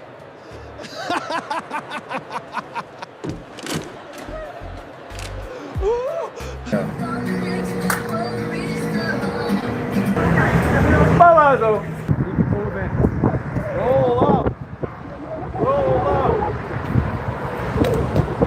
Whoa, do it again. Yeah.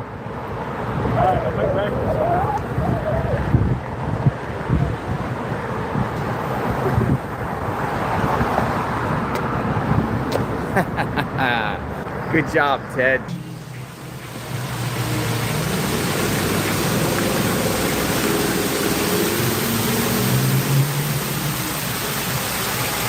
Take a whiz.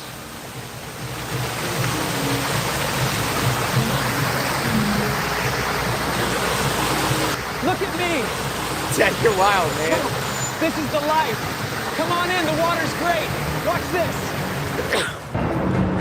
Turn that side. Ah, you confirmed it. Please remove your hand from me, Ted. Sorry. That's what he said. He said fist bump for YouTube. Yeah, how you doing, brother? All right. How you doing, brother?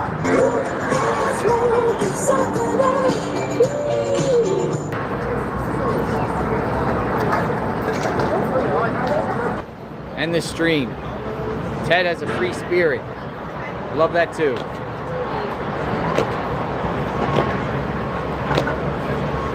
Thank you, Summer Brown.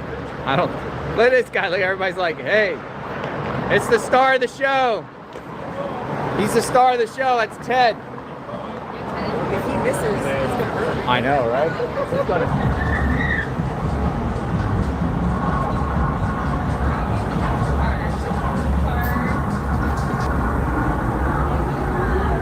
Ted's getting a beer.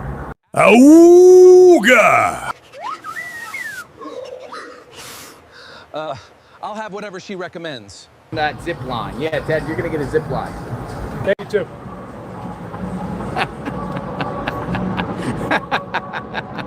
Oh, whoa. Worked out.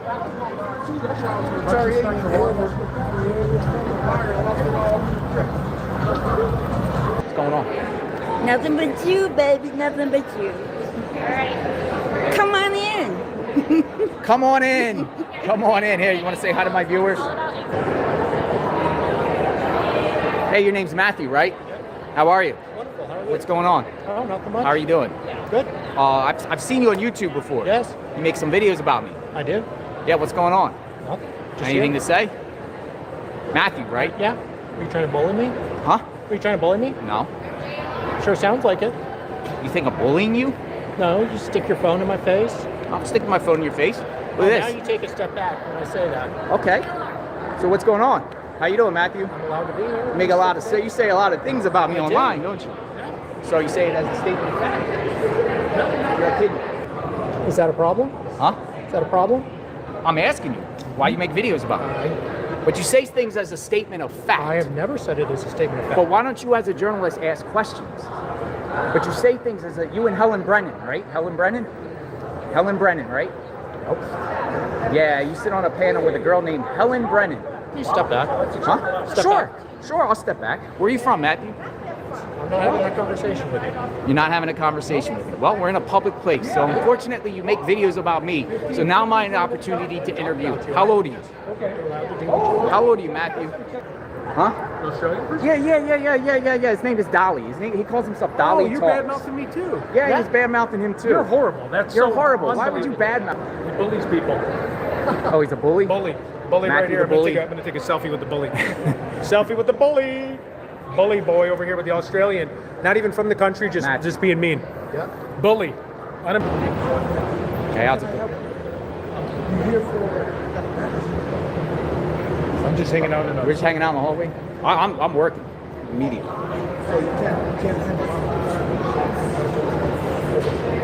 right, I'll follow you out, Ted. I'm okay? Thank you, guys. Thank you. Good? Yep. Can we go down to the casino? Yeah. Okay, just not up here. Who complained? Huh? Who complained? Somebody someone complained. It was look. He's pulling out his camera. Look, JLR got kicked out of crime time. I'm so sorry. I'm sorry, Jonathan, for being a pain. Please forgive me. I've been a very bad boy. Can we be friends? And then what I was doing was I was minding my business, and this dude was behind me filming me. I see him. And you know I recognize everybody. Yeah, he's good there. As far as He's filming me. We don't want to just... Oh, look at Chris McDonough right here. I got to say hi to Chris McDonough for the first time. There he is. Come here and sit for a second. Chris McDonough. He's the top-notch Nancy Guthrie coverage right here. The interview room's in the house. Just 1 second. Chris McDonough coverage interview room on YouTube anywhere. The best coverage Nancy Guthrie. We love Chris. The man. Hey. True Crime Mom. True Crime Mom. We're in Joy Outside Crime Con. Where are you from? You guys, you and EquiSearch, like you guys are like literally that group in Florida. Oh, he made it. He's alive. He's alive. He's alive. He's alive. The boss man is live at the end of the table. I have the pleasure of bringing him to every month. He has only $1 million. Sal Capano. Hey, Sal. Betty, hello. Hey. Sal. We got Sal with the hat. What's going on, guys? Hey, Sal. You want to come and say hi? Hello. Hey, it's Sal. The best. What's going on, guys? Hello. Watch out, this guy here, I'm worried about. Oh, yeah. Sal's buying Ted a drink. What do you want, Dave? Diet Coke. Diet Coke. Sal's buying me a Diet Coke. All right, Sal. Thank you, Sal.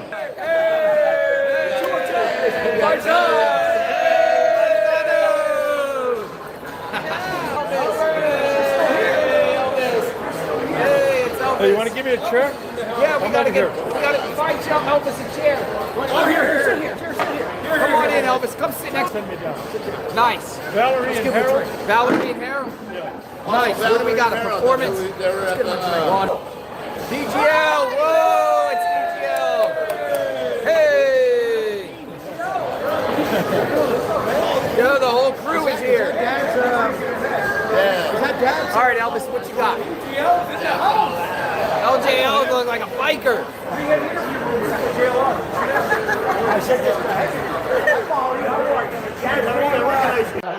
We got Matt. Come on in, Matt. Hey, Matt, say hi. What is up?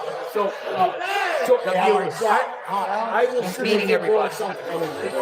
All right, Matt. Here's the plug. What's going on, Matt? Brian. Oh, you're Brian Con attendee. We are going to search the video. Mark Garrett. It's been 4 months old. The building. How do we get to the parking garage? They're getting escorted out.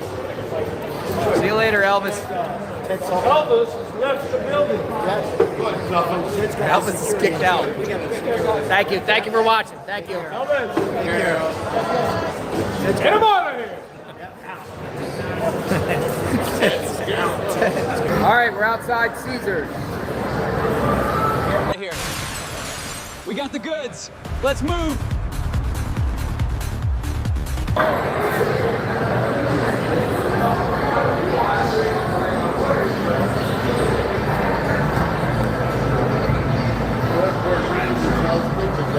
Hell's Kitchen.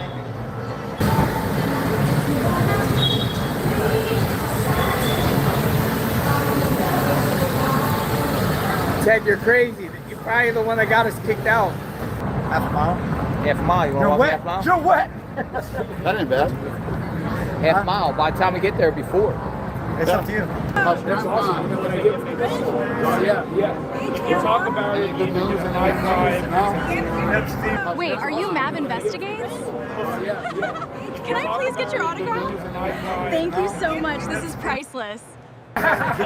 Gillies. Allegedly. All right, Ted, we're looking into getting you on the bull at Gillies. Yeah, bring it on. You damn scared? I'll jump on the plane. You want to go on the bull? Yeah, for sure. Relax, folks. I was born for this. Turn it down. Turn it down. This thing's got a personal problem. I meant to do that.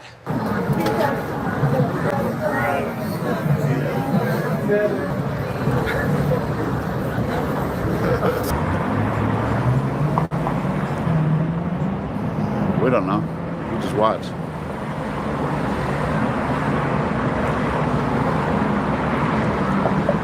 We got the exclusive right here, guys. Gonna do a backflip, guys. Woohoo! Yeah, check that out. We got the exclusive right here, guys. Look. One man, one pigeon. He saw a pigeon.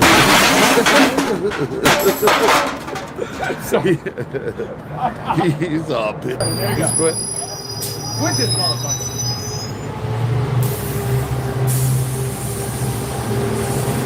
Uh-oh, Ted about to get arrested.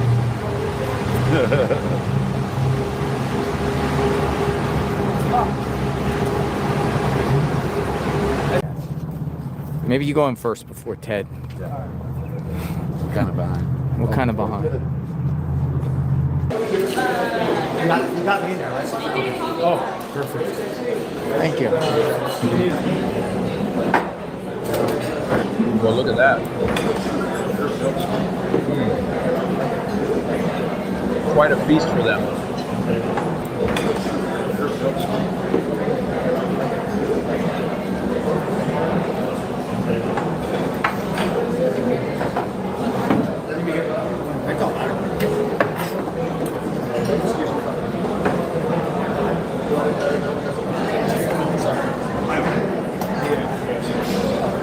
What is this? Check that out. He's nanos. No frog. Oh, this is sad. All right, Ted.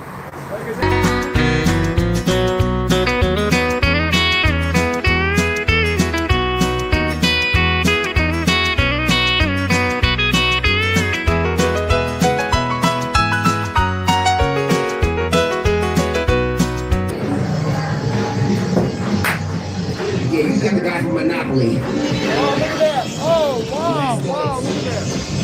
Hey, everybody. Oh, my God. No! Before we go any further, we must obtain ground control. That means everybody that's watching our show, take 3 steps forward. Everybody take 3 steps forward. If I do this right here, right now, you don't want to waste no time. Take 3 steps forward. Let's make it happen. People in the back. Everybody make some noise! Ladies and gentlemen, we'd like to thank God stop by. Ted, where they want a picture from you? Huh? Yeah, no pictures. picture.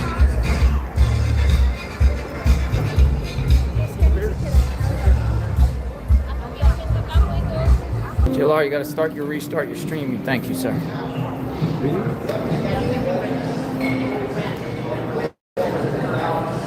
Alex said he was just asking about you in front of everybody. You what? Yeah, Chris was just asking about you. Oh, really? Yeah. Nice.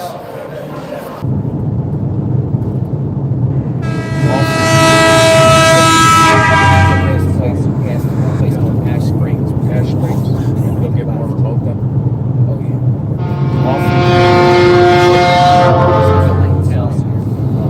Oh yeah, check it out. Yeah, well, so we're ready to get gas. Here we go. This is where we're at. Wildlife refuge. Oh yeah, they got parking over there and everything. We can. Right. The ring. I don't even know how to say that. We didn't either. Yeah, we just called. Yeah, let's check it out. See if it's open. What? That'd be funny. They got two animals. Hey, come on in.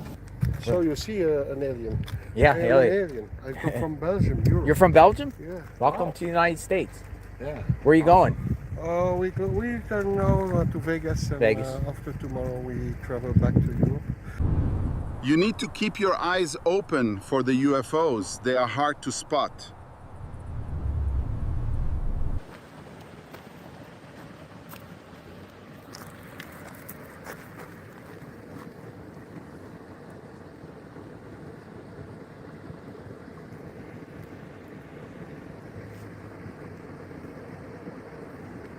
Little buddy. Gophers. No, I see. No, you're good on this side? Good. Oh. All clear.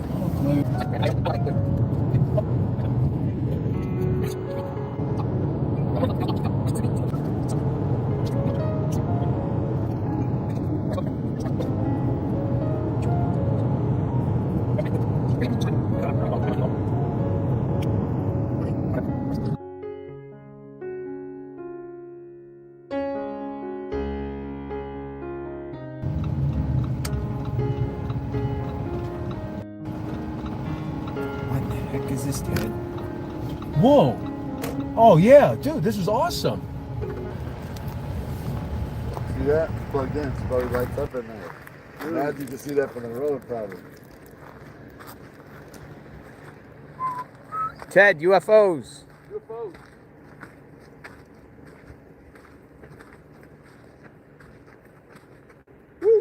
Goodbye, everyone. See you on the other side.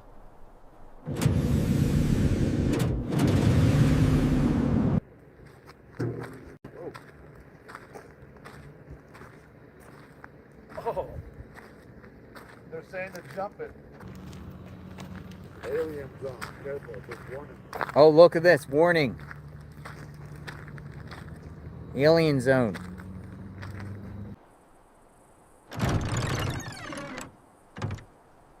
Where is Ted? I need Ted now. E.T. E.T.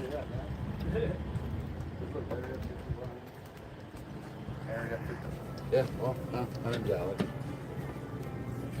Can you let go of my hand? Can you let go of my hand, bro? Say hi, it's JLR. Greetings, Earthling.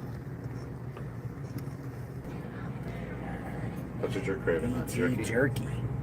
Ted was gonna get some E.T. jerky.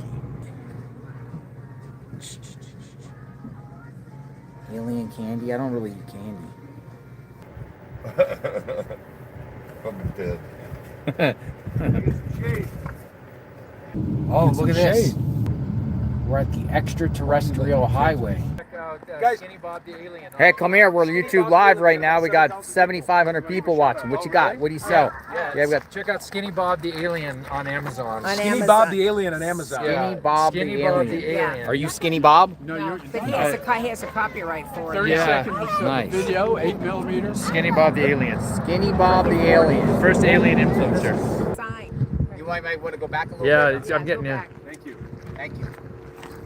Alien extraterrestrial highway. There it is. We're looking Alien Research Center. Souvenirs, cold drinks. Now Aliens. open. Aliens. They're like my height. How tall that one is, though. Yeah, no, yeah.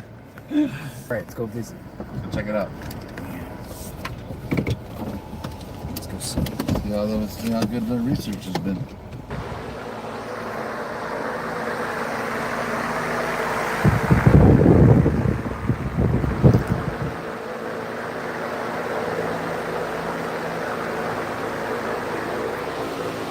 My goodness.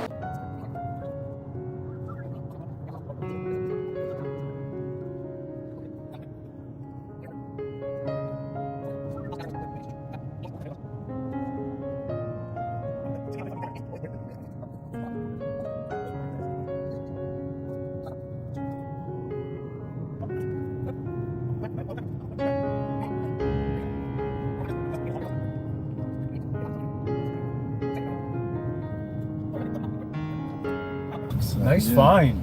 This is the black mailbox they're talking about in the dirt road, right here. Wow. Let's go look. Let's go check it out, guys. This is what they were talking about. Let's go check it out. You know about this stuff? Yeah. What's your name? Daryl. I'm JLR.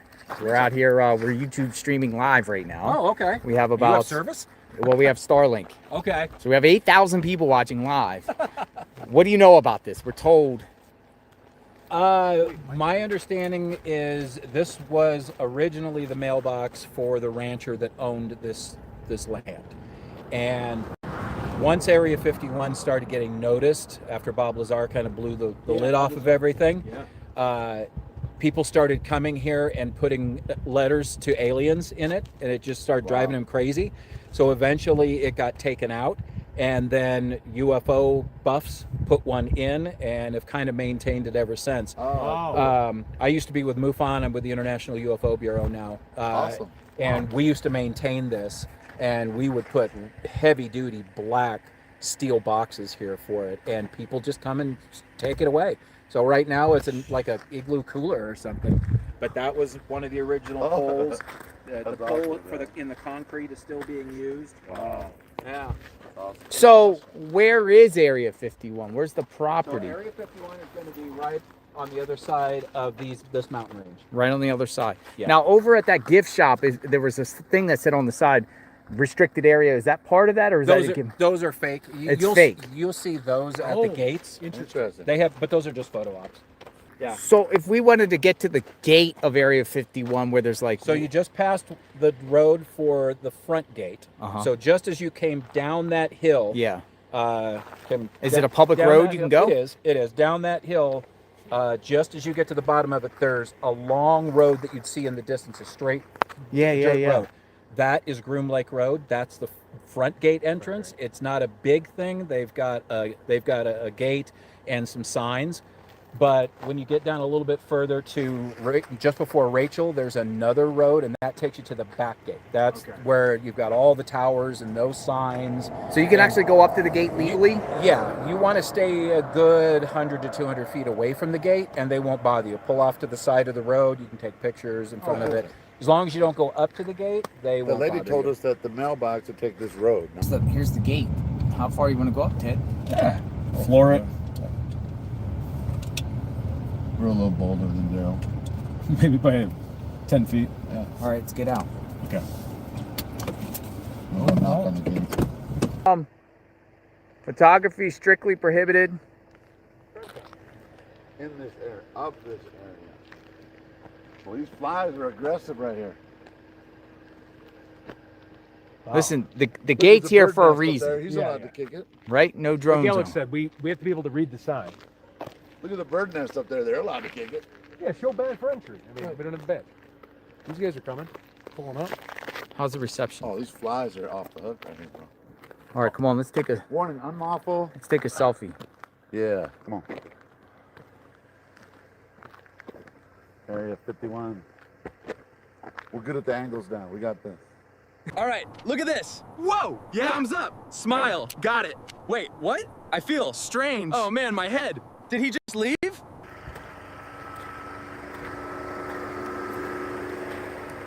What happened? What happened to this van?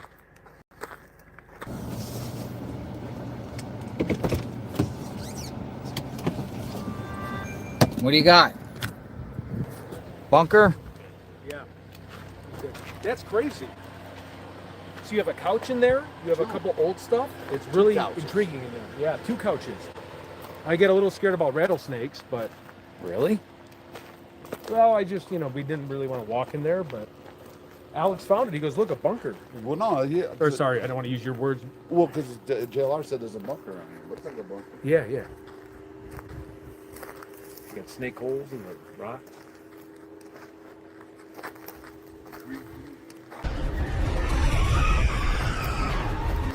It's creepy. Ew, it stinks in here.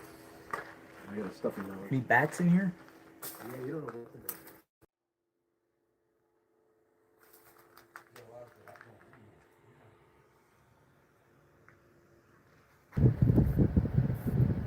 Oh, look how cute they are. The cows. They all crossed. They're so cute. It's like Yosemite Sam. Let's go see. Check it out. Let's go check it out. Cool.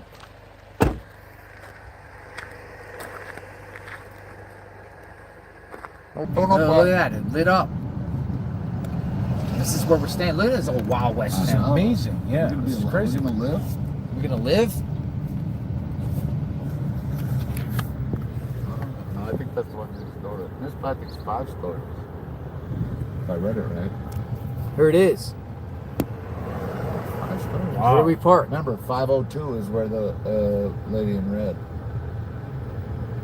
A&W. Mitzvah parking. Oh, we got a parking spot. Oh, nice. All right. Wish me luck.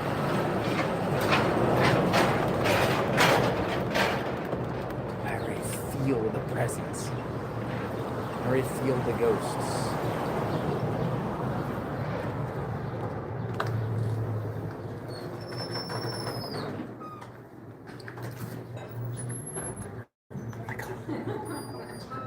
Look at this. This is so cool. Dude, it smells so cool in here. Look at this. This is cool. Look at this. Oh, we're gonna have a fun night. Oh my god. How do you even get to the upper floors? This is 2 floors. This is the 2nd floor. Here we go. Let's go. I'm going in. I'm going in. I'm going in. All right, here we go. 510. Oh my goodness, look at this. Oh my goodness. This is cool. Look at this. Perfect night, isn't it? One man, one room, one vision. The Mizpah. Oh, wrong about the date. It was in 1920. It's 1907. Yes, 1907. She just said happy. She said when I got my key, she goes happy ghost hunting. I love it. Happy ghost hunting. Yes. Thank you, Ted. Looking good, Ted. Thank you. Look at this.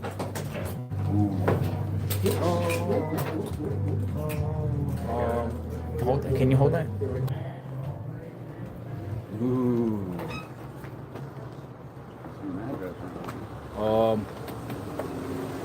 Has to be seen. Wow. I don't know if you're tripping, but it should have a number.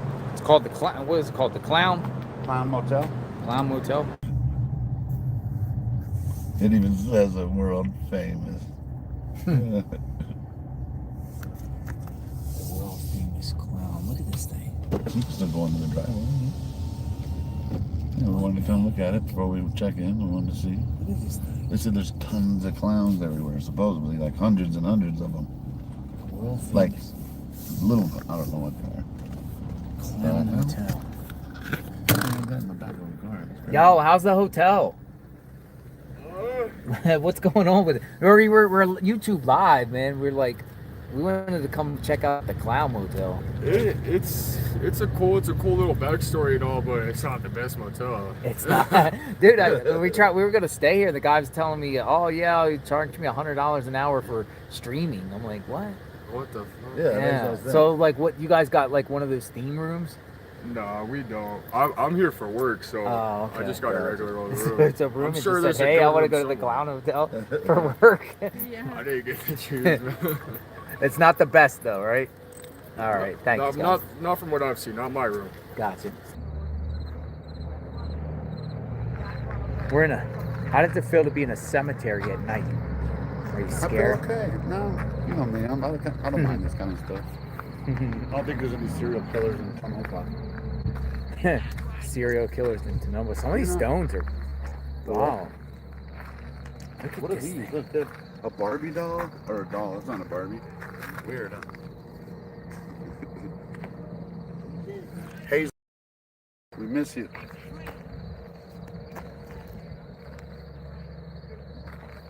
While JLR was sleeping at the historic Mizpah Hotel in Nevada on June 1st, a viewer sent me a timestamp and told me to listen closely.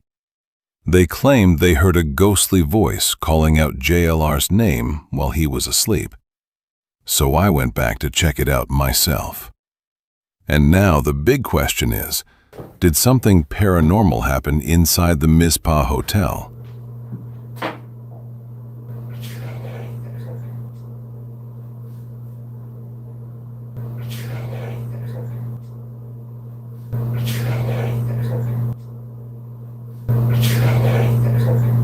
Or was it just a strange sound in the night?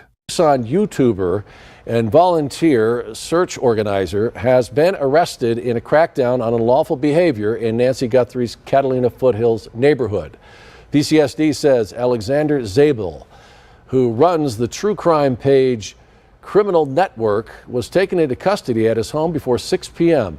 Zabel faces 2 counts of obstruction of a highway or public thoroughfare.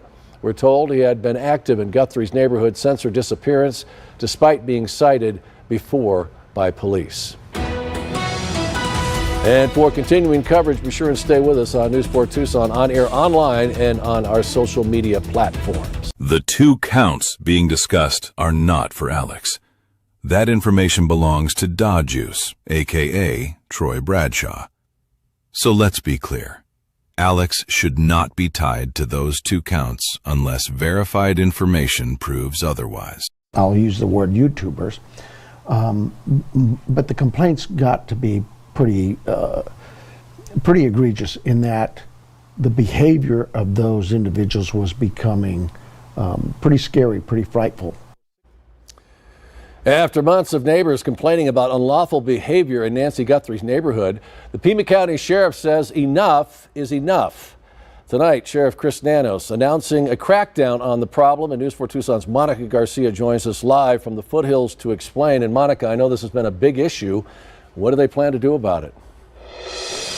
That's right. We just spoke with Sheriff Chris Nanos, who says he tried to respect the public interest surrounding this case. A lot of people want to know what's happening, right, especially in the months after. And he's also trying to respect at the same time the rights of the people who live in this neighborhood. And let me just step aside, showing you what's still out here, Sean, these no parking signs. But now as we talk about going into the 5th month of this investigation, he says complaints about a small group of individuals has grown so significant that calls to 911 from this neighborhood have tripled. And now he says the warning period is over. So Sheriff Chris Nanos says his office first responded to complaints with education, warnings, and requests for people to respect those that live in this neighborhood. That didn't work. So deputies began issuing citations that carry fines. Well, now going into the 5th month of this investigation, Nanos says some individuals that continue the same behavior despite those citations, well, now they're going to be subject to arrest and possible jail time if their unlawful behavior continues. Take a listen. If somebody's just out there from one of our local media outlets or even a YouTuber and they've not been cited, then fine, we'll give you a citation and expect you to be reasonable with us and not come back. But if we happen to look at you and say, no, you've received a ticket, You've been cited for this same behavior. That didn't do you any good. You've upped the ante for me, so we're going to now take you to jail. Okay, so the sheriff says the new policy is aimed at what he calls habitual offenders. And he goes on to say that he has the support from the Pima County Attorney's Office in this latest move. We will have much more on this story. So coming up tomorrow, we speak directly for the first time from neighbors who live in this area. And they're going to talk to us about specifically what the sheriff was referring to, this unlawful behavior that they've had to endure for months. Live in the foothills, I'm Monica Garcia. Sean, back to you. All right. Thank you, guys. Thank you. Here we go. Hey, how you been? It's a hot one today, ain't it? You know, actually, it's not. I was thinking that it's not that bad with the umbrella and the. Shape, you're so cool. Yeah. You do the YouTube stuff too? Yeah, 857 Tucson. Okay. Yeah. Good stuff. Oh, thank you. Yeah, thanks for what you guys are doing. You know the YouTuber that goes by the name of Alex Banger? I don't know his last name. I mean, yeah, I've heard of them. Yeah. Seen him around here today or? Not today, no. Man, well, you're not doing nothing wrong. Just sit over there. I just wanted to talk with you. Oh, I appreciate you. Thank you for what you're doing out there. We stand with you guys. Oh, I got water and yeah. This umbrella is the key though, right? Yeah, they did. He asked if I knew somebody named Alexander. That is what he asked me. Alexander, he did ask. How we doing? Not bad. How you doing? Big welcome those of you guys tuning in. Good to see you guys in the chat. Big welcome, guys. Welcome, Porch. So, we were told to come out and talk to y'all. And then see what y'all up to, get your IDs, all that stuff. What's going on? What crime are you accusing me of doing? Allegedly public nuisance. Yeah. No, have you talked to the other? They already came by here. Hey, wait a minute. We already had sheriffs come by and I talked to him. He said we're cool. When was that? About 2 hours ago. I mean, I have it on video and everything. Man, well, you're not doing nothing wrong. Just sit over there. Yeah, he came out and he's like, "Are you 857?" I'm like, "Yeah." He's like, "Oh, you're cool, man. You're cool. We know you're not up to anything." So yeah, I mean, if you guys look on your call log, you'll see there was 3 sheriffs out here like 2 hours ago. All right. Yeah. Direction we're going. No, I'm out of here. If you guys are gonna, I mean, we're not doing anything. Just get his 43 and we'll get going. Yeah. All right, bro. You have ready? I know, bro. I know. Do you guys have any reason that you're a public nuisance? That's Oh wow. that's the statute. That's what I was told. What's that? Right now. Is that from your town? Oh yeah. Have you ever seen these? They're cool. Yeah, actually, yeah. I didn't see you had it on it personally. Oh. Yeah, I've used one before. Today. So yeah. Are you able to call the sheriffs who were out here just to? We'll look into that. Okay. Because he was out here and we were like totally cool. Get it right here or how'd you get it? Yeah, I got it. I always thanks for that. Okay. All right, bro. So let's yeah. So let's go ahead and get this done. All right, man. So we get decided for this, and now, yeah, it's an actual arrest. So yeah, so I'll get you the statue. So let's get your stuff together and come with us. All right. My stuff. Yeah. Is your current address right here? I just. No. Back stuff. Every stuff. You guys are making me super uncomfortable. I'm not trying to, dude. I'm really not. I don't know what. I told you. So I'm coming with you guys. Where am I going? I'm getting booked into jail. Because you were excited. But they didn't tell me that I could not come back here. It's an M2 misdemeanor. An M2 misdemeanor. So let's get your stuff together and come with us, all right? Get my stuff together and come with you guys. Yes. Right. What did I do wrong? I just told you what we did. So, all right. So, Grab your stuff. Can we request a supervisor? The fallout continues tonight after the Pima County Sheriff took action against 3 YouTubers he says disrupted a Catalina's Foothills neighborhood with unlawful behavior. Charges range from obstruction of highway or public thoroughfare to being a public nuisance. News 4 Tucson's Monica Garcia is live with us tonight. She's been following this all along from the beginning. She's now joining us from the newsroom with the latest on the enforcement action. Monica, what have you uncovered? Yeah, Sean, a lot happening here. We did learn of the stricter enforcement in an interview we have scheduled with the sheriff on Monday on a different story that we were doing. So that crackdown, the sheriff says, is happening in the neighborhood of Nancy Guthrie, the 84-year-old mother of Savannah Guthrie, who disappeared over 4 months ago. He says it follows numerous and constant complaints from people living in that neighborhood, claiming individuals are trespassing, blocking roadways, and disrupting the peace of the neighborhood. The sheriff says the calls and patrols in that area have been extensive, and his deputies have gone above and beyond to communicate with content creators there to help keep the peace, but to no avail. Nanos went on to say that he supports everyone's First Amendment rights, but says the behavior in that neighborhood has gone beyond that. And we started getting calls from the neighbors about actually a certain group of these, I'll use the word YouTubers, but the complaints got to be pretty egregious in that the behavior of those individuals was becoming pretty scary, pretty frightful to the neighborhood. And so the sheriff also tells us that he has the support of the Pima County attorney. We reached out to her and she sent us this statement on the charges. She says the sheriff was advised by PCAO of the potential criminal charges available involving misdemeanor public nuisance citations, given neighborhood reports of chronic challenges. These cases, like all other cases, must thoroughly be evaluated to see if they reach the threshold for prosecution in our office. And so, Sean, as for the 3 YouTubers accused in this case, they've all taken to their individual platforms disagreeing with the charges against them, accusing the sheriff of being unconstitutional. We will continue to follow the story. From the newsroom, I'm Monica Garcia. Back to you.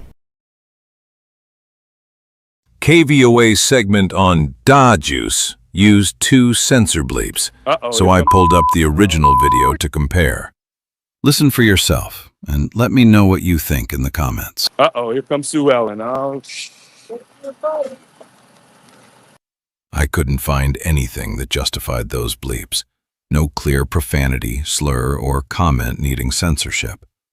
So why add them?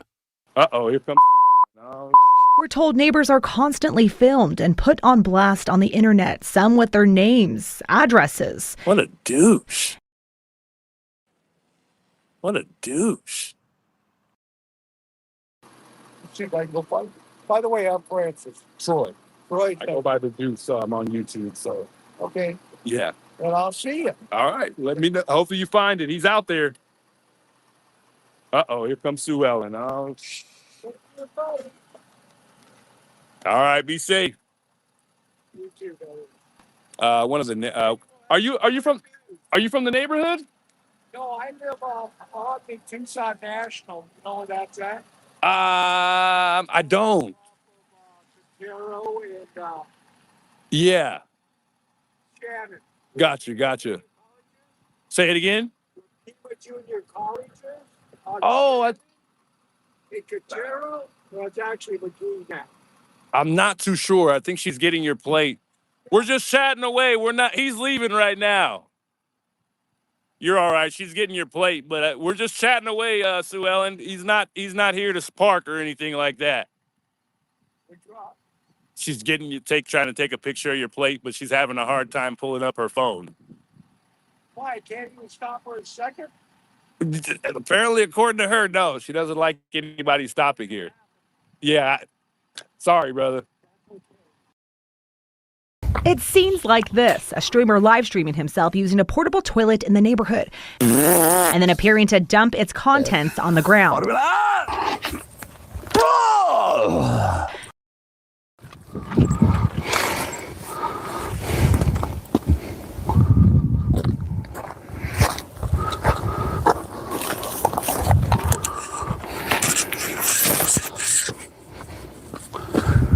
Watch my back, Holmes. Oh.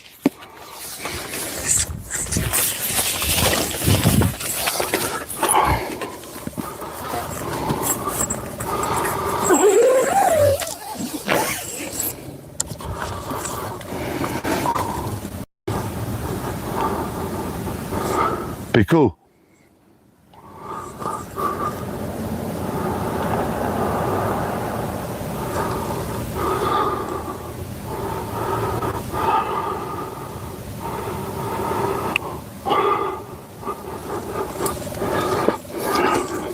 Be cool, be cool. You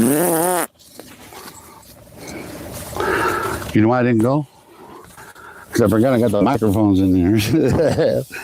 Ought to be like, ah! Dude, where the fuck's the zipper? Oh.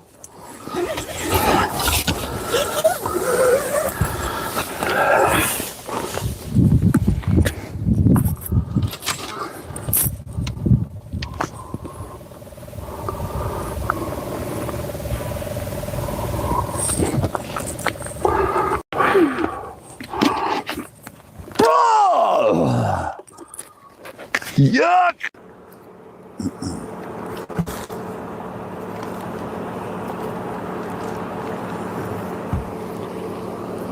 Hello, sir. How you doing? Put the cigarette out for us. Sure. Stand up, For what, sir? because it's in a direct order. On direct order, okay, but before that, can I have your name and your badge number first? We'll give it to you. Then stand up. Hey. No, stand up. What did I do? Stand up. You're under arrest. For what? You're under arrest. What am I under arrest for? Hey. Stand up. Hey. Stand up. Okay, but listen, you guys. Stand What up. am I under arrest for? Drop the cigarette. Hey, what am I under arrest for? Dude. Stop it. Don't do it. Hey, I'm not even fighting you. I'm not even fighting you. I want to know what I'm arrested for. Get on the ground. What am I under arrest for? Get on the ground. What am I under arrest for? Get on the freaking ground. Look. I didn't shove him down. Comply. What am I under arrest for? Comply.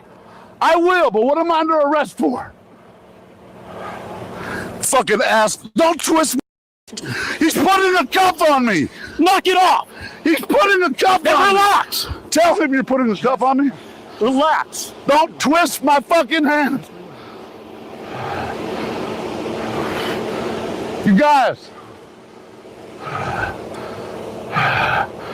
Get someone out here to get my stuff. I don't want them taking my shit.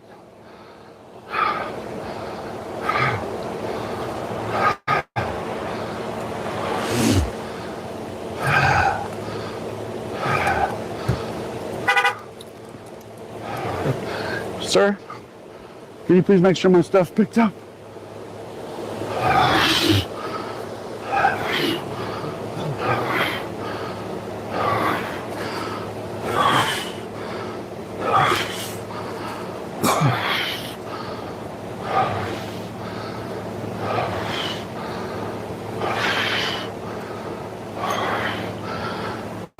Someone get out here to get my stuff, please. Hey, sir. Stop pulling away, bro. Dude, my cuffs are on, bro. Just relax. Relax. You relax. I'm not doing anything. Then don't tell me to relax. I can speak however I want to, bro. You're no bigger of a human being than I am, bro. Remember that. Stop putting your face in my face. I can put my face anywhere I want. Spit on me or catch a charge. No one spit on you. Fucking spit on me, dude. No one spit on you. Just shut your mouth, bro. If you don't want to talk. Can I get my stuff? No. I can't get my stuff? No. Hey, you guys are getting... Get the fuck off my arms! Stop! Stop that! Put me in the car and leave me the fuck alone! Just relax. Then why are you twisting my arms? You faggot, that dude's doing it. You gonna let him do that? Fucking pieces of shit. Every single one of you. You have anything in your pockets? I don't know. If any of my shit's missing, you're gonna pay for it, bro. That's all my money. I paid for that. Jewelry.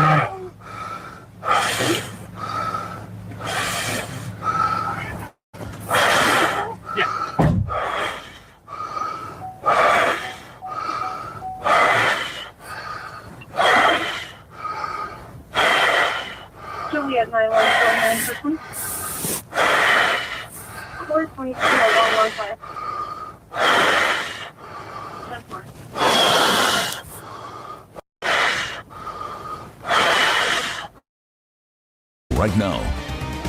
with a late-breaking alert.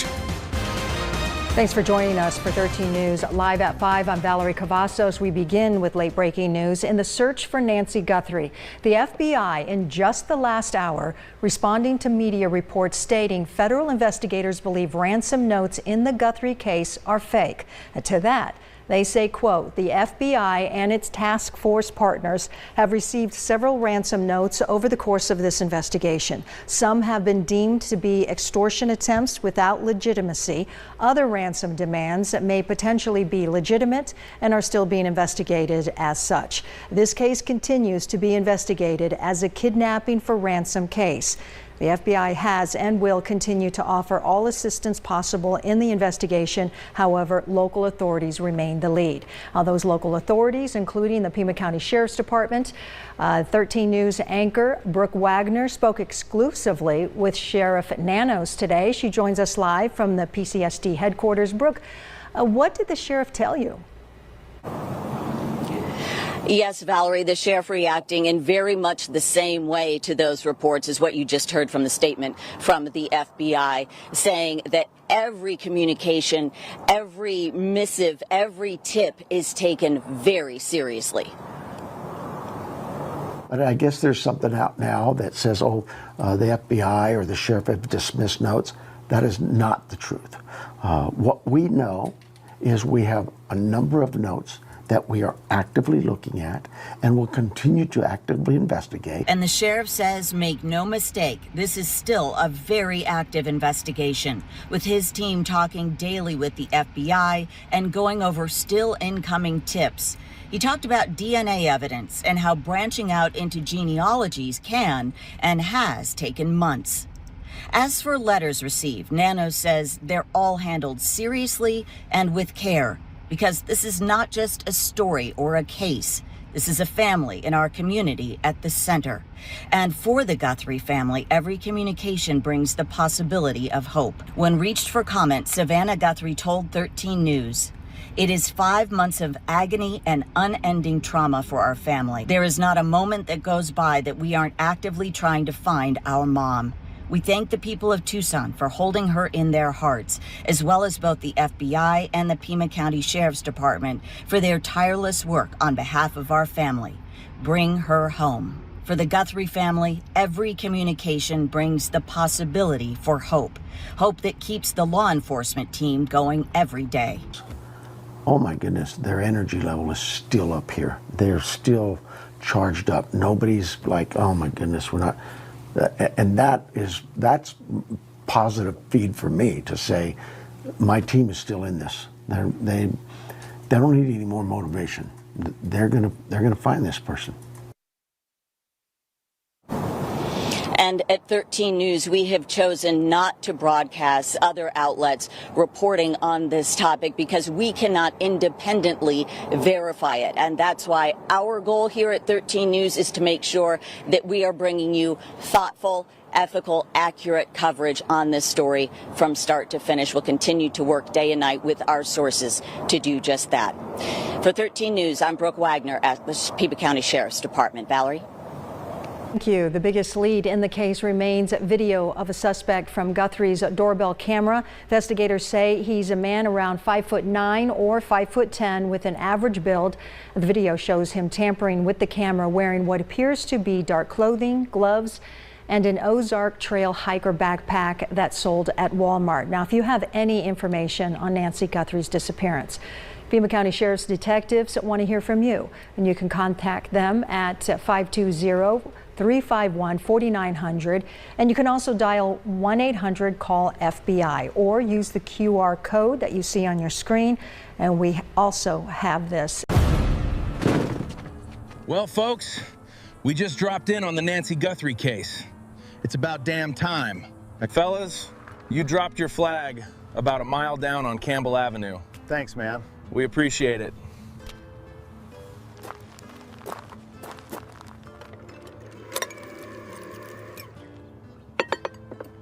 I'll light Nancy's fireplace with this.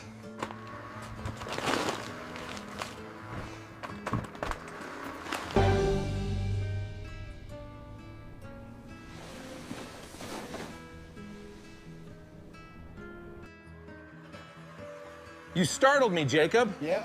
Didn't mean to, Jonathan. Need a fire in here. Well, all right then.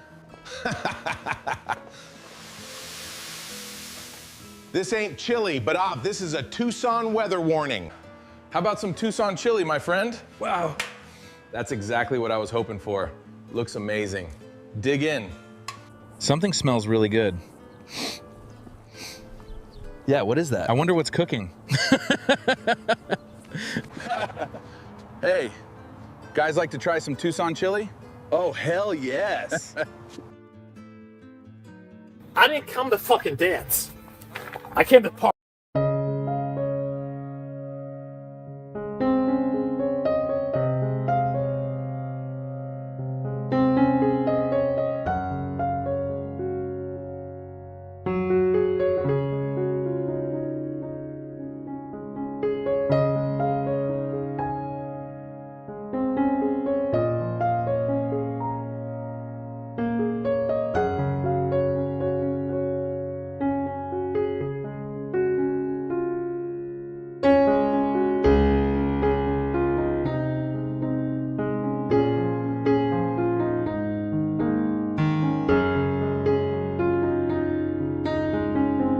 When I began digging deeper into the Nancy Guthrie case, I wanted to understand the history of her property, not just the headlines, but the actual public records.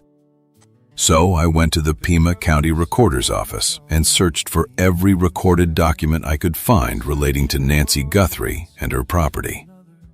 That search uncovered 28 recorded documents spanning nearly 3 decades.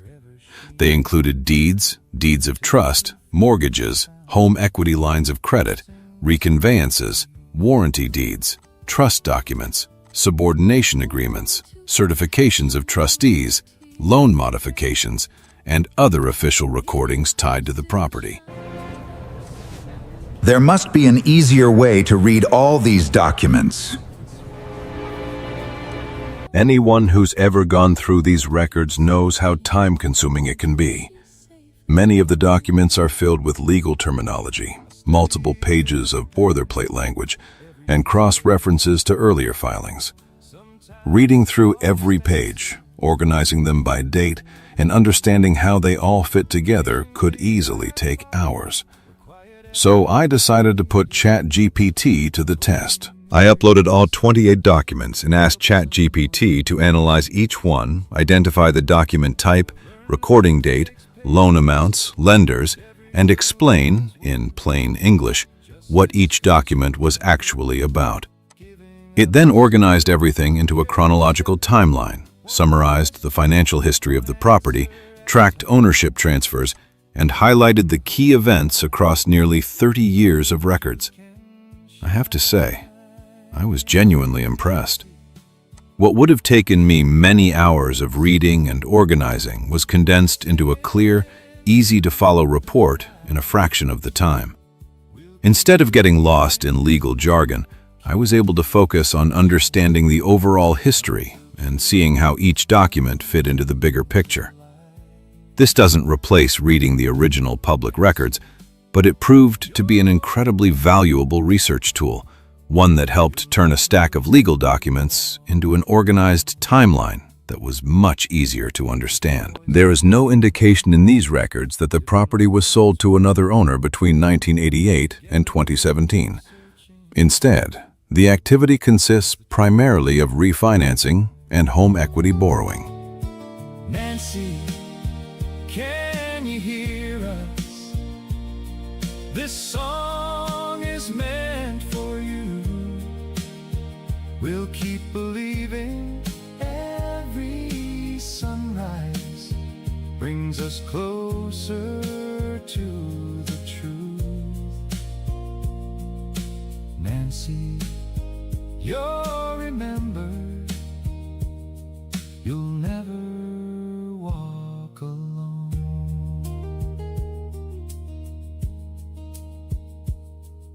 For Nancy, and for everyone still searching.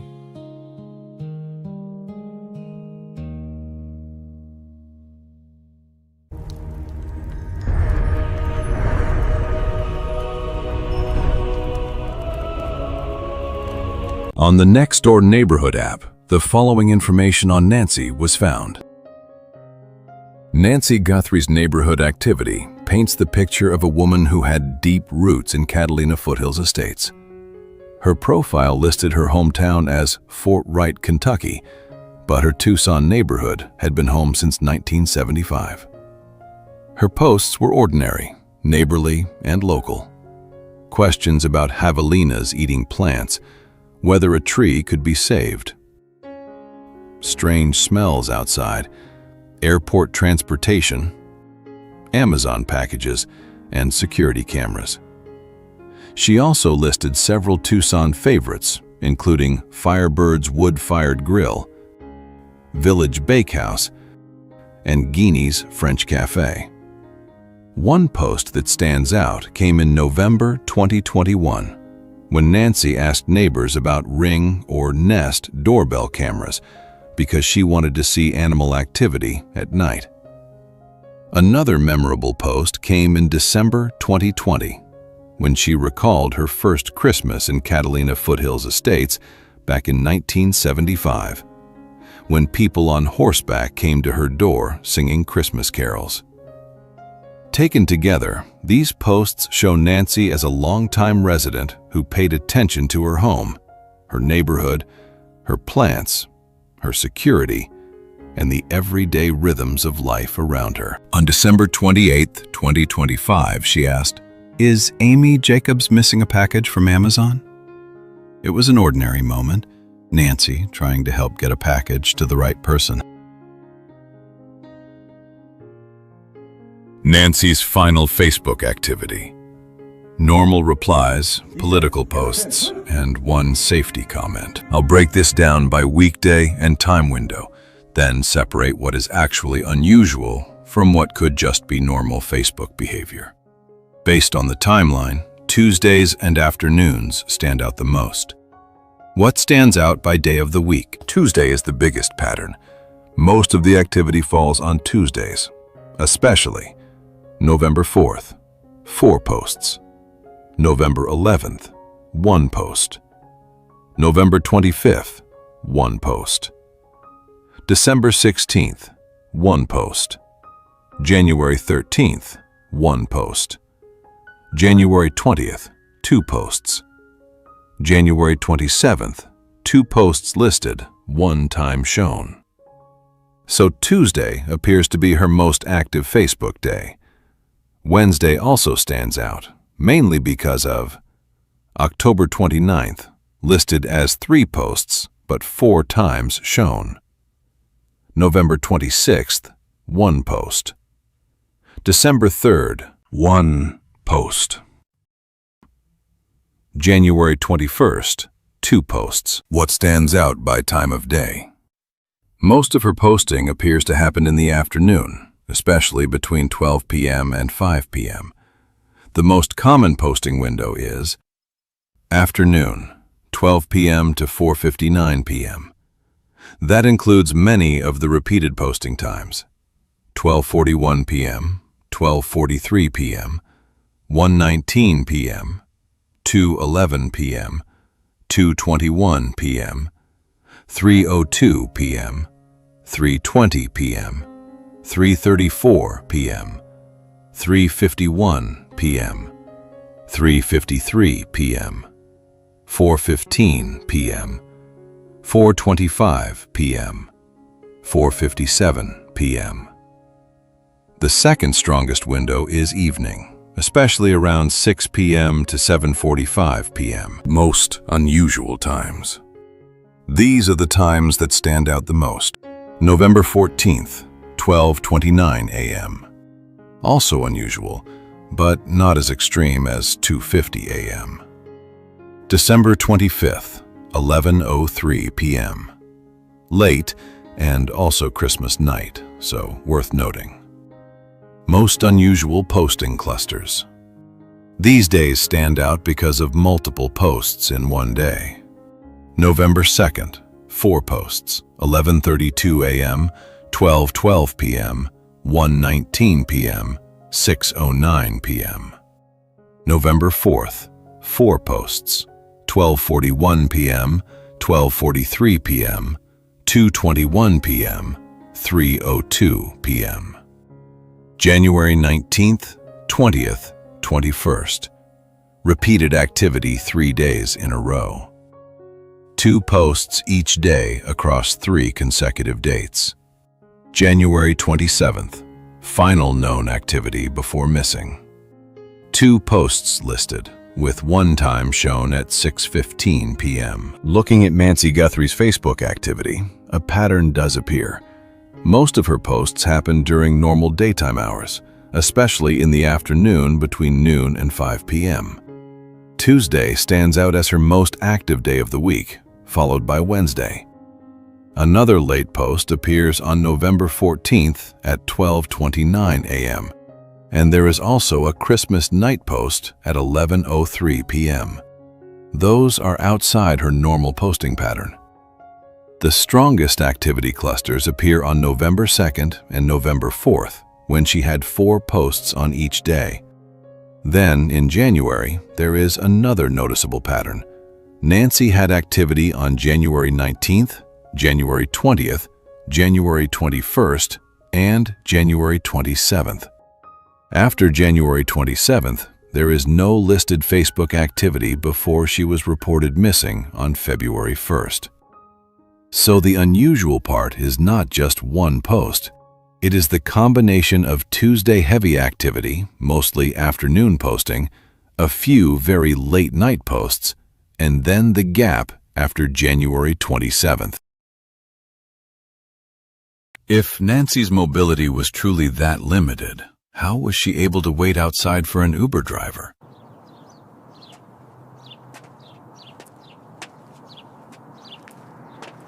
How was it easy for her to regularly going over to a friend's house for Sunday church services? Was Nancy having a good day that day? But if Nancy had severe back pain, limited mobility, and could not simply wander off, it raises a fair question.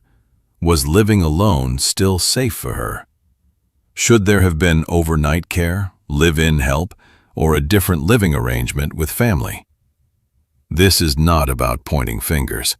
It is about understanding Nancy's vulnerability and whether she had the protection her condition may have required. This photo was taken about 2 years before Nancy disappeared, and even then her wrist and lower forearm appear swollen or thickened. Her hand looks thin, fragile, and veiny, suggesting this may have been a long-term health issue rather than something recent. We cannot diagnose her from a picture, but it does show visible signs of frailty and vulnerability. This next-door post also shows Anne Sion taking notice of an animal in distress.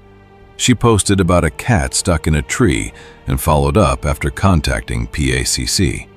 While neighbors reacted with concern and urgency, Anne later updated everyone that the owner was rescuing the cat. It shows a local resident paying attention, speaking up, and caring enough to alert the neighborhood when an animal appeared to need help.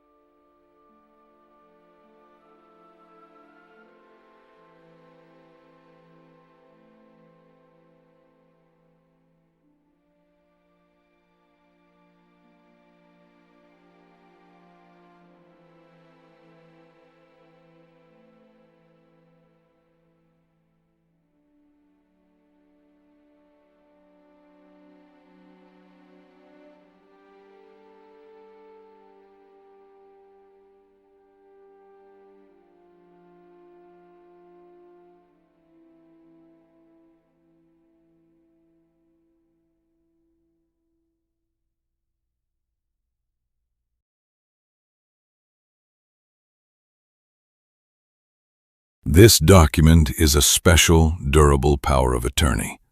And here's what that means in plain English. Tommaso Cioni legally gave Anne Guthrie full authority to act on his behalf, specifically over real estate.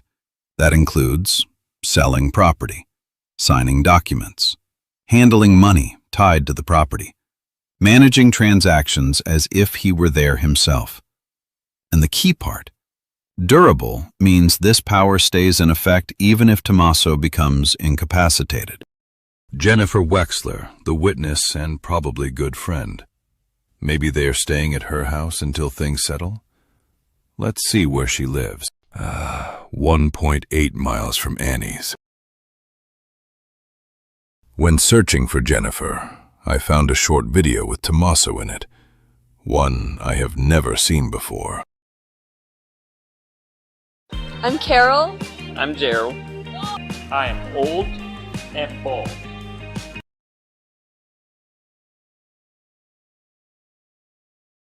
Let's start with Today Show anchor Savannah Guthrie taking a love of Wordle to primetime television.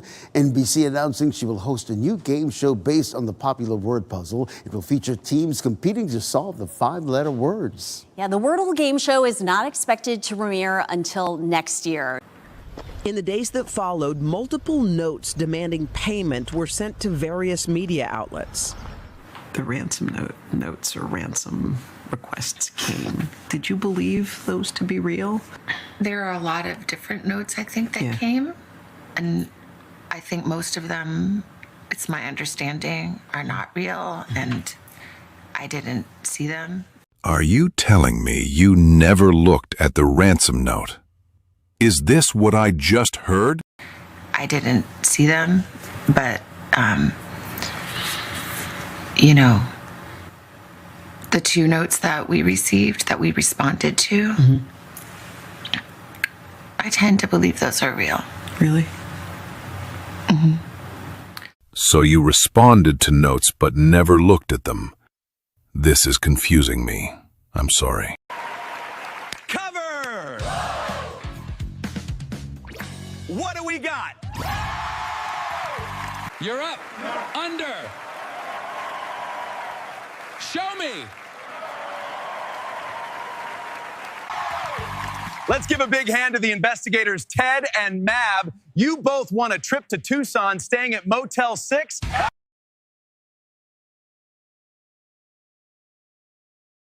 Here's the skinny on Sheriff Chris Nanos. Chris Nanos started his law enforcement career with the El Paso Police Department in 1976. Early newspaper reports show 2 sides of him. He was praised as a decorated officer and even credited with saving another officer's life, but he also faced disciplinary issues. In 1980, he was honored after shooting an armed burglary suspect who had pointed a gun at his partner. But around the same time, he was also reprimanded or suspended in separate incidents, including one involving a drunken prisoner. By 1982, things got more serious. Nanos was suspended after a robbery suspect was injured during an arrest. A grand jury later declined to indict him. That same year, he resigned from the El Paso Police Department after a disciplinary hearing. Records show Christopher G. Nanos was previously married to Dawn L. Stonerock. From February 15, 1977, lists Christopher Nanos, 21, of 10033 Jamaica Street, and Dawn L. Stonerock, 20, of 10000 Rushing number 47. They married in El Paso, Texas on February 14, 1977, and later divorced on October 16, 1981. 4 years later, Nanos married Charlene A. DeShazo in El Paso, Texas on April 13, 1985, identified today as his current wife. Early El Paso police disciplinary history. One of the biggest negative issues goes back to Nanos's early career with the El Paso Police Department. According to reports, records from his El Paso years showed multiple disciplinary problems, including habitual tardiness, gambling, failure to report for duty, several suspensions, a suspension connected to an excessive force complaint. Nanos residency in 1984. Nanos residency in 2002.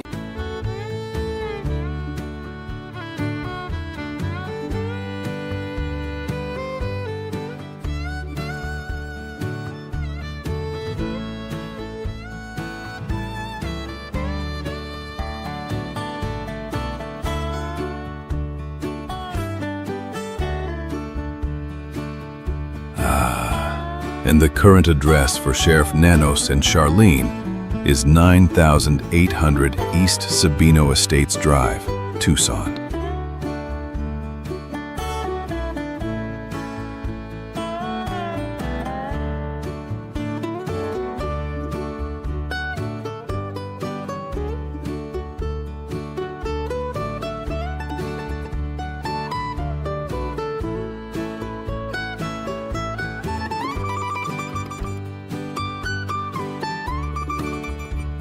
Based on the Arizona Business Center record, Charlene Nanos is listed as the statutory agent for Lucky Logic LLC. I searched extensively, but so far, nothing. But it's still active.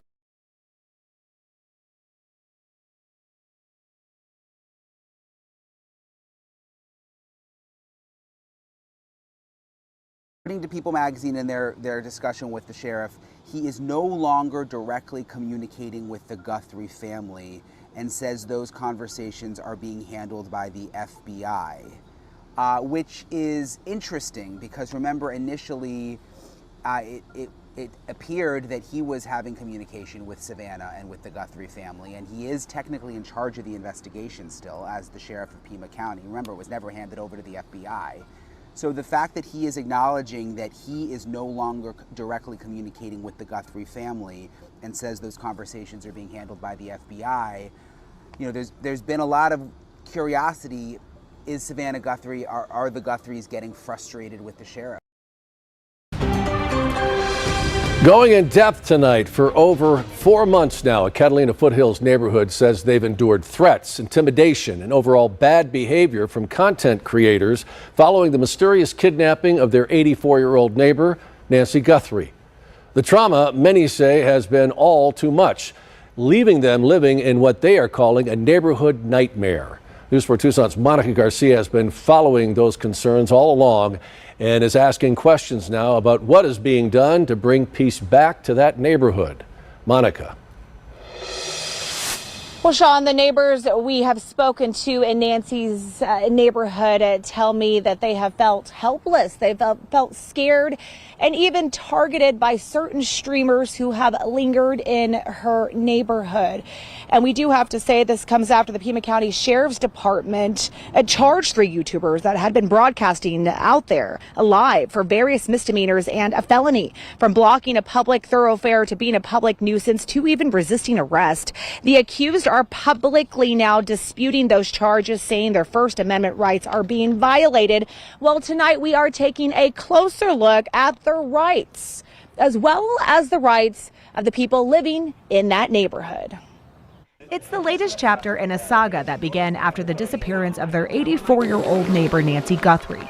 Neighbors say they've since endured months of disruption. Yeah, I remember you. Intimidation and unwanted attention. She doesn't like anybody stopping here. Feeling like there's been little recourse to stop it. I'm not packing anything up. I'm hanging out right here, bro. Blocking the road.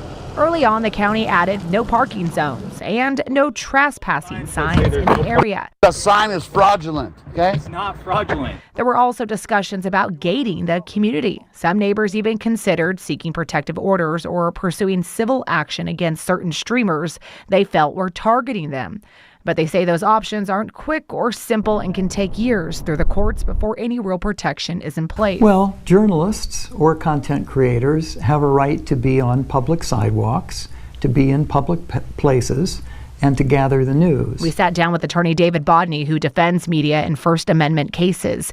He says the law is clear, whether you're a traditional journalist or an independent content creator.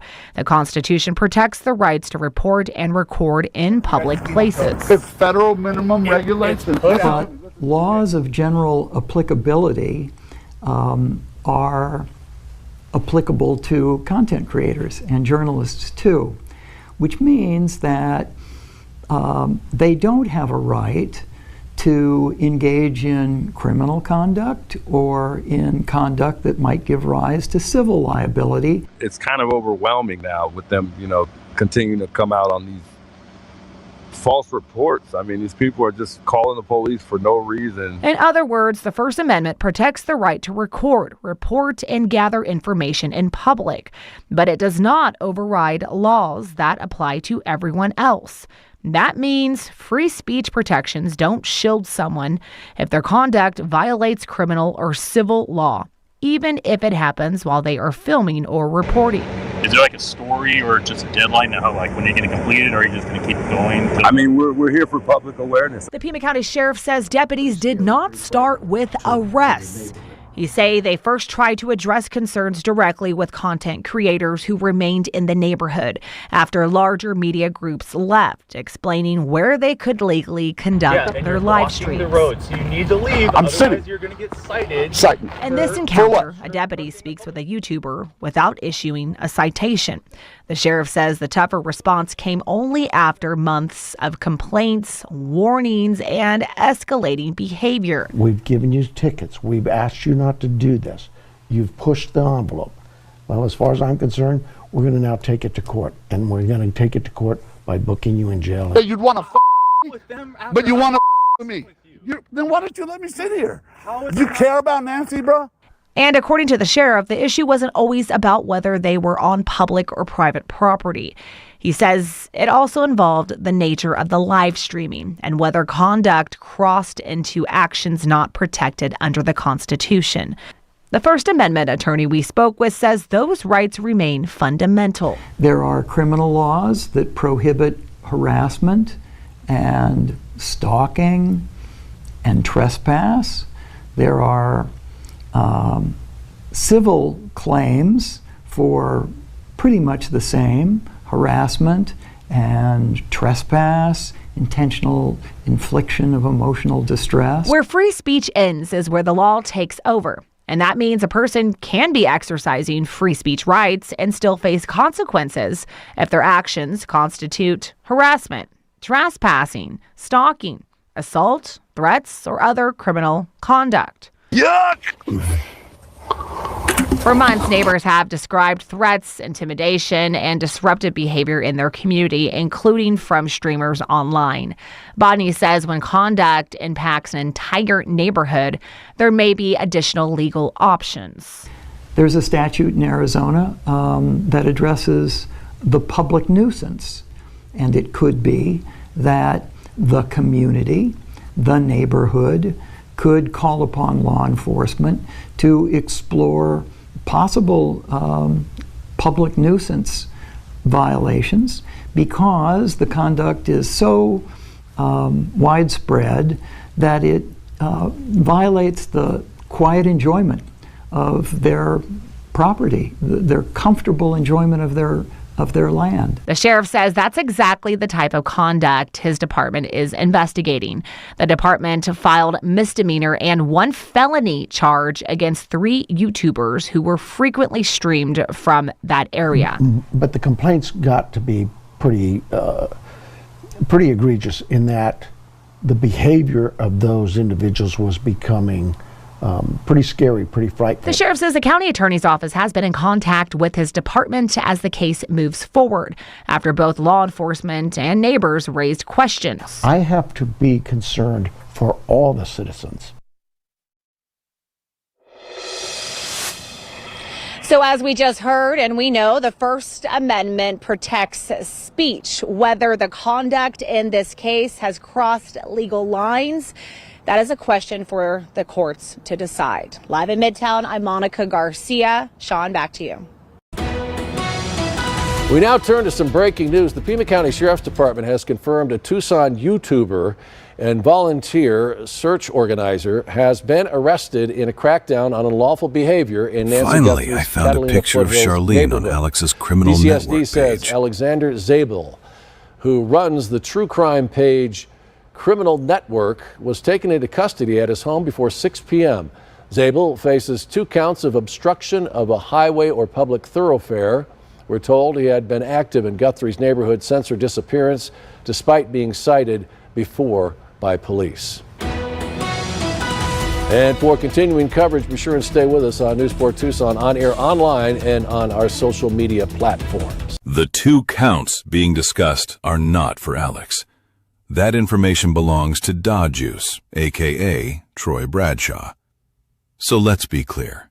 Alex should not be tied to those 2 counts unless verified information proves otherwise. I'll use the word YouTubers, but the complaints got to be pretty egregious in that the behavior of those individuals was becoming pretty scary, pretty frightful. After months of neighbors complaining about unlawful behavior in Nancy Guthrie's neighborhood, the Pima County Sheriff says enough is enough. Tonight, Sheriff Chris Nanos announcing a crackdown on the problem, and News 4 Tucson's Monica Garcia joins us live from the foothills to explain. And Monica, I know this has been a big issue. What do they plan to do about it? That's right. We just spoke with Sheriff Chris Nanos, who says he tried to respect the public interest surrounding this case. A lot of people want to know what's happening, right, especially in the months after. And he's also trying to respect at the same time the rights of the people who live in this neighborhood. And let me just step aside, showing you what's still out here, Sean, these no parking signs. But now as we talk about going into the 5th month of this investigation, he says complaints about a small group of individuals has grown so significant that calls to 911 from this neighborhood have tripled. And now he says the warning period is over. So Sheriff Chris Nanos says his office first responded to complaints with education, warnings, and requests for people to respect those that live in this neighborhood. That didn't work. So deputies began issuing citations that carry fines. Well, now going into the 5th month of this investigation, Nanos says some individuals that continue the same behavior despite those citations, well, now they're going to be subject to arrest and possible jail time if their unlawful behavior continues. Take a listen. If somebody's just out there from one of our local media outlets or even a YouTuber and they've not been cited, then fine, we'll give you a citation and expect you to be reasonable with us and not come back. But if we happen to look at you and say, no, you've received a ticket, you've been cited for this same behavior, that didn't do you any good, you've upped the ante for me, so we're going to now take you to jail. Okay, so the sheriff says the new policy is aimed at what he calls habitual offenders. And he goes on to say that he has the support from the Pima County Attorney's Office in this latest move. We will have much more on this story. So coming up tomorrow, we speak directly for the first time from neighbors who live in this area. And they're going to talk to us about specifically what the sheriff was referring to, this unlawful behavior that they've had to endure for months. Live in the foothills, I'm Monica Garcia. Sean, back to you. All right. Thank you, guys. Thank you. Here we go. Hey, how you been? It's a hot one today, ain't it? You know, actually, it's not. I was thinking that it's not that bad with the umbrella and the. Shape, you're so cool. Yeah. You do the YouTube stuff too? Yeah, 857 Tucson. Okay. Yeah. Oh, thank you. Yeah, thanks for what you guys are doing. You know the YouTuber that goes running around anger. I mean, yeah, I've heard of him. Yeah. Seen him around here today, or not today? No. Man, well, you're not doing nothing wrong. Just sit over there. I just wanted to talk. Oh, I appreciate you. Thank you for what you're doing out there. We stand with you guys. Oh, I got water and yeah. This umbrella is the key though, right? Yeah, they did. He asked if I knew somebody named Alexander. That is what he asked me. Alexander, he did ask. How we doing? Not bad. How you doing? Big welcome those you guys tuning in. Good to see you guys in the chat. Big welcome, guys. Welcome, Porch. So we were told to come out and talk to y'all, and to see what y'all up to, get your IDs, all that stuff. What's going on? What crime are you accusing me of doing? Allegedly public nuisance. Yeah. No, have you talked to the other? They already came by here. Hey, wait a minute. We already had sheriffs come by, and I talked to him. He said we're cool. When was that? About 2 hours ago. I mean, I have it on video and everything. Man, well, you're not doing nothing wrong. Just sit over there.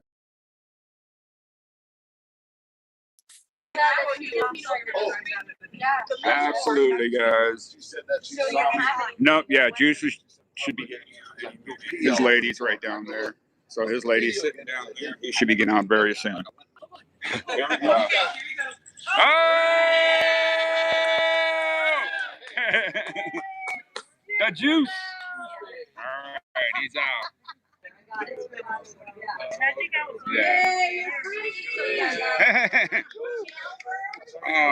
The fallout continues tonight after the Pima County Sheriff took action against 3 YouTubers he says disrupted a Catalina's Foothills neighborhood with unlawful behavior. Charges range from obstruction of highway or public thoroughfare to being a public nuisance. News 4 Tucson's Monica Garcia is live with us tonight. She's been following this all along from the beginning. She's now joining us from the newsroom with the latest on the enforcement action. Monica, what have you uncovered? Yeah, Sean, a lot happening here. We did learn of the stricter enforcement in an interview we have scheduled with the sheriff on Monday on a different story that we were doing. So that crackdown, the sheriff says, is happening in the neighborhood of Nancy Guthrie, the 84-year-old mother of Savannah Guthrie, who disappeared over 4 months ago. He says it follows numerous and constant complaints from people living in that neighborhood, claiming individuals are trespassing, blocking roadways, and disrupting the peace of the neighborhood.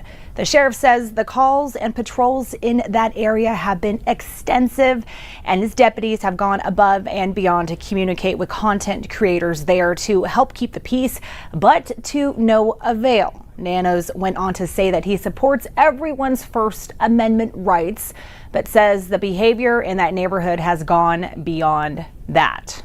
And we started getting calls from the neighbors about actually a certain group of these, I'll use the word YouTubers, but the complaints got to be pretty egregious in that the behavior of those individuals was becoming pretty scary, pretty frightful to the neighborhood.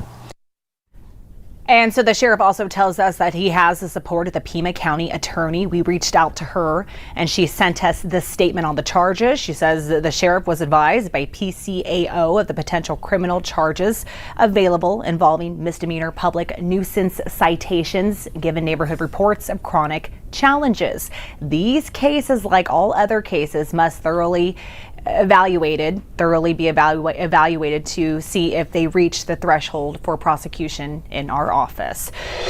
And so, Sean, as for the 3 YouTubers accused in this case, they've all taken to their individual platforms disagreeing with the charges against them, accusing the sheriff of being unconstitutional. We will continue to follow the story. From the newsroom, I'm Monica Garcia. Back to you. KVOA's segment on Da Juice used 2 censor bleeps, so I pulled up the original video to compare.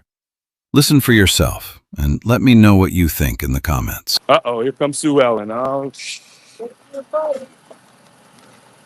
I couldn't find anything that justified those bleeps. No clear profanity, slur, or comment needing censorship. So why add them? uh-oh, here comes Sue Ellen. Oh, We're told neighbors are constantly filmed and put on blast on the internet, some with their names, addresses. what a douche. What a douche. See if I can go find. By the way, I'm Francis. Troy. Right. I go by the Deuce, so I'm on YouTube, so. Okay. Yeah. Well, I'll see you. All right. Let me know. Hopefully you find it. He's out there. Uh-oh, here comes Sue Ellen. Oh, all right, be safe. You too, brother. One of the are you from the neighborhood? No, I live on the Tucson National. You know where that's at? I don't. Caro and Yeah. Shannon. Gotcha. Say it again. He put you in your colleges? Oh, In Cotero? Well, it's actually McGee now. I'm not too sure. I think she's getting your plate. We're just chatting away. He's leaving right now. You're all right. She's getting your plate, but we're just chatting away, Sue Ellen. He's not here to park or anything like that. She's trying to take a picture of your plate, but she's having a hard time pulling up her phone. Why, can't you stop for a second? Apparently, according to her, no, she doesn't like anybody stopping here. Yeah, sorry, brother.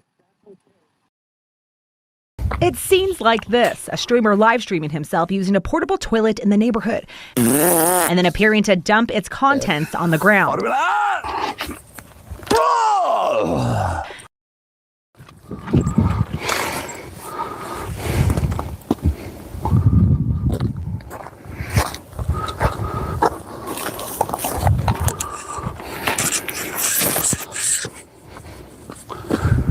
Watch my back, Holmes. Oh.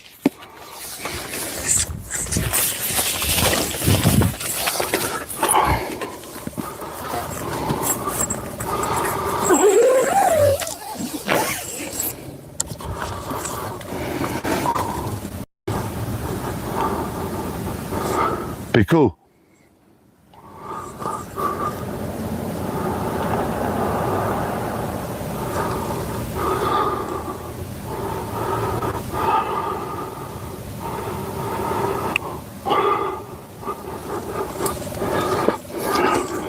Be cool, be cool. You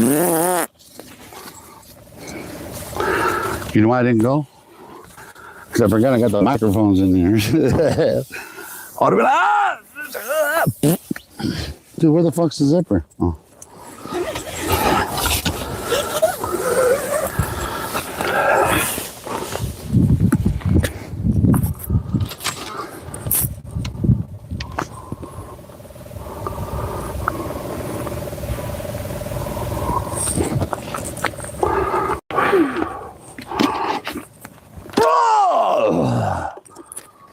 Yuck! Here we go. What you are looking at right now is exterior outside of Nancy Guthrie's residence. And today, the Pima County Sheriff's Department announced that they have officially arrested 3 individuals who identify themselves as social media streamers in the Foothills neighborhood, again, where Nancy Guthrie originally was reported missing. The Sheriff's Department has received numerous complaints about these individuals blocking roadways, trespassing, and disrupting the peace in this neighborhood.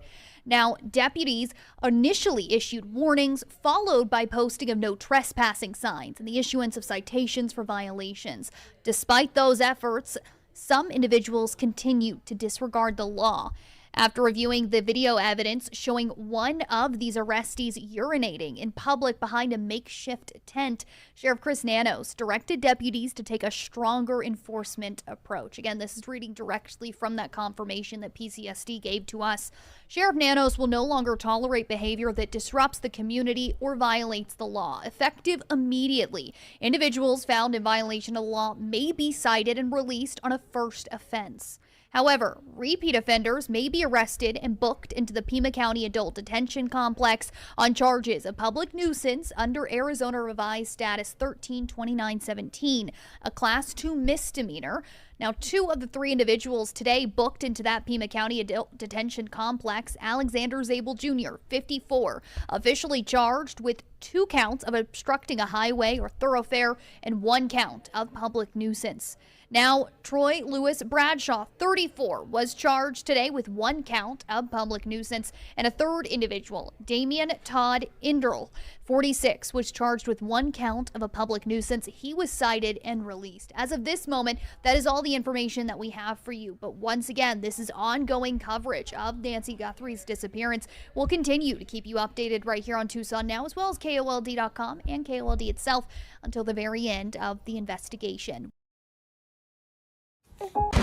Good evening, everybody, and thanks for joining us. I'm Sean Mooney. The Pima County Sheriff's Department says a deputy was knocked to the ground tonight during the arrest of a YouTuber in front of Nancy Guthrie's home. Now, that YouTuber, Alexander Zabel Jr., had already been arrested this week. That was following a crackdown by the Pima County Sheriff's Department in Guthrie's neighborhood after receiving complaints from residents there for weeks. News for Tucson's Jacob Owens joins us live with more on today's arrest. Jacob, what have you learned tonight? Sean, 54-year-old Alexander Zabel Jr. is now facing a charge of resisting arrest as well as a public nuisance charge. That's following this most recent arrest. We don't have specific information from the Pima County Sheriff's Department about why deputies were called out to the scene or why Zabel was live streaming in front of Guthrie's home.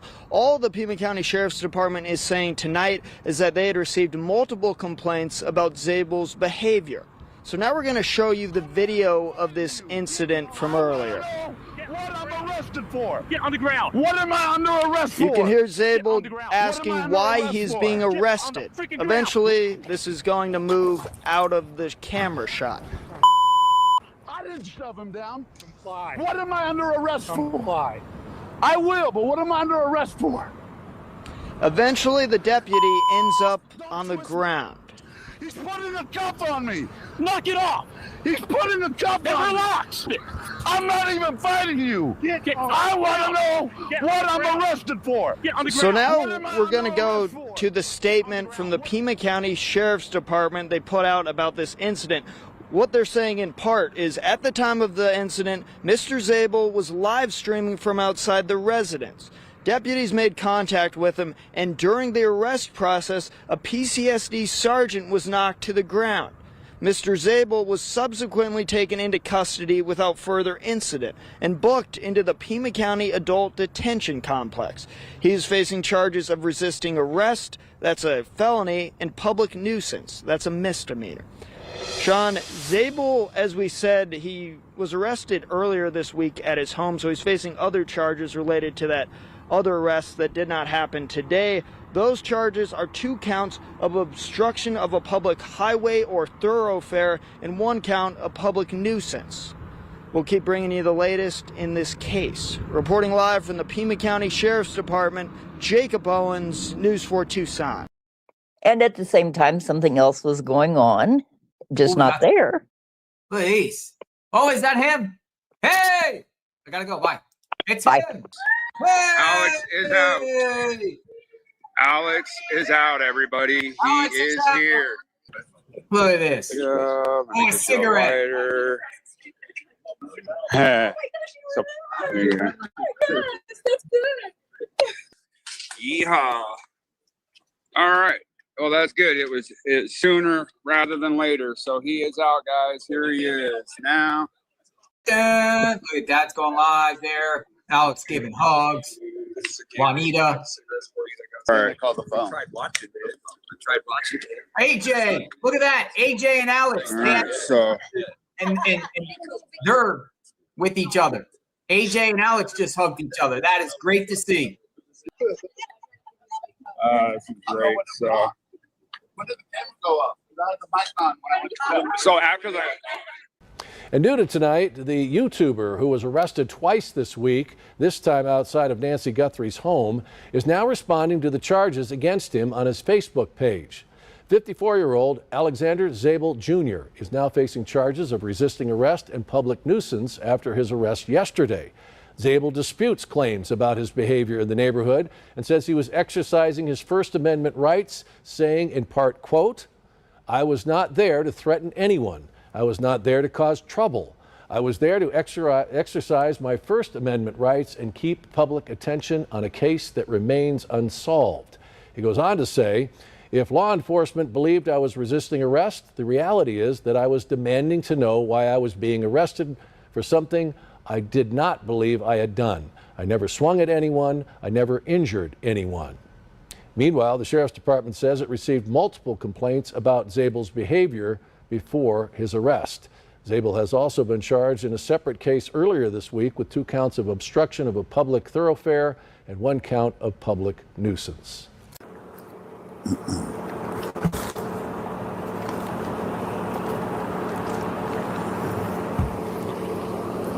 Hello, sir. How you doing? Put the cigarette out for us. Sure. Stand up. For what, sir? Because it's in your direct order. On direct order, okay, but before that, can I have your name and your badge number first? We'll give you Stand up. Hey. No, stand up. What did I do? Stand up. You're under arrest. For what? You're under arrest. What am I under arrest for? Hey. Stand Hey. up. Stand up. Okay, but listen, you guys. Stand What up. am I under arrest for? Drop the cigarette. Hey, what am I under arrest for? Dude! Stop it. Here we go. We do have an update on a story that we began bringing you yesterday. Once again, the YouTuber accused of erecting a pea tent inside of Nancy Guthrie's neighborhood once again arrested by Pima County Sheriff deputies. Let me go ahead and show you this gentleman one more time. Who you are looking at right now, once I can get this, there we go. Who you're looking at right now, 54-year-old Alexander Zabel Jr. He was arrested in front of Nancy Guthrie's home just before 5 o'clock tonight. PCSD has received several complaints, including Mr. Zabel's behavior, regarding Mr. Zabel's behavior, I should say. And at the time of the incident, Mr. Zabel was live streaming from outside of that residence. Deputies did make contact with him, and PCSD went on to say that during the arrest process, one sergeant was knocked to the ground. Mr. Zabel subsequently was taken into custody without further incident, booked into Pima County Adult Detention Complex, where, as far as we know, he remains at this time. He's currently facing charges of resisting arrest, which is a Class 6 felony, and a public nuisance charge, which is a Class 2 misdemeanor. Now, what we told you yesterday was he is in hot water for using a homophobic slur when referring to a News Nation reporter, and he was officially arrested in that for a second time that week while in Nancy Guthrie's neighborhood. Now, again, according to the Pima County Sheriff's Department, Alexander Zabel Jr. arrested earlier today. Before that, he was one of the 3 YouTubers that were arrested on Monday of this week, June 8th, following mounting complaints from neighbors, including allegations that he was peeing in public.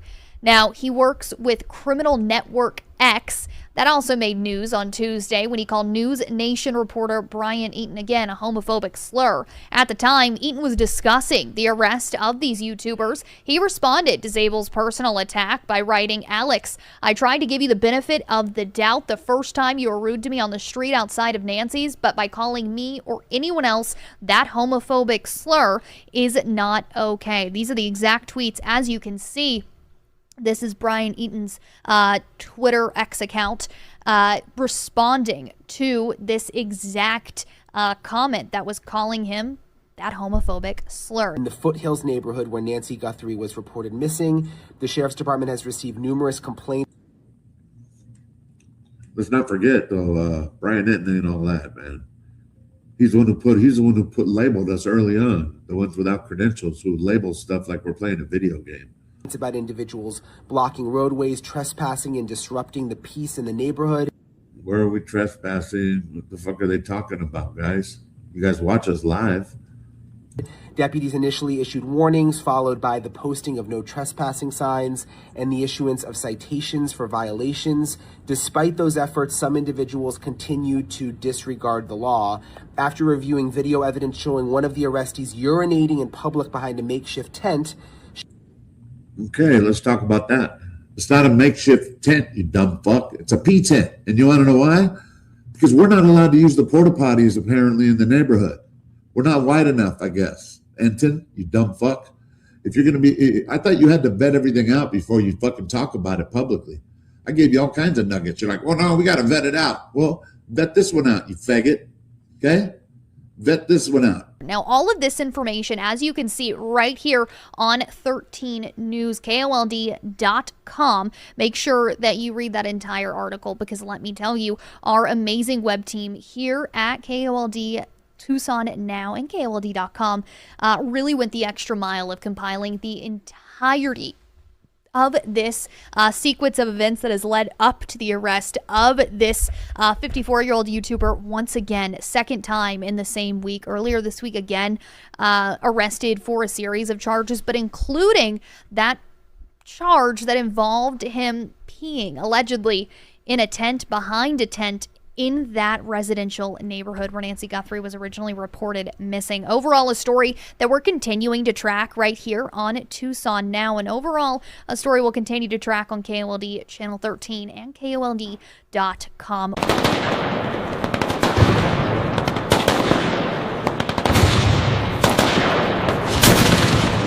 While I was en route, I was provided with the following information via call text. Who is the reporting party? Was driving by and a Hispanic male, late 40s to 50s, heavy set, shaved head, tattoos all over face and arms, black sunglasses, last seen wearing all black, was sitting in a chair in the middle of the roadway, recording or doing a video, and threw a cactus at vehicle.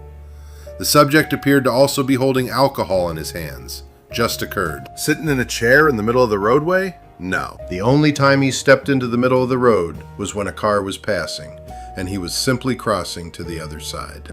You better watch Threw a cactus at a vehicle? No, that is not true.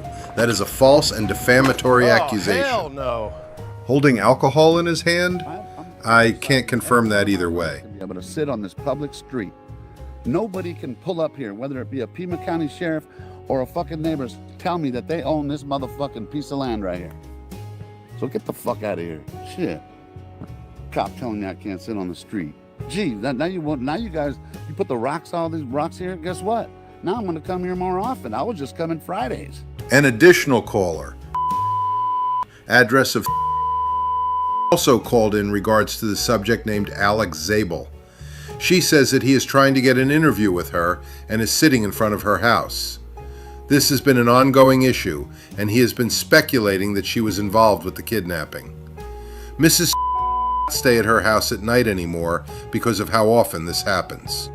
He is trying to get an interview with me and is sitting in front of my house. This has been an ongoing issue. He has been speculating that I was involved with the kidnapping. I do not stay at my house at night anymore because of how often this happens. Caller, Mindy, discretionary contact, phone number calling from Phoenix, is stating, "People are harassing my YouTubers and throwing rocks and cacti at them. Get out of here! Stay away from our land! I didn't do anything! We don't want you here!" She had also mentioned Alex's name. While I was en route to the scene, I attempted to make telephonic contact with the phone number that was provided to me from communications to try to get a hold of caller. However, after multiple attempts, I received a negative answer.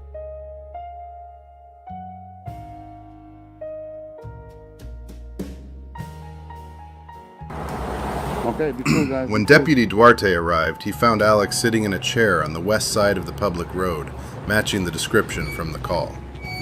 Duarte told Alex the report involved a vehicle passing by and an allegation that Alex may have thrown a cactus at it. Alex denied throwing anything and said he had been live streaming from that location for about 43 minutes. Duarte also addressed the report that Alex may have had alcohol.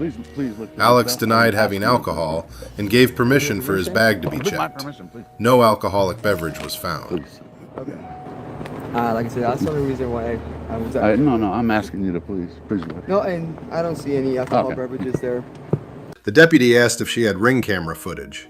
She said yes, but also said she was shaken up and that it would take her some time to send the footage. The deputy told her not to worry and said he understood her frustration and concerns. The deputy explained that an Axon link would be sent to her by text message so she could provide the footage. He asked if there was anything else he could assist with, and she said no. The deputy then cleared the scene and returned to service.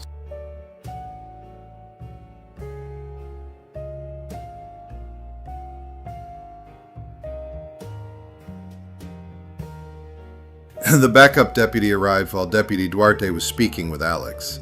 During that time, the deputy noticed a vehicle pull up to the residence and spoke with the driver. The driver said he was the property manager and regularly came to the property. The deputy then contacted supervisors to verify whether the man was allowed to be there. After Sergeant Stivers confirmed with Savannah Guthrie that the property manager was authorized to be on the property, the deputy passed that information back to Sergeant Morales and Deputy Duarte. His body camera was active during the incident.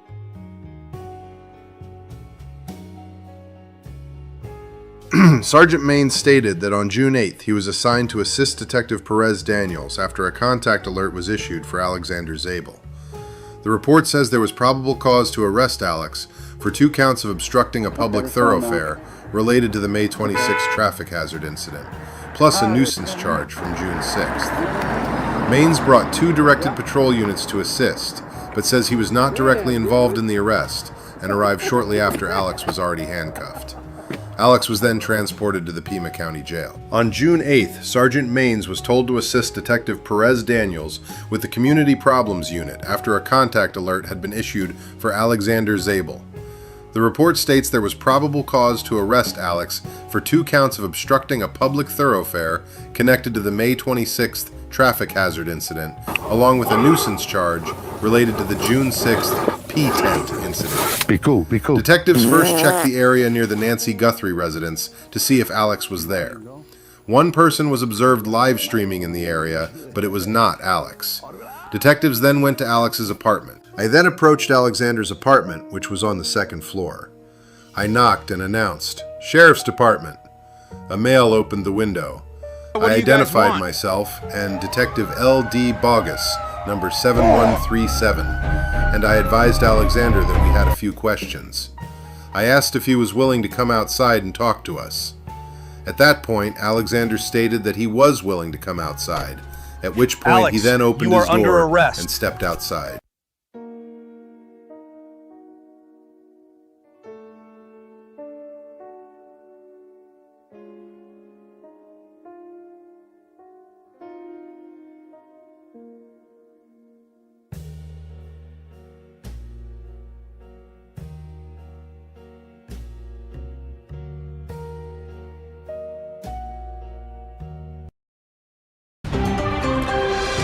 Going in depth tonight for over 4 months now, a Catalina Foothills neighborhood says they've endured threats, intimidation, and overall bad behavior from content creators following the mysterious kidnapping of their 84-year-old neighbor, Nancy Guthrie. The trauma, many say, has been all too much, leaving them living in what they are calling a neighborhood nightmare. News 4 Tucson's Monica Garcia has been following those concerns all along and is asking questions now about what is being done to bring peace back to that neighborhood. Monica. Well, Sean, the neighbors we have spoken to in Nancy's neighborhood tell me that they have felt helpless. They felt scared and even targeted by certain streamers who have lingered in her neighborhood. And we do have to say this comes after the Pima County Sheriff's Department charged 3 YouTubers that had been broadcasting out there live for various misdemeanors and a felony, from blocking a public thoroughfare to being a public nuisance to even resisting arrest. The accused are publicly now disputing those charges, saying their First Amendment rights are being violated. Well, tonight we are taking a closer look at their rights, as well as the rights of the people living in that neighborhood. It's the latest chapter in a saga that began after the disappearance of their 84-year-old neighbor, Nancy Guthrie. Neighbors say they've since endured months of disruption. Yeah, I remember you. Intimidation and unwanted attention. She doesn't like anybody stopping here. Feeling like there's been little recourse to stop it. I'm not packing anything up. I'm hanging out right here, bro. Blocking the road. Early on, the county added no parking zones and no trespassing signs in the area. The sign is fraudulent, okay? It's not fraudulent. There were also discussions about gating the community. Some neighbors even considered seeking protective orders or pursuing civil action against certain streamers they felt were targeting them.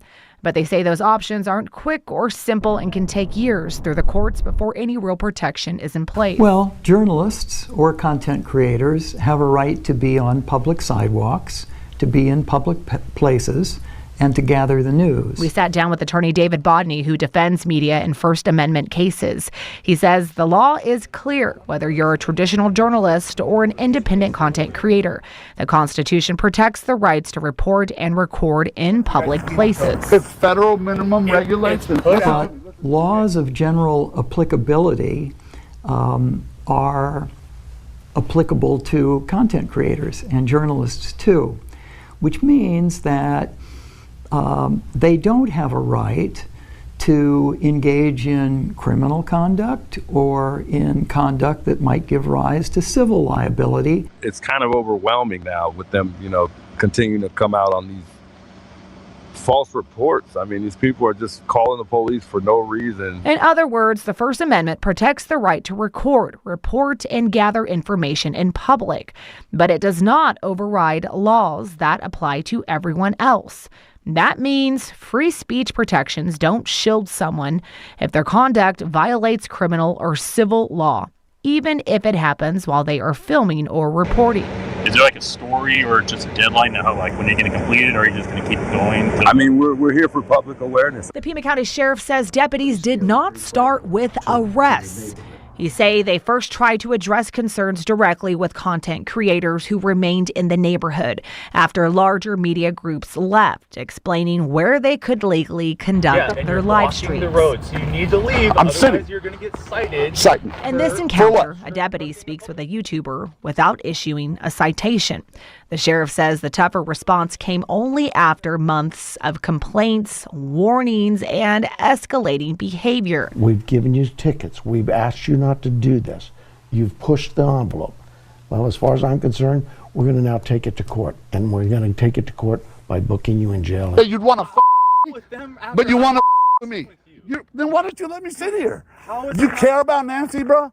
And according to the sheriff, the issue wasn't always about whether they were on public or private property. He says it also involved the nature of the live streaming and whether conduct crossed into actions not protected under the Constitution. The First Amendment attorney we spoke with says those rights remain fundamental. There are criminal laws that prohibit harassment and stalking and trespass. There are civil claims for pretty much the same: harassment and trespass, intentional infliction of emotional distress. Where free speech ends is where the law takes over. And that means a person can be exercising free speech rights and still face consequences if their actions constitute harassment, trespassing, stalking, assault, threats, or other criminal conduct. Yuck! For months, neighbors have described threats, intimidation, and disruptive behavior in their community, including from streamers online. Bodney says when conduct impacts an entire neighborhood, there may be additional legal options. There's a statute in Arizona that addresses the public nuisance, and it could be that the community, the neighborhood, could call upon law enforcement to explore possible public nuisance violations because the conduct is so widespread that it violates the quiet enjoyment of their property, their comfortable enjoyment of their land. The sheriff says that's exactly the type of conduct his department is investigating. The department filed misdemeanor and 1 felony charge against 3 YouTubers who were frequently streamed from that area. But the complaints got to be pretty egregious in that the behavior of those individuals was becoming pretty scary, pretty frightful. The sheriff says the county attorney's office has been in contact with his department as the case moves forward after both law enforcement and neighbors raised questions. I have to be concerned for all the citizens. So as we just heard, and we know, the First Amendment protects speech. Whether the conduct in this case has crossed legal lines, that is a question for the courts to decide. Live in Midtown, I'm Monica Garcia. Sean, back to you. I made a post about Christopher Nanos, the sheriff of Pima County, and I have information on him. So to catch people up, I'm a professional sports capper. So what that means is people come to me and I give them an edge on sports picks, betting, that sort of thing. Oh, sweet. Yeah. So I'm not going to say how I got access to one of his accounts, but I got access to his FanDuel account specifically. He may have 9 or 10 accounts. Who knows? People need to realize there's only one account I have access to. And again, I'm not going to say how I have access to it, but we kind of laid down an example last night. Alex posted it. And so, yeah, I mean, essentially, it's not illegal for him to gamble on the job. Say it's at 9 o'clock at night and he's off the clock. He could totally go on his phone and place a sports bet. The thing with FanDuel is anytime you are on your phone or any kind of phone, laptop, there's timestamps for every bet you make. And he happened to bet basically 7 days a week on his phone all day long. So he's gambling on the clock, and that's the issue. Wow, dude. I mean, I don't even want to ask how you could. That's crazy how you figured that out. That's No, I've seen the receipts. Yeah, and so like I said, Alex has seen the receipts. He showed proof a little bit last night. We have a lot more. I have timestamps for dates, times, the type of bet, the bet amount, what he's betting on. I have the whole thing. I just do a teaser. You just gave me a good teaser to let me show people like we ain't playing. Yeah, and that's why I posted. Like, you guys can feel free to look and make sure this is AI or not AI. And I posted that on the post. I'm like, go ahead and look it up. I mean, it's going to show you it's not AI photo generated. It's not a fake photo. This is the real deal. So, what are sports? And again, if you can't tell me, but what is it? NHL going on right now or baseball right now? Oh yeah, so you got baseball, you got World Cup stuff. Oh, World Cup. Yeah. What are his favorites? What's that?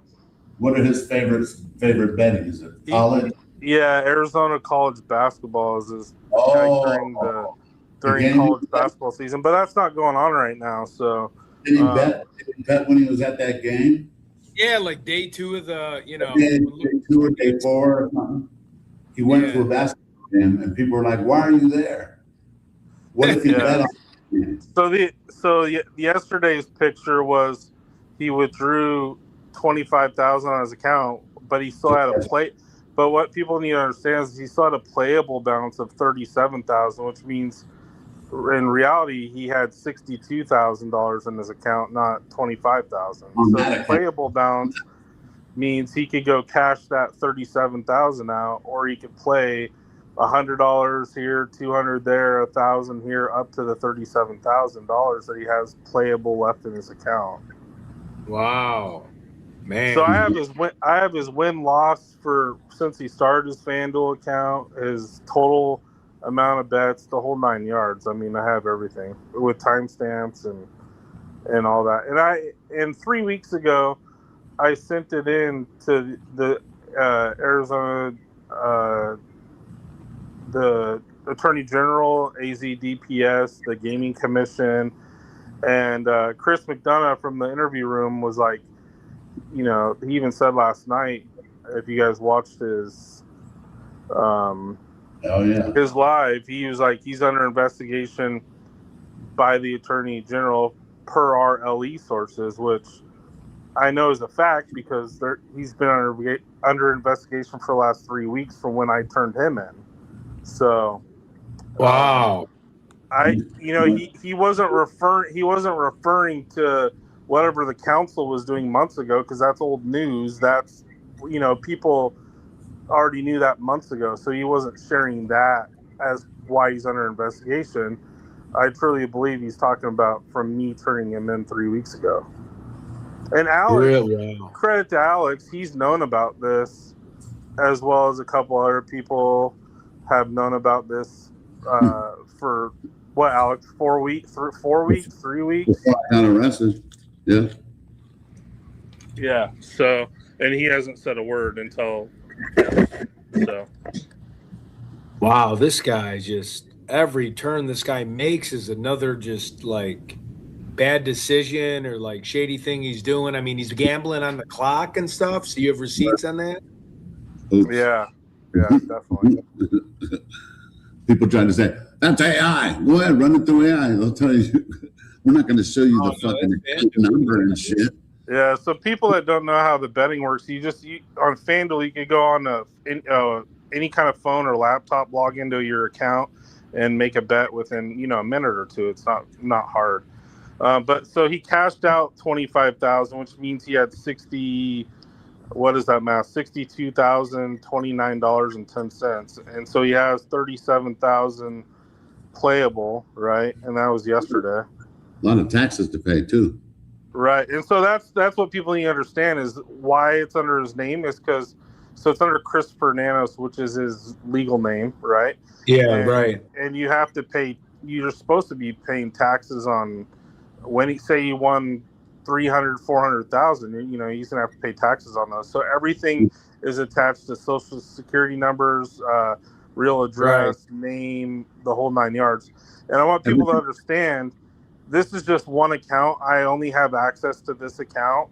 I don't have, like, he could have draft. There's You could so have many out there. DraftKings. DraftKings, MGM Bet. I mean, he could do offshore betting. You And a know, lot he of could have stuff you have millions in of there. dollars attached to accounts that I don't have access to. Yeah, and hang time. A lot of people, a lot of things might be attached to his wife's name, like his phone and a lot of those other things. Just like, you know what I mean? It could be possible, right? Yeah, so as you, I mean, you know this, and I'll just say it. I have access to Charlene's, which is his wife. I have access to her account, but her account doesn't. I want people to realize her account doesn't matter because she's not the sheriff. So she could No, go but bet all day long, and it doesn't. Hers don't matter. So it's right. his that matters. What I was trying to reach to was, can it be all put back to the LLC, the Lucky Logic? In other words, for tax purposes and all this other stuff. I don't know how the sporting bet. No, because it's under their actual legal name. Their LLC is a separate thing, from my understanding. You have to use your name, right? Like Ted, for instance, if he went to go, I mean, I don't know if, I know Ted's a big sports guy, so I don't know if he has a FanDuel account, but you'd be familiar with that if he did. Do you, Ted? I mean, is that something? Yeah. I mean, at the end of the year, I'll get like a tax thing from them. Right. Yeah. And it's under your real, under your name and your address. Yep, everything social. Yeah. You can't mess around Your with that. account. Yeah, and they're going to make sure they tax you. So for sure they're going to get your so. You know what I mean? That's just the way the no, it is nowadays. Right. Yeah. And I personally, what I do with my clients is I go into it because my clients make big bets. Like this amount, like people don't understand. Like this amount may seem big to a lot of people, but this amount's really kind of, in my opinion, it's kind of small. And restream it. I got the paper. We're at live right now at KVOA Studios. I'm gonna show them that I got it free. We're free. So if you, yeah, I'm live right now. Yep. I see this from the jail. Is that the one or? No, there's 3 live ones, so you have to scroll over, but you'll see it. Okay. Yep. You're live right now. Okay. Yep. Send me the link here. Let's see the banner. Okay. I'll send you the link. Good job, man. Thank you. I'll talk to you in a bit. Thank you. Thank you. All right. So we will send this over here.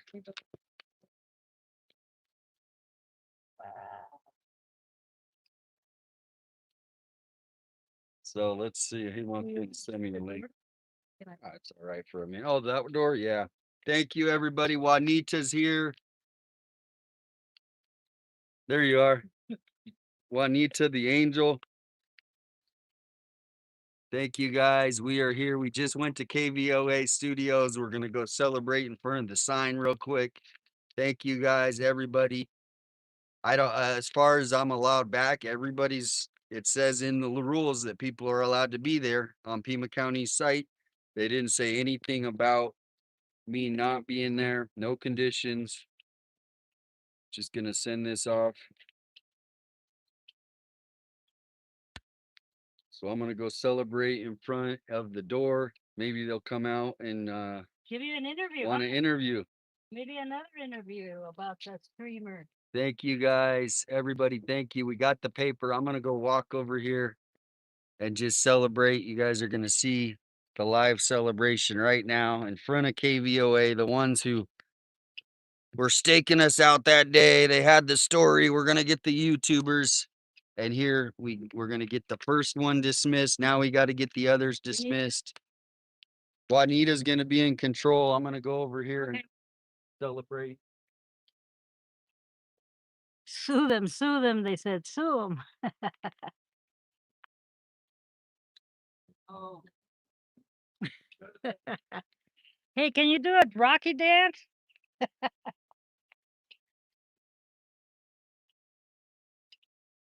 Freedom. Oh. You guys are welcome. Thank you. Thank all of you for supporting him. You guys are all awesome. He's got a great chat. You guys are great. I wanted you to do the Rocky dance. Oh, yeah. Da, da, da, da. Woo!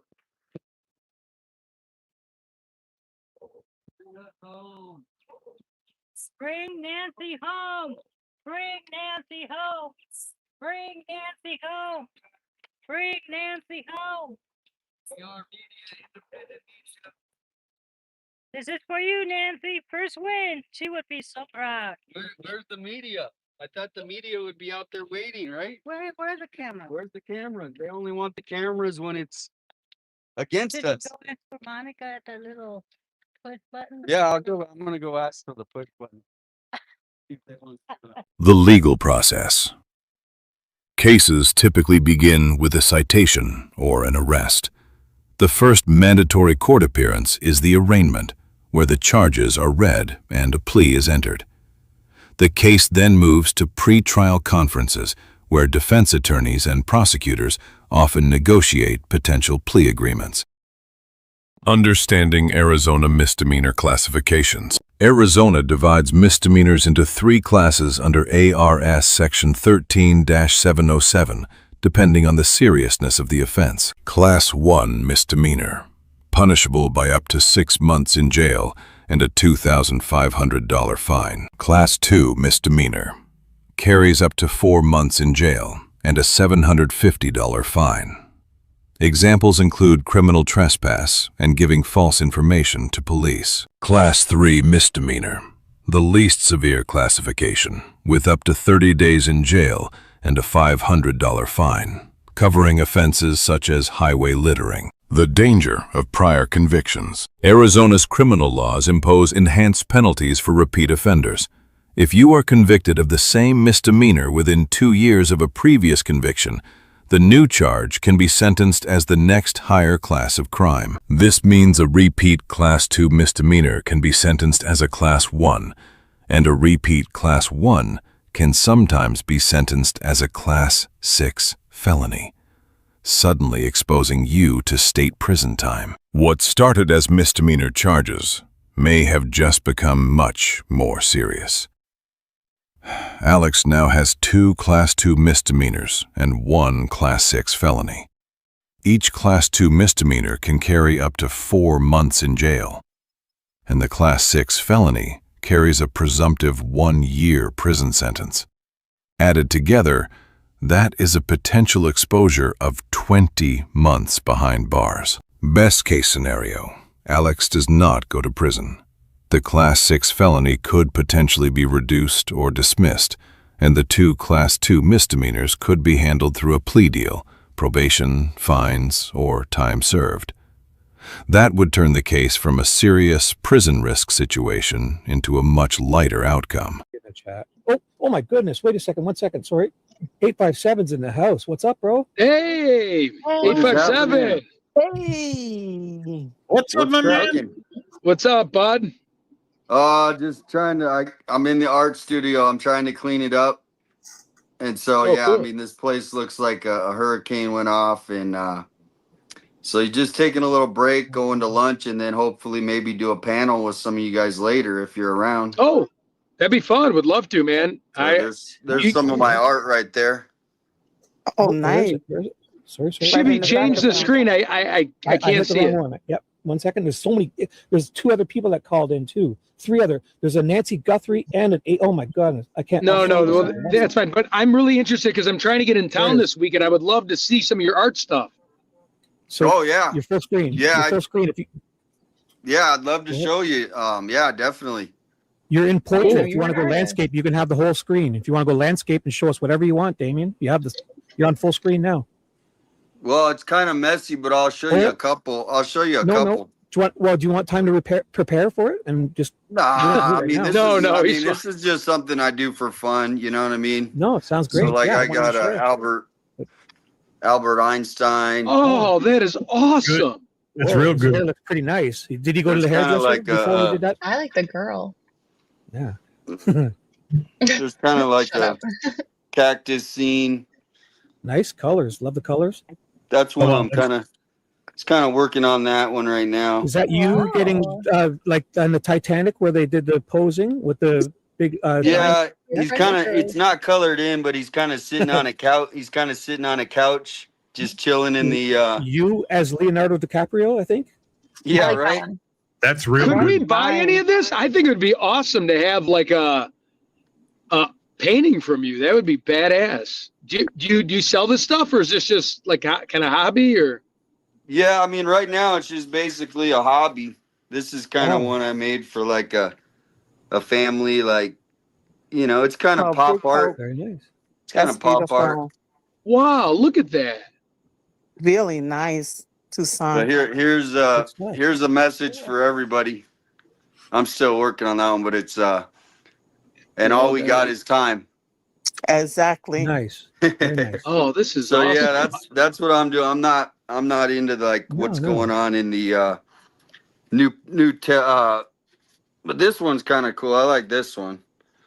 It's kind of like that is no AI can recreate like those. that That's all one of a kind stuff. I love it. AI can't steal that. Yeah, it's fun. This is what I used to do a little bit before I got, you know, pretty busy lately. It's like this is awesome. Let me see this.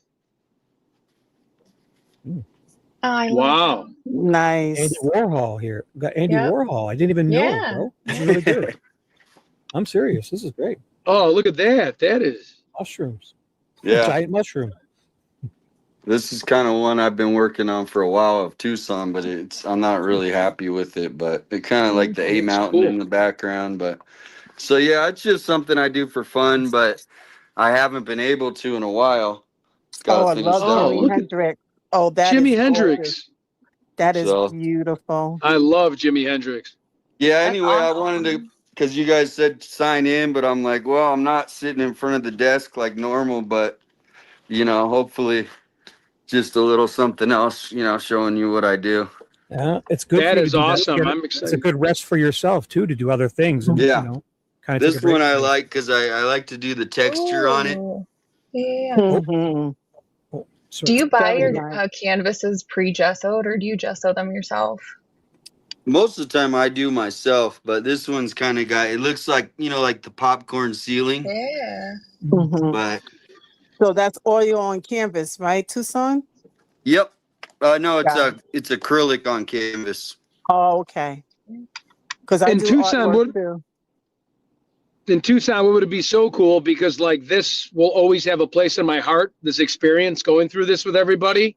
Yeah. And like to own a piece of artwork, to always like when I get older, one day reflect and just talk about it. And it all, you know what I mean? If I could ever purchase one of those. I mean, that's the thing I'm is just saying. I hope in the future it would be something. It's just, you know, it's kind of like you guys are the first people to, you know, to know that I do this. So maybe, but yeah, Thank you for choosing us to share it with. Thank Because you. one day I would love my son to see that and he would ask a question, what is that photo about? And it actually has a lot of meaning. Like, hey, there was a really good guy that fought for our rights named 857 Tucson. I don't know. I just think it's a great talking piece and it actually has a real story behind it, you know? that's what art, like this one right here is kind of, I like this one. It's and excuse my art studio is a disaster, but No, it's great. kind of like Well, the Campbell's that's food. but it's but that's Johnny Cash? Elon Musk. Oh, that's awesome. That is Andy Warhol. Mhm. Yeah, Dude, yeah, man, Andy- you are. Andy Warhol ish. Yep. Is that Trump Biden right there? Yeah, I made that when they were you know, when they were friends. and yeah, right. So it's kind of like a boxing match. Roommates. Yeah, that's great. And got the money, like all Got the politicians. money, They and all then the about the guy money. with the banker, Monopoly. The money Monopoly kinda- man? Pretty much. Yeah. Yep, Monopoly man's on there. The viruses both took over their brains. Yeah, exactly. So there's fun, you know. Dude, this is awesome. This is good stuff. I mean, yeah. So they've been just sitting here collecting dust, and oh, look at that. you know, Oh, I love the peace sign. That's really nice. How long does it take to paint one of those? Does it take a little? I mean, I know everyone's different, but what would you say on average? it depends on, you know, how I'm feeling. Like obviously, right now, it's all about. But like some of them take longer, some of them, you know, it's not really about time. But I would say days. You know, like you start with the composition. you got to guess. So, so it could take a couple weeks up to there's some that, I just stopped working on because I lost interest for that time and I know I need to go back. So it's just a process for everyone. Wow. Well, that is cool. Yeah. If I come in, looking to come in town this week, it'd be cool to check that stuff out. That would be, that's really unique. I didn't know that side of you. That's awesome. Oh, look at that one. I know. We would have never known. Sorry, Yeah, I sorry, like one sec. that I got one. you. One sec. Tucson There we go. Oh, That's nice. Still got to finish it, but yeah, it's Dude, lots to this finish though. This one's kind of silly, it's like of an old, one of those, but those wigs, like the British wig thing or whatever they are. do you ever bring these to like an art fair at all, ever? I did one time. I was invited to one. That's a nice one. Nice. Yeah, that's nice. Wow, I just love the color contrast. Yeah, that's the thing. I like to make them bright. Here's another kind of. This one's kind of like it's an older one that dude, you got to just put an open for sale sign on your house or whatever and have a little studio. You could have people come in there. Oh, my Aunt Lynn would love that. She lives in Paradise Valley and she's got a ton of Indian stuff. She would love that. You need a studio. Go to Annie's. See if Annie's not using hers and use her studio. Yeah, go to Splinter. Go to Splinter. This one's kind of cool because it's like she's gonna set you up. Oh, they're gonna set you up. Oh, that's sweet. Yeah. Now, is that a beer or a cola? Yeah, you make whatever you see. This. I still have. Look at that, dude. Nice. I still want have, that one. You can't have it. Not for sale, pal. I have a question. So over to your left a little more back then, there was a painting of a tall mushroom. Yeah. I was curious. What were you thinking when you were painting the mushroom? That's the main thing is if you ever, study the mushroom kind of like Tommaso, it's basically how a lot of our earth started, right? From the mushroom. So it's basically that's where I came from. I'm a family of right? guys. Yep, all the family guys. It's kind of got a trippy, look to it. But yeah, so that's basically it. It's just it's a key piece to our environment.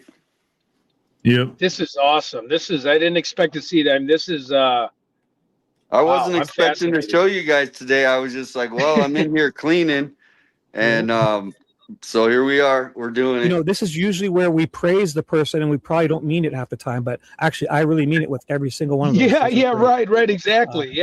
I love that one you just showed too. I mean, man, this and a lot of these I gotta finish, artists are just never happy with stuff until I guess you just stop. Like so one day. Yeah.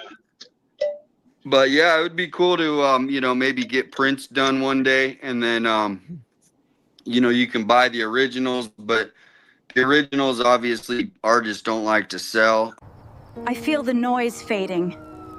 The cameras are weakening. The signal is breaking. This road has been restless for far too long. Too many tripods, too many live streamers. The spirits of the neighborhood have spoken. By the power of peace, quiet, and common sense, I declare this roadway free and clear of future streamers. No more standing in the street. No more blocking the road. No more yelling into phones at 2 a.m. The road is clean, the curb is calm, and the neighborhood can finally sleep. Are we still live? Not anymore, sweetheart. Keep your hands up. Keep moving. Get in, get out.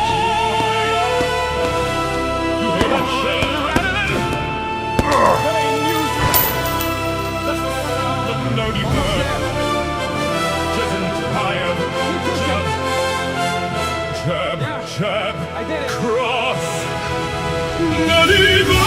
Neighbor, slack them little wings. Talk real loud, but you don't do a thing. Project on the back, Nedry on the side, Ted's in the gym, and I'm taking back pride.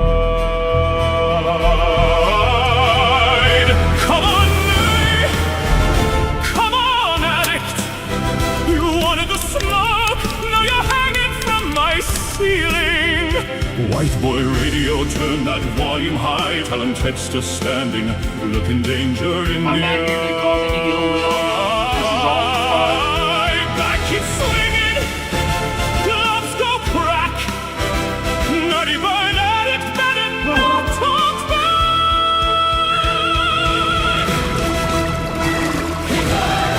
Make it swing, Ted's the king. I'm ready for you. Anywhere, anytime, any place.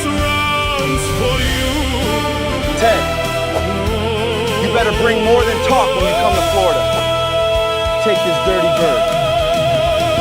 You see, I don't chase birds, I don't argue with birds. I train, You want a I piece sweat, of me, white boy? I punch. Come and get it.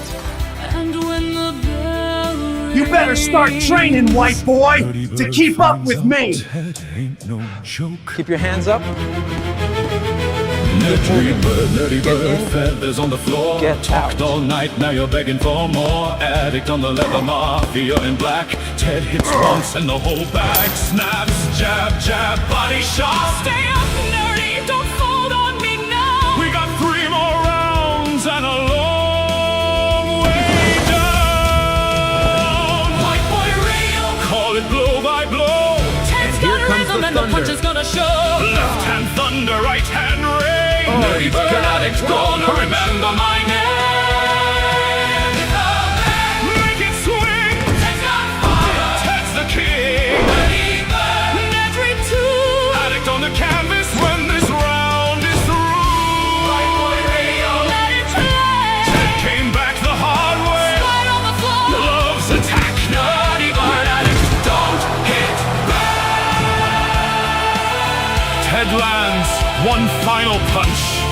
The bag swings wildly.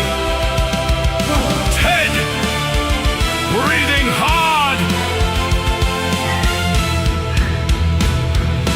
Yo, nerdy. Keep pushing. Round 2 tomorrow. I did it. Bring extra feathers.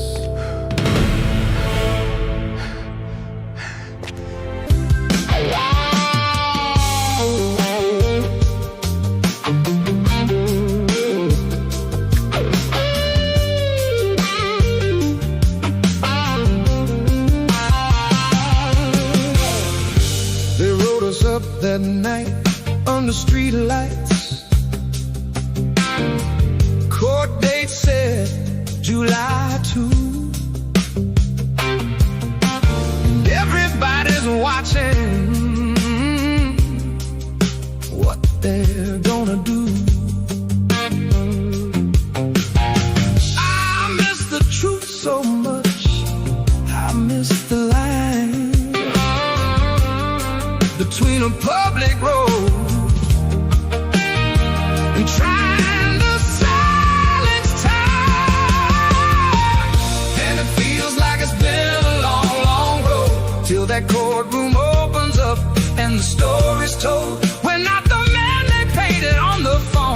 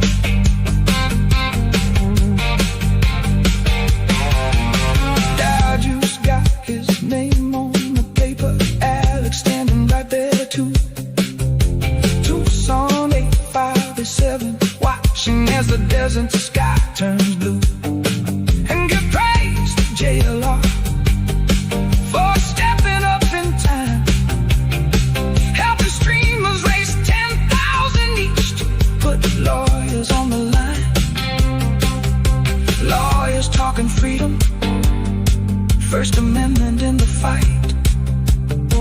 If a camera is a crime now, then who speaks next tonight? And it feels like it's been a long, long road till July 2nd comes and the truth is known. We're not the men they tried to make it home. Oh, no, no, no. We're the live streaming, fighting for the right to stand alone. And it feels like it's been a long, long road. Feels like it's been a long, long road. Feels like it's been a long, long road. Feels like it's been a long, long road. Feels like it's been a long, long road. Come on in, everybody. Welcome. Welcome to the greatest investigators on Earth. We have Ted Investigates, Dad's Gone Live, Alex 857, and many more. Let's go inside. Dun, dun, dun. Welcome, everyone, to the greatest show under the sun. And now, the climactic swing. Wait, what's that? It's the clue. He caught it. He caught it. Unbelievable. We have the proof. This is my side job from investigating. This is fun, people. Woohoo! Let's ride! Yeah! Here we go. My boys! Now, for our next act, dun dun dun! Start talking, or I'm aiming for the evidence board next. Behave yourself.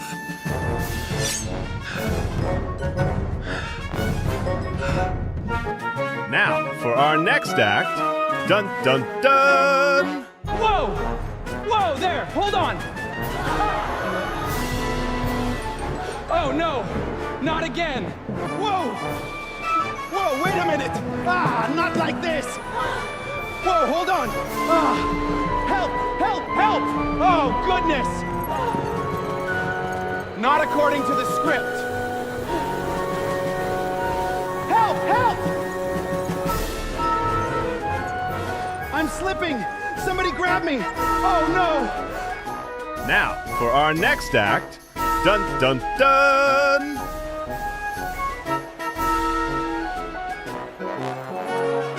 I like to get higher up to spot for clues.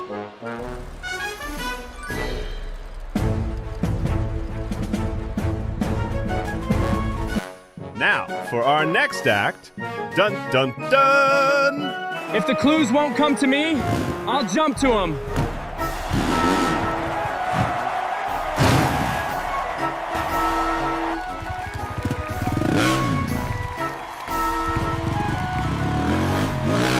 Now, for our next act, dun dun dun! All right, everyone, please. Wait, what are you doing? Oh, for the love of... Can someone please explain this? This is absolute madness. I've lost control. Now, for our next act, I don't usually question lions, but tonight, somebody's talking. Talk to me at Mab Investigates. now, for our next act, I think I found something.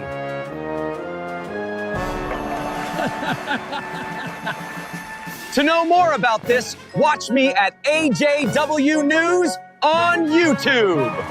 There goes my boys! Now, for our next act, dun dun dun! Under this big top, the greatest act of all is honoring those who served. Come see us at patriotprideusa.org. God bless. Now for the last act.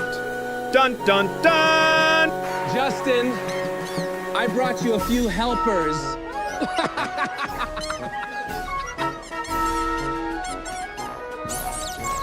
Catch this one. I got it. Look at them jumping.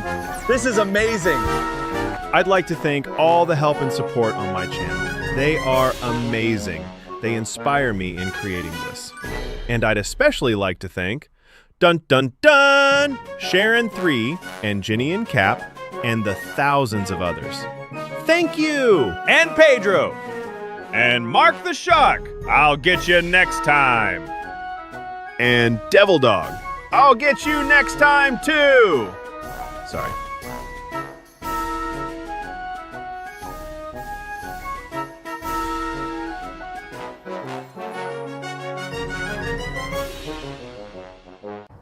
I feel the noise fading. The cameras are weakening. The signal is breaking. This road has been restless for far too long. Too many tripods, too many live streamings. The spirits of the neighborhood have spoken. By the power of peace, quiet, and common sense, I declare this roadway free and clear of future streamers. No more standing in the street. No more blocking the road. No more yelling into phones at 2 a.m. The road is clean, the curb is calm, and the neighborhood can finally sleep. Are we still live? Not anymore, sweetheart.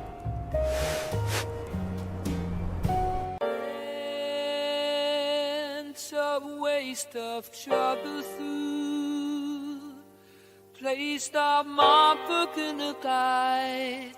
Feel like sorry and light. Then sorry's true. The highs are gone, but love are here and can roll up bright. Is this a whisper or the start of the scream? Stood in the stillness, chasing a dream. The sky pulled me upward, the ground disappeared. Hardly to question each breath full of fear. I reached for the silence, tried to hold on, but truth is a thread that unravels when gone. Is this a warning or just fate's disguise? No place to hide, no map in my hand, just the weight of the stars and the sky full of sand. The echoes grew louder, the night held its breath. I walked through the border of wonder and death. And though I was falling, I flew like a flame. The stars didn't call me, they whispered my name. Mama, I felt the flames as I touched the moon too soon. Lit a fire, then watched it bloom. Mama, I changed the tide, but now I'm lost in songs I never knew. If I'm gone by morning light, carry my name through fire and thunder, truths we bury deep down under. Oh, Mama, if I'm gone by morning light, carry me through the thunder, truths we bury deep down under. Let him go. He's too far. Stop it. He's not long. Maybe not enough. Dreamers dancing across jewelry. He's too far. Let him rise with the stars. I'm not a bit to forget. You'll hear me howl in the silence, yeah. I split the sky to see. What's the price of being free? Freedom, so here I am, just a shadow in space, with a spark in my chest and the stars of my face. Nothing really ends, nothing really stays. We all fall into the light.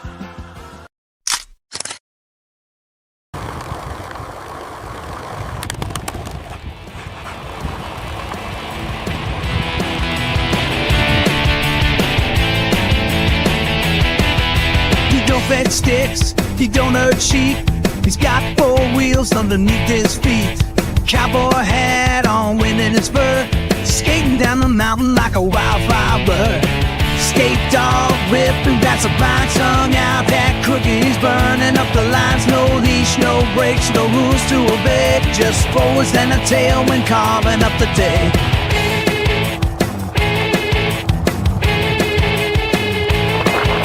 He passed the car, gave a sideways glance.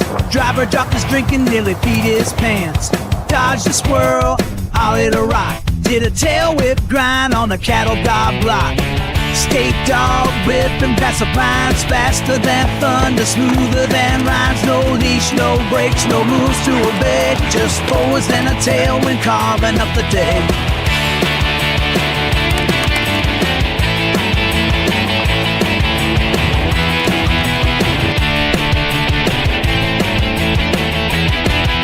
Well, collar can hold him, no fence gonna stop. He's a firm missile dropping in from the top. If freedom had paws and a hell of a grin, it'd ride downhill with the wind on its chin. Skate dog, king of the descent, with roller skate paws and 0% regret. No leash, no brakes, no slowing the bed. Just forwards and a tailwind shredding the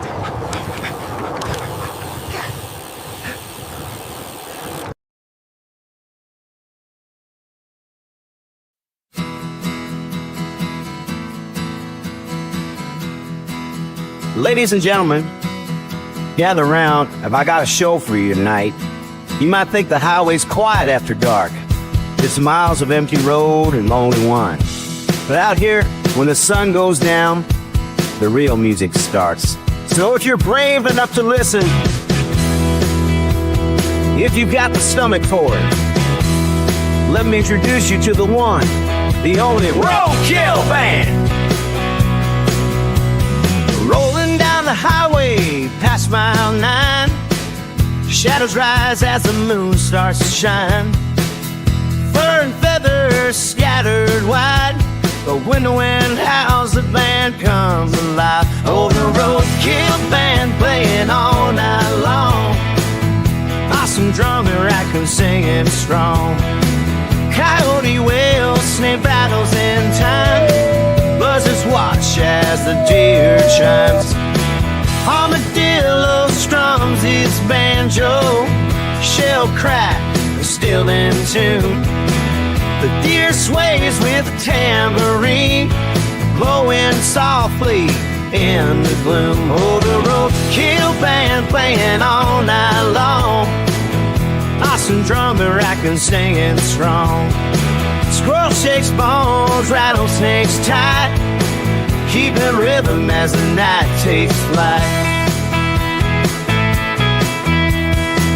Engines hum, headlights flash bright. The band plays on into the night. No tickets, no stage, just the road and sound.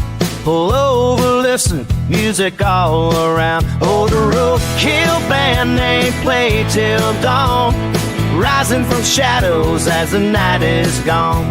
You can pass by or join the song. The Roadkill Band plays all night long.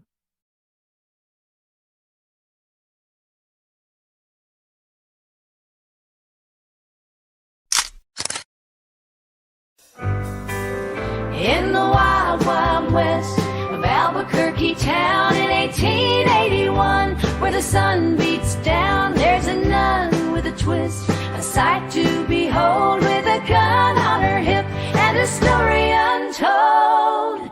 Oh, Sister Maria, with a gun at her side and a hat worn just so her legs steal the show wherever she goes.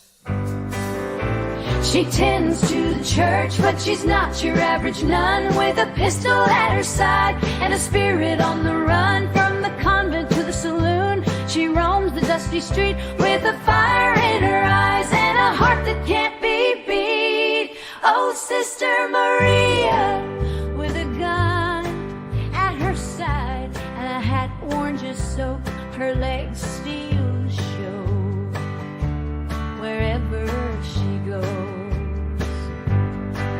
She's a woman of God, but she's also her own, in a world where the lawless, they freely roam. With a quick draw and a prayer, she rides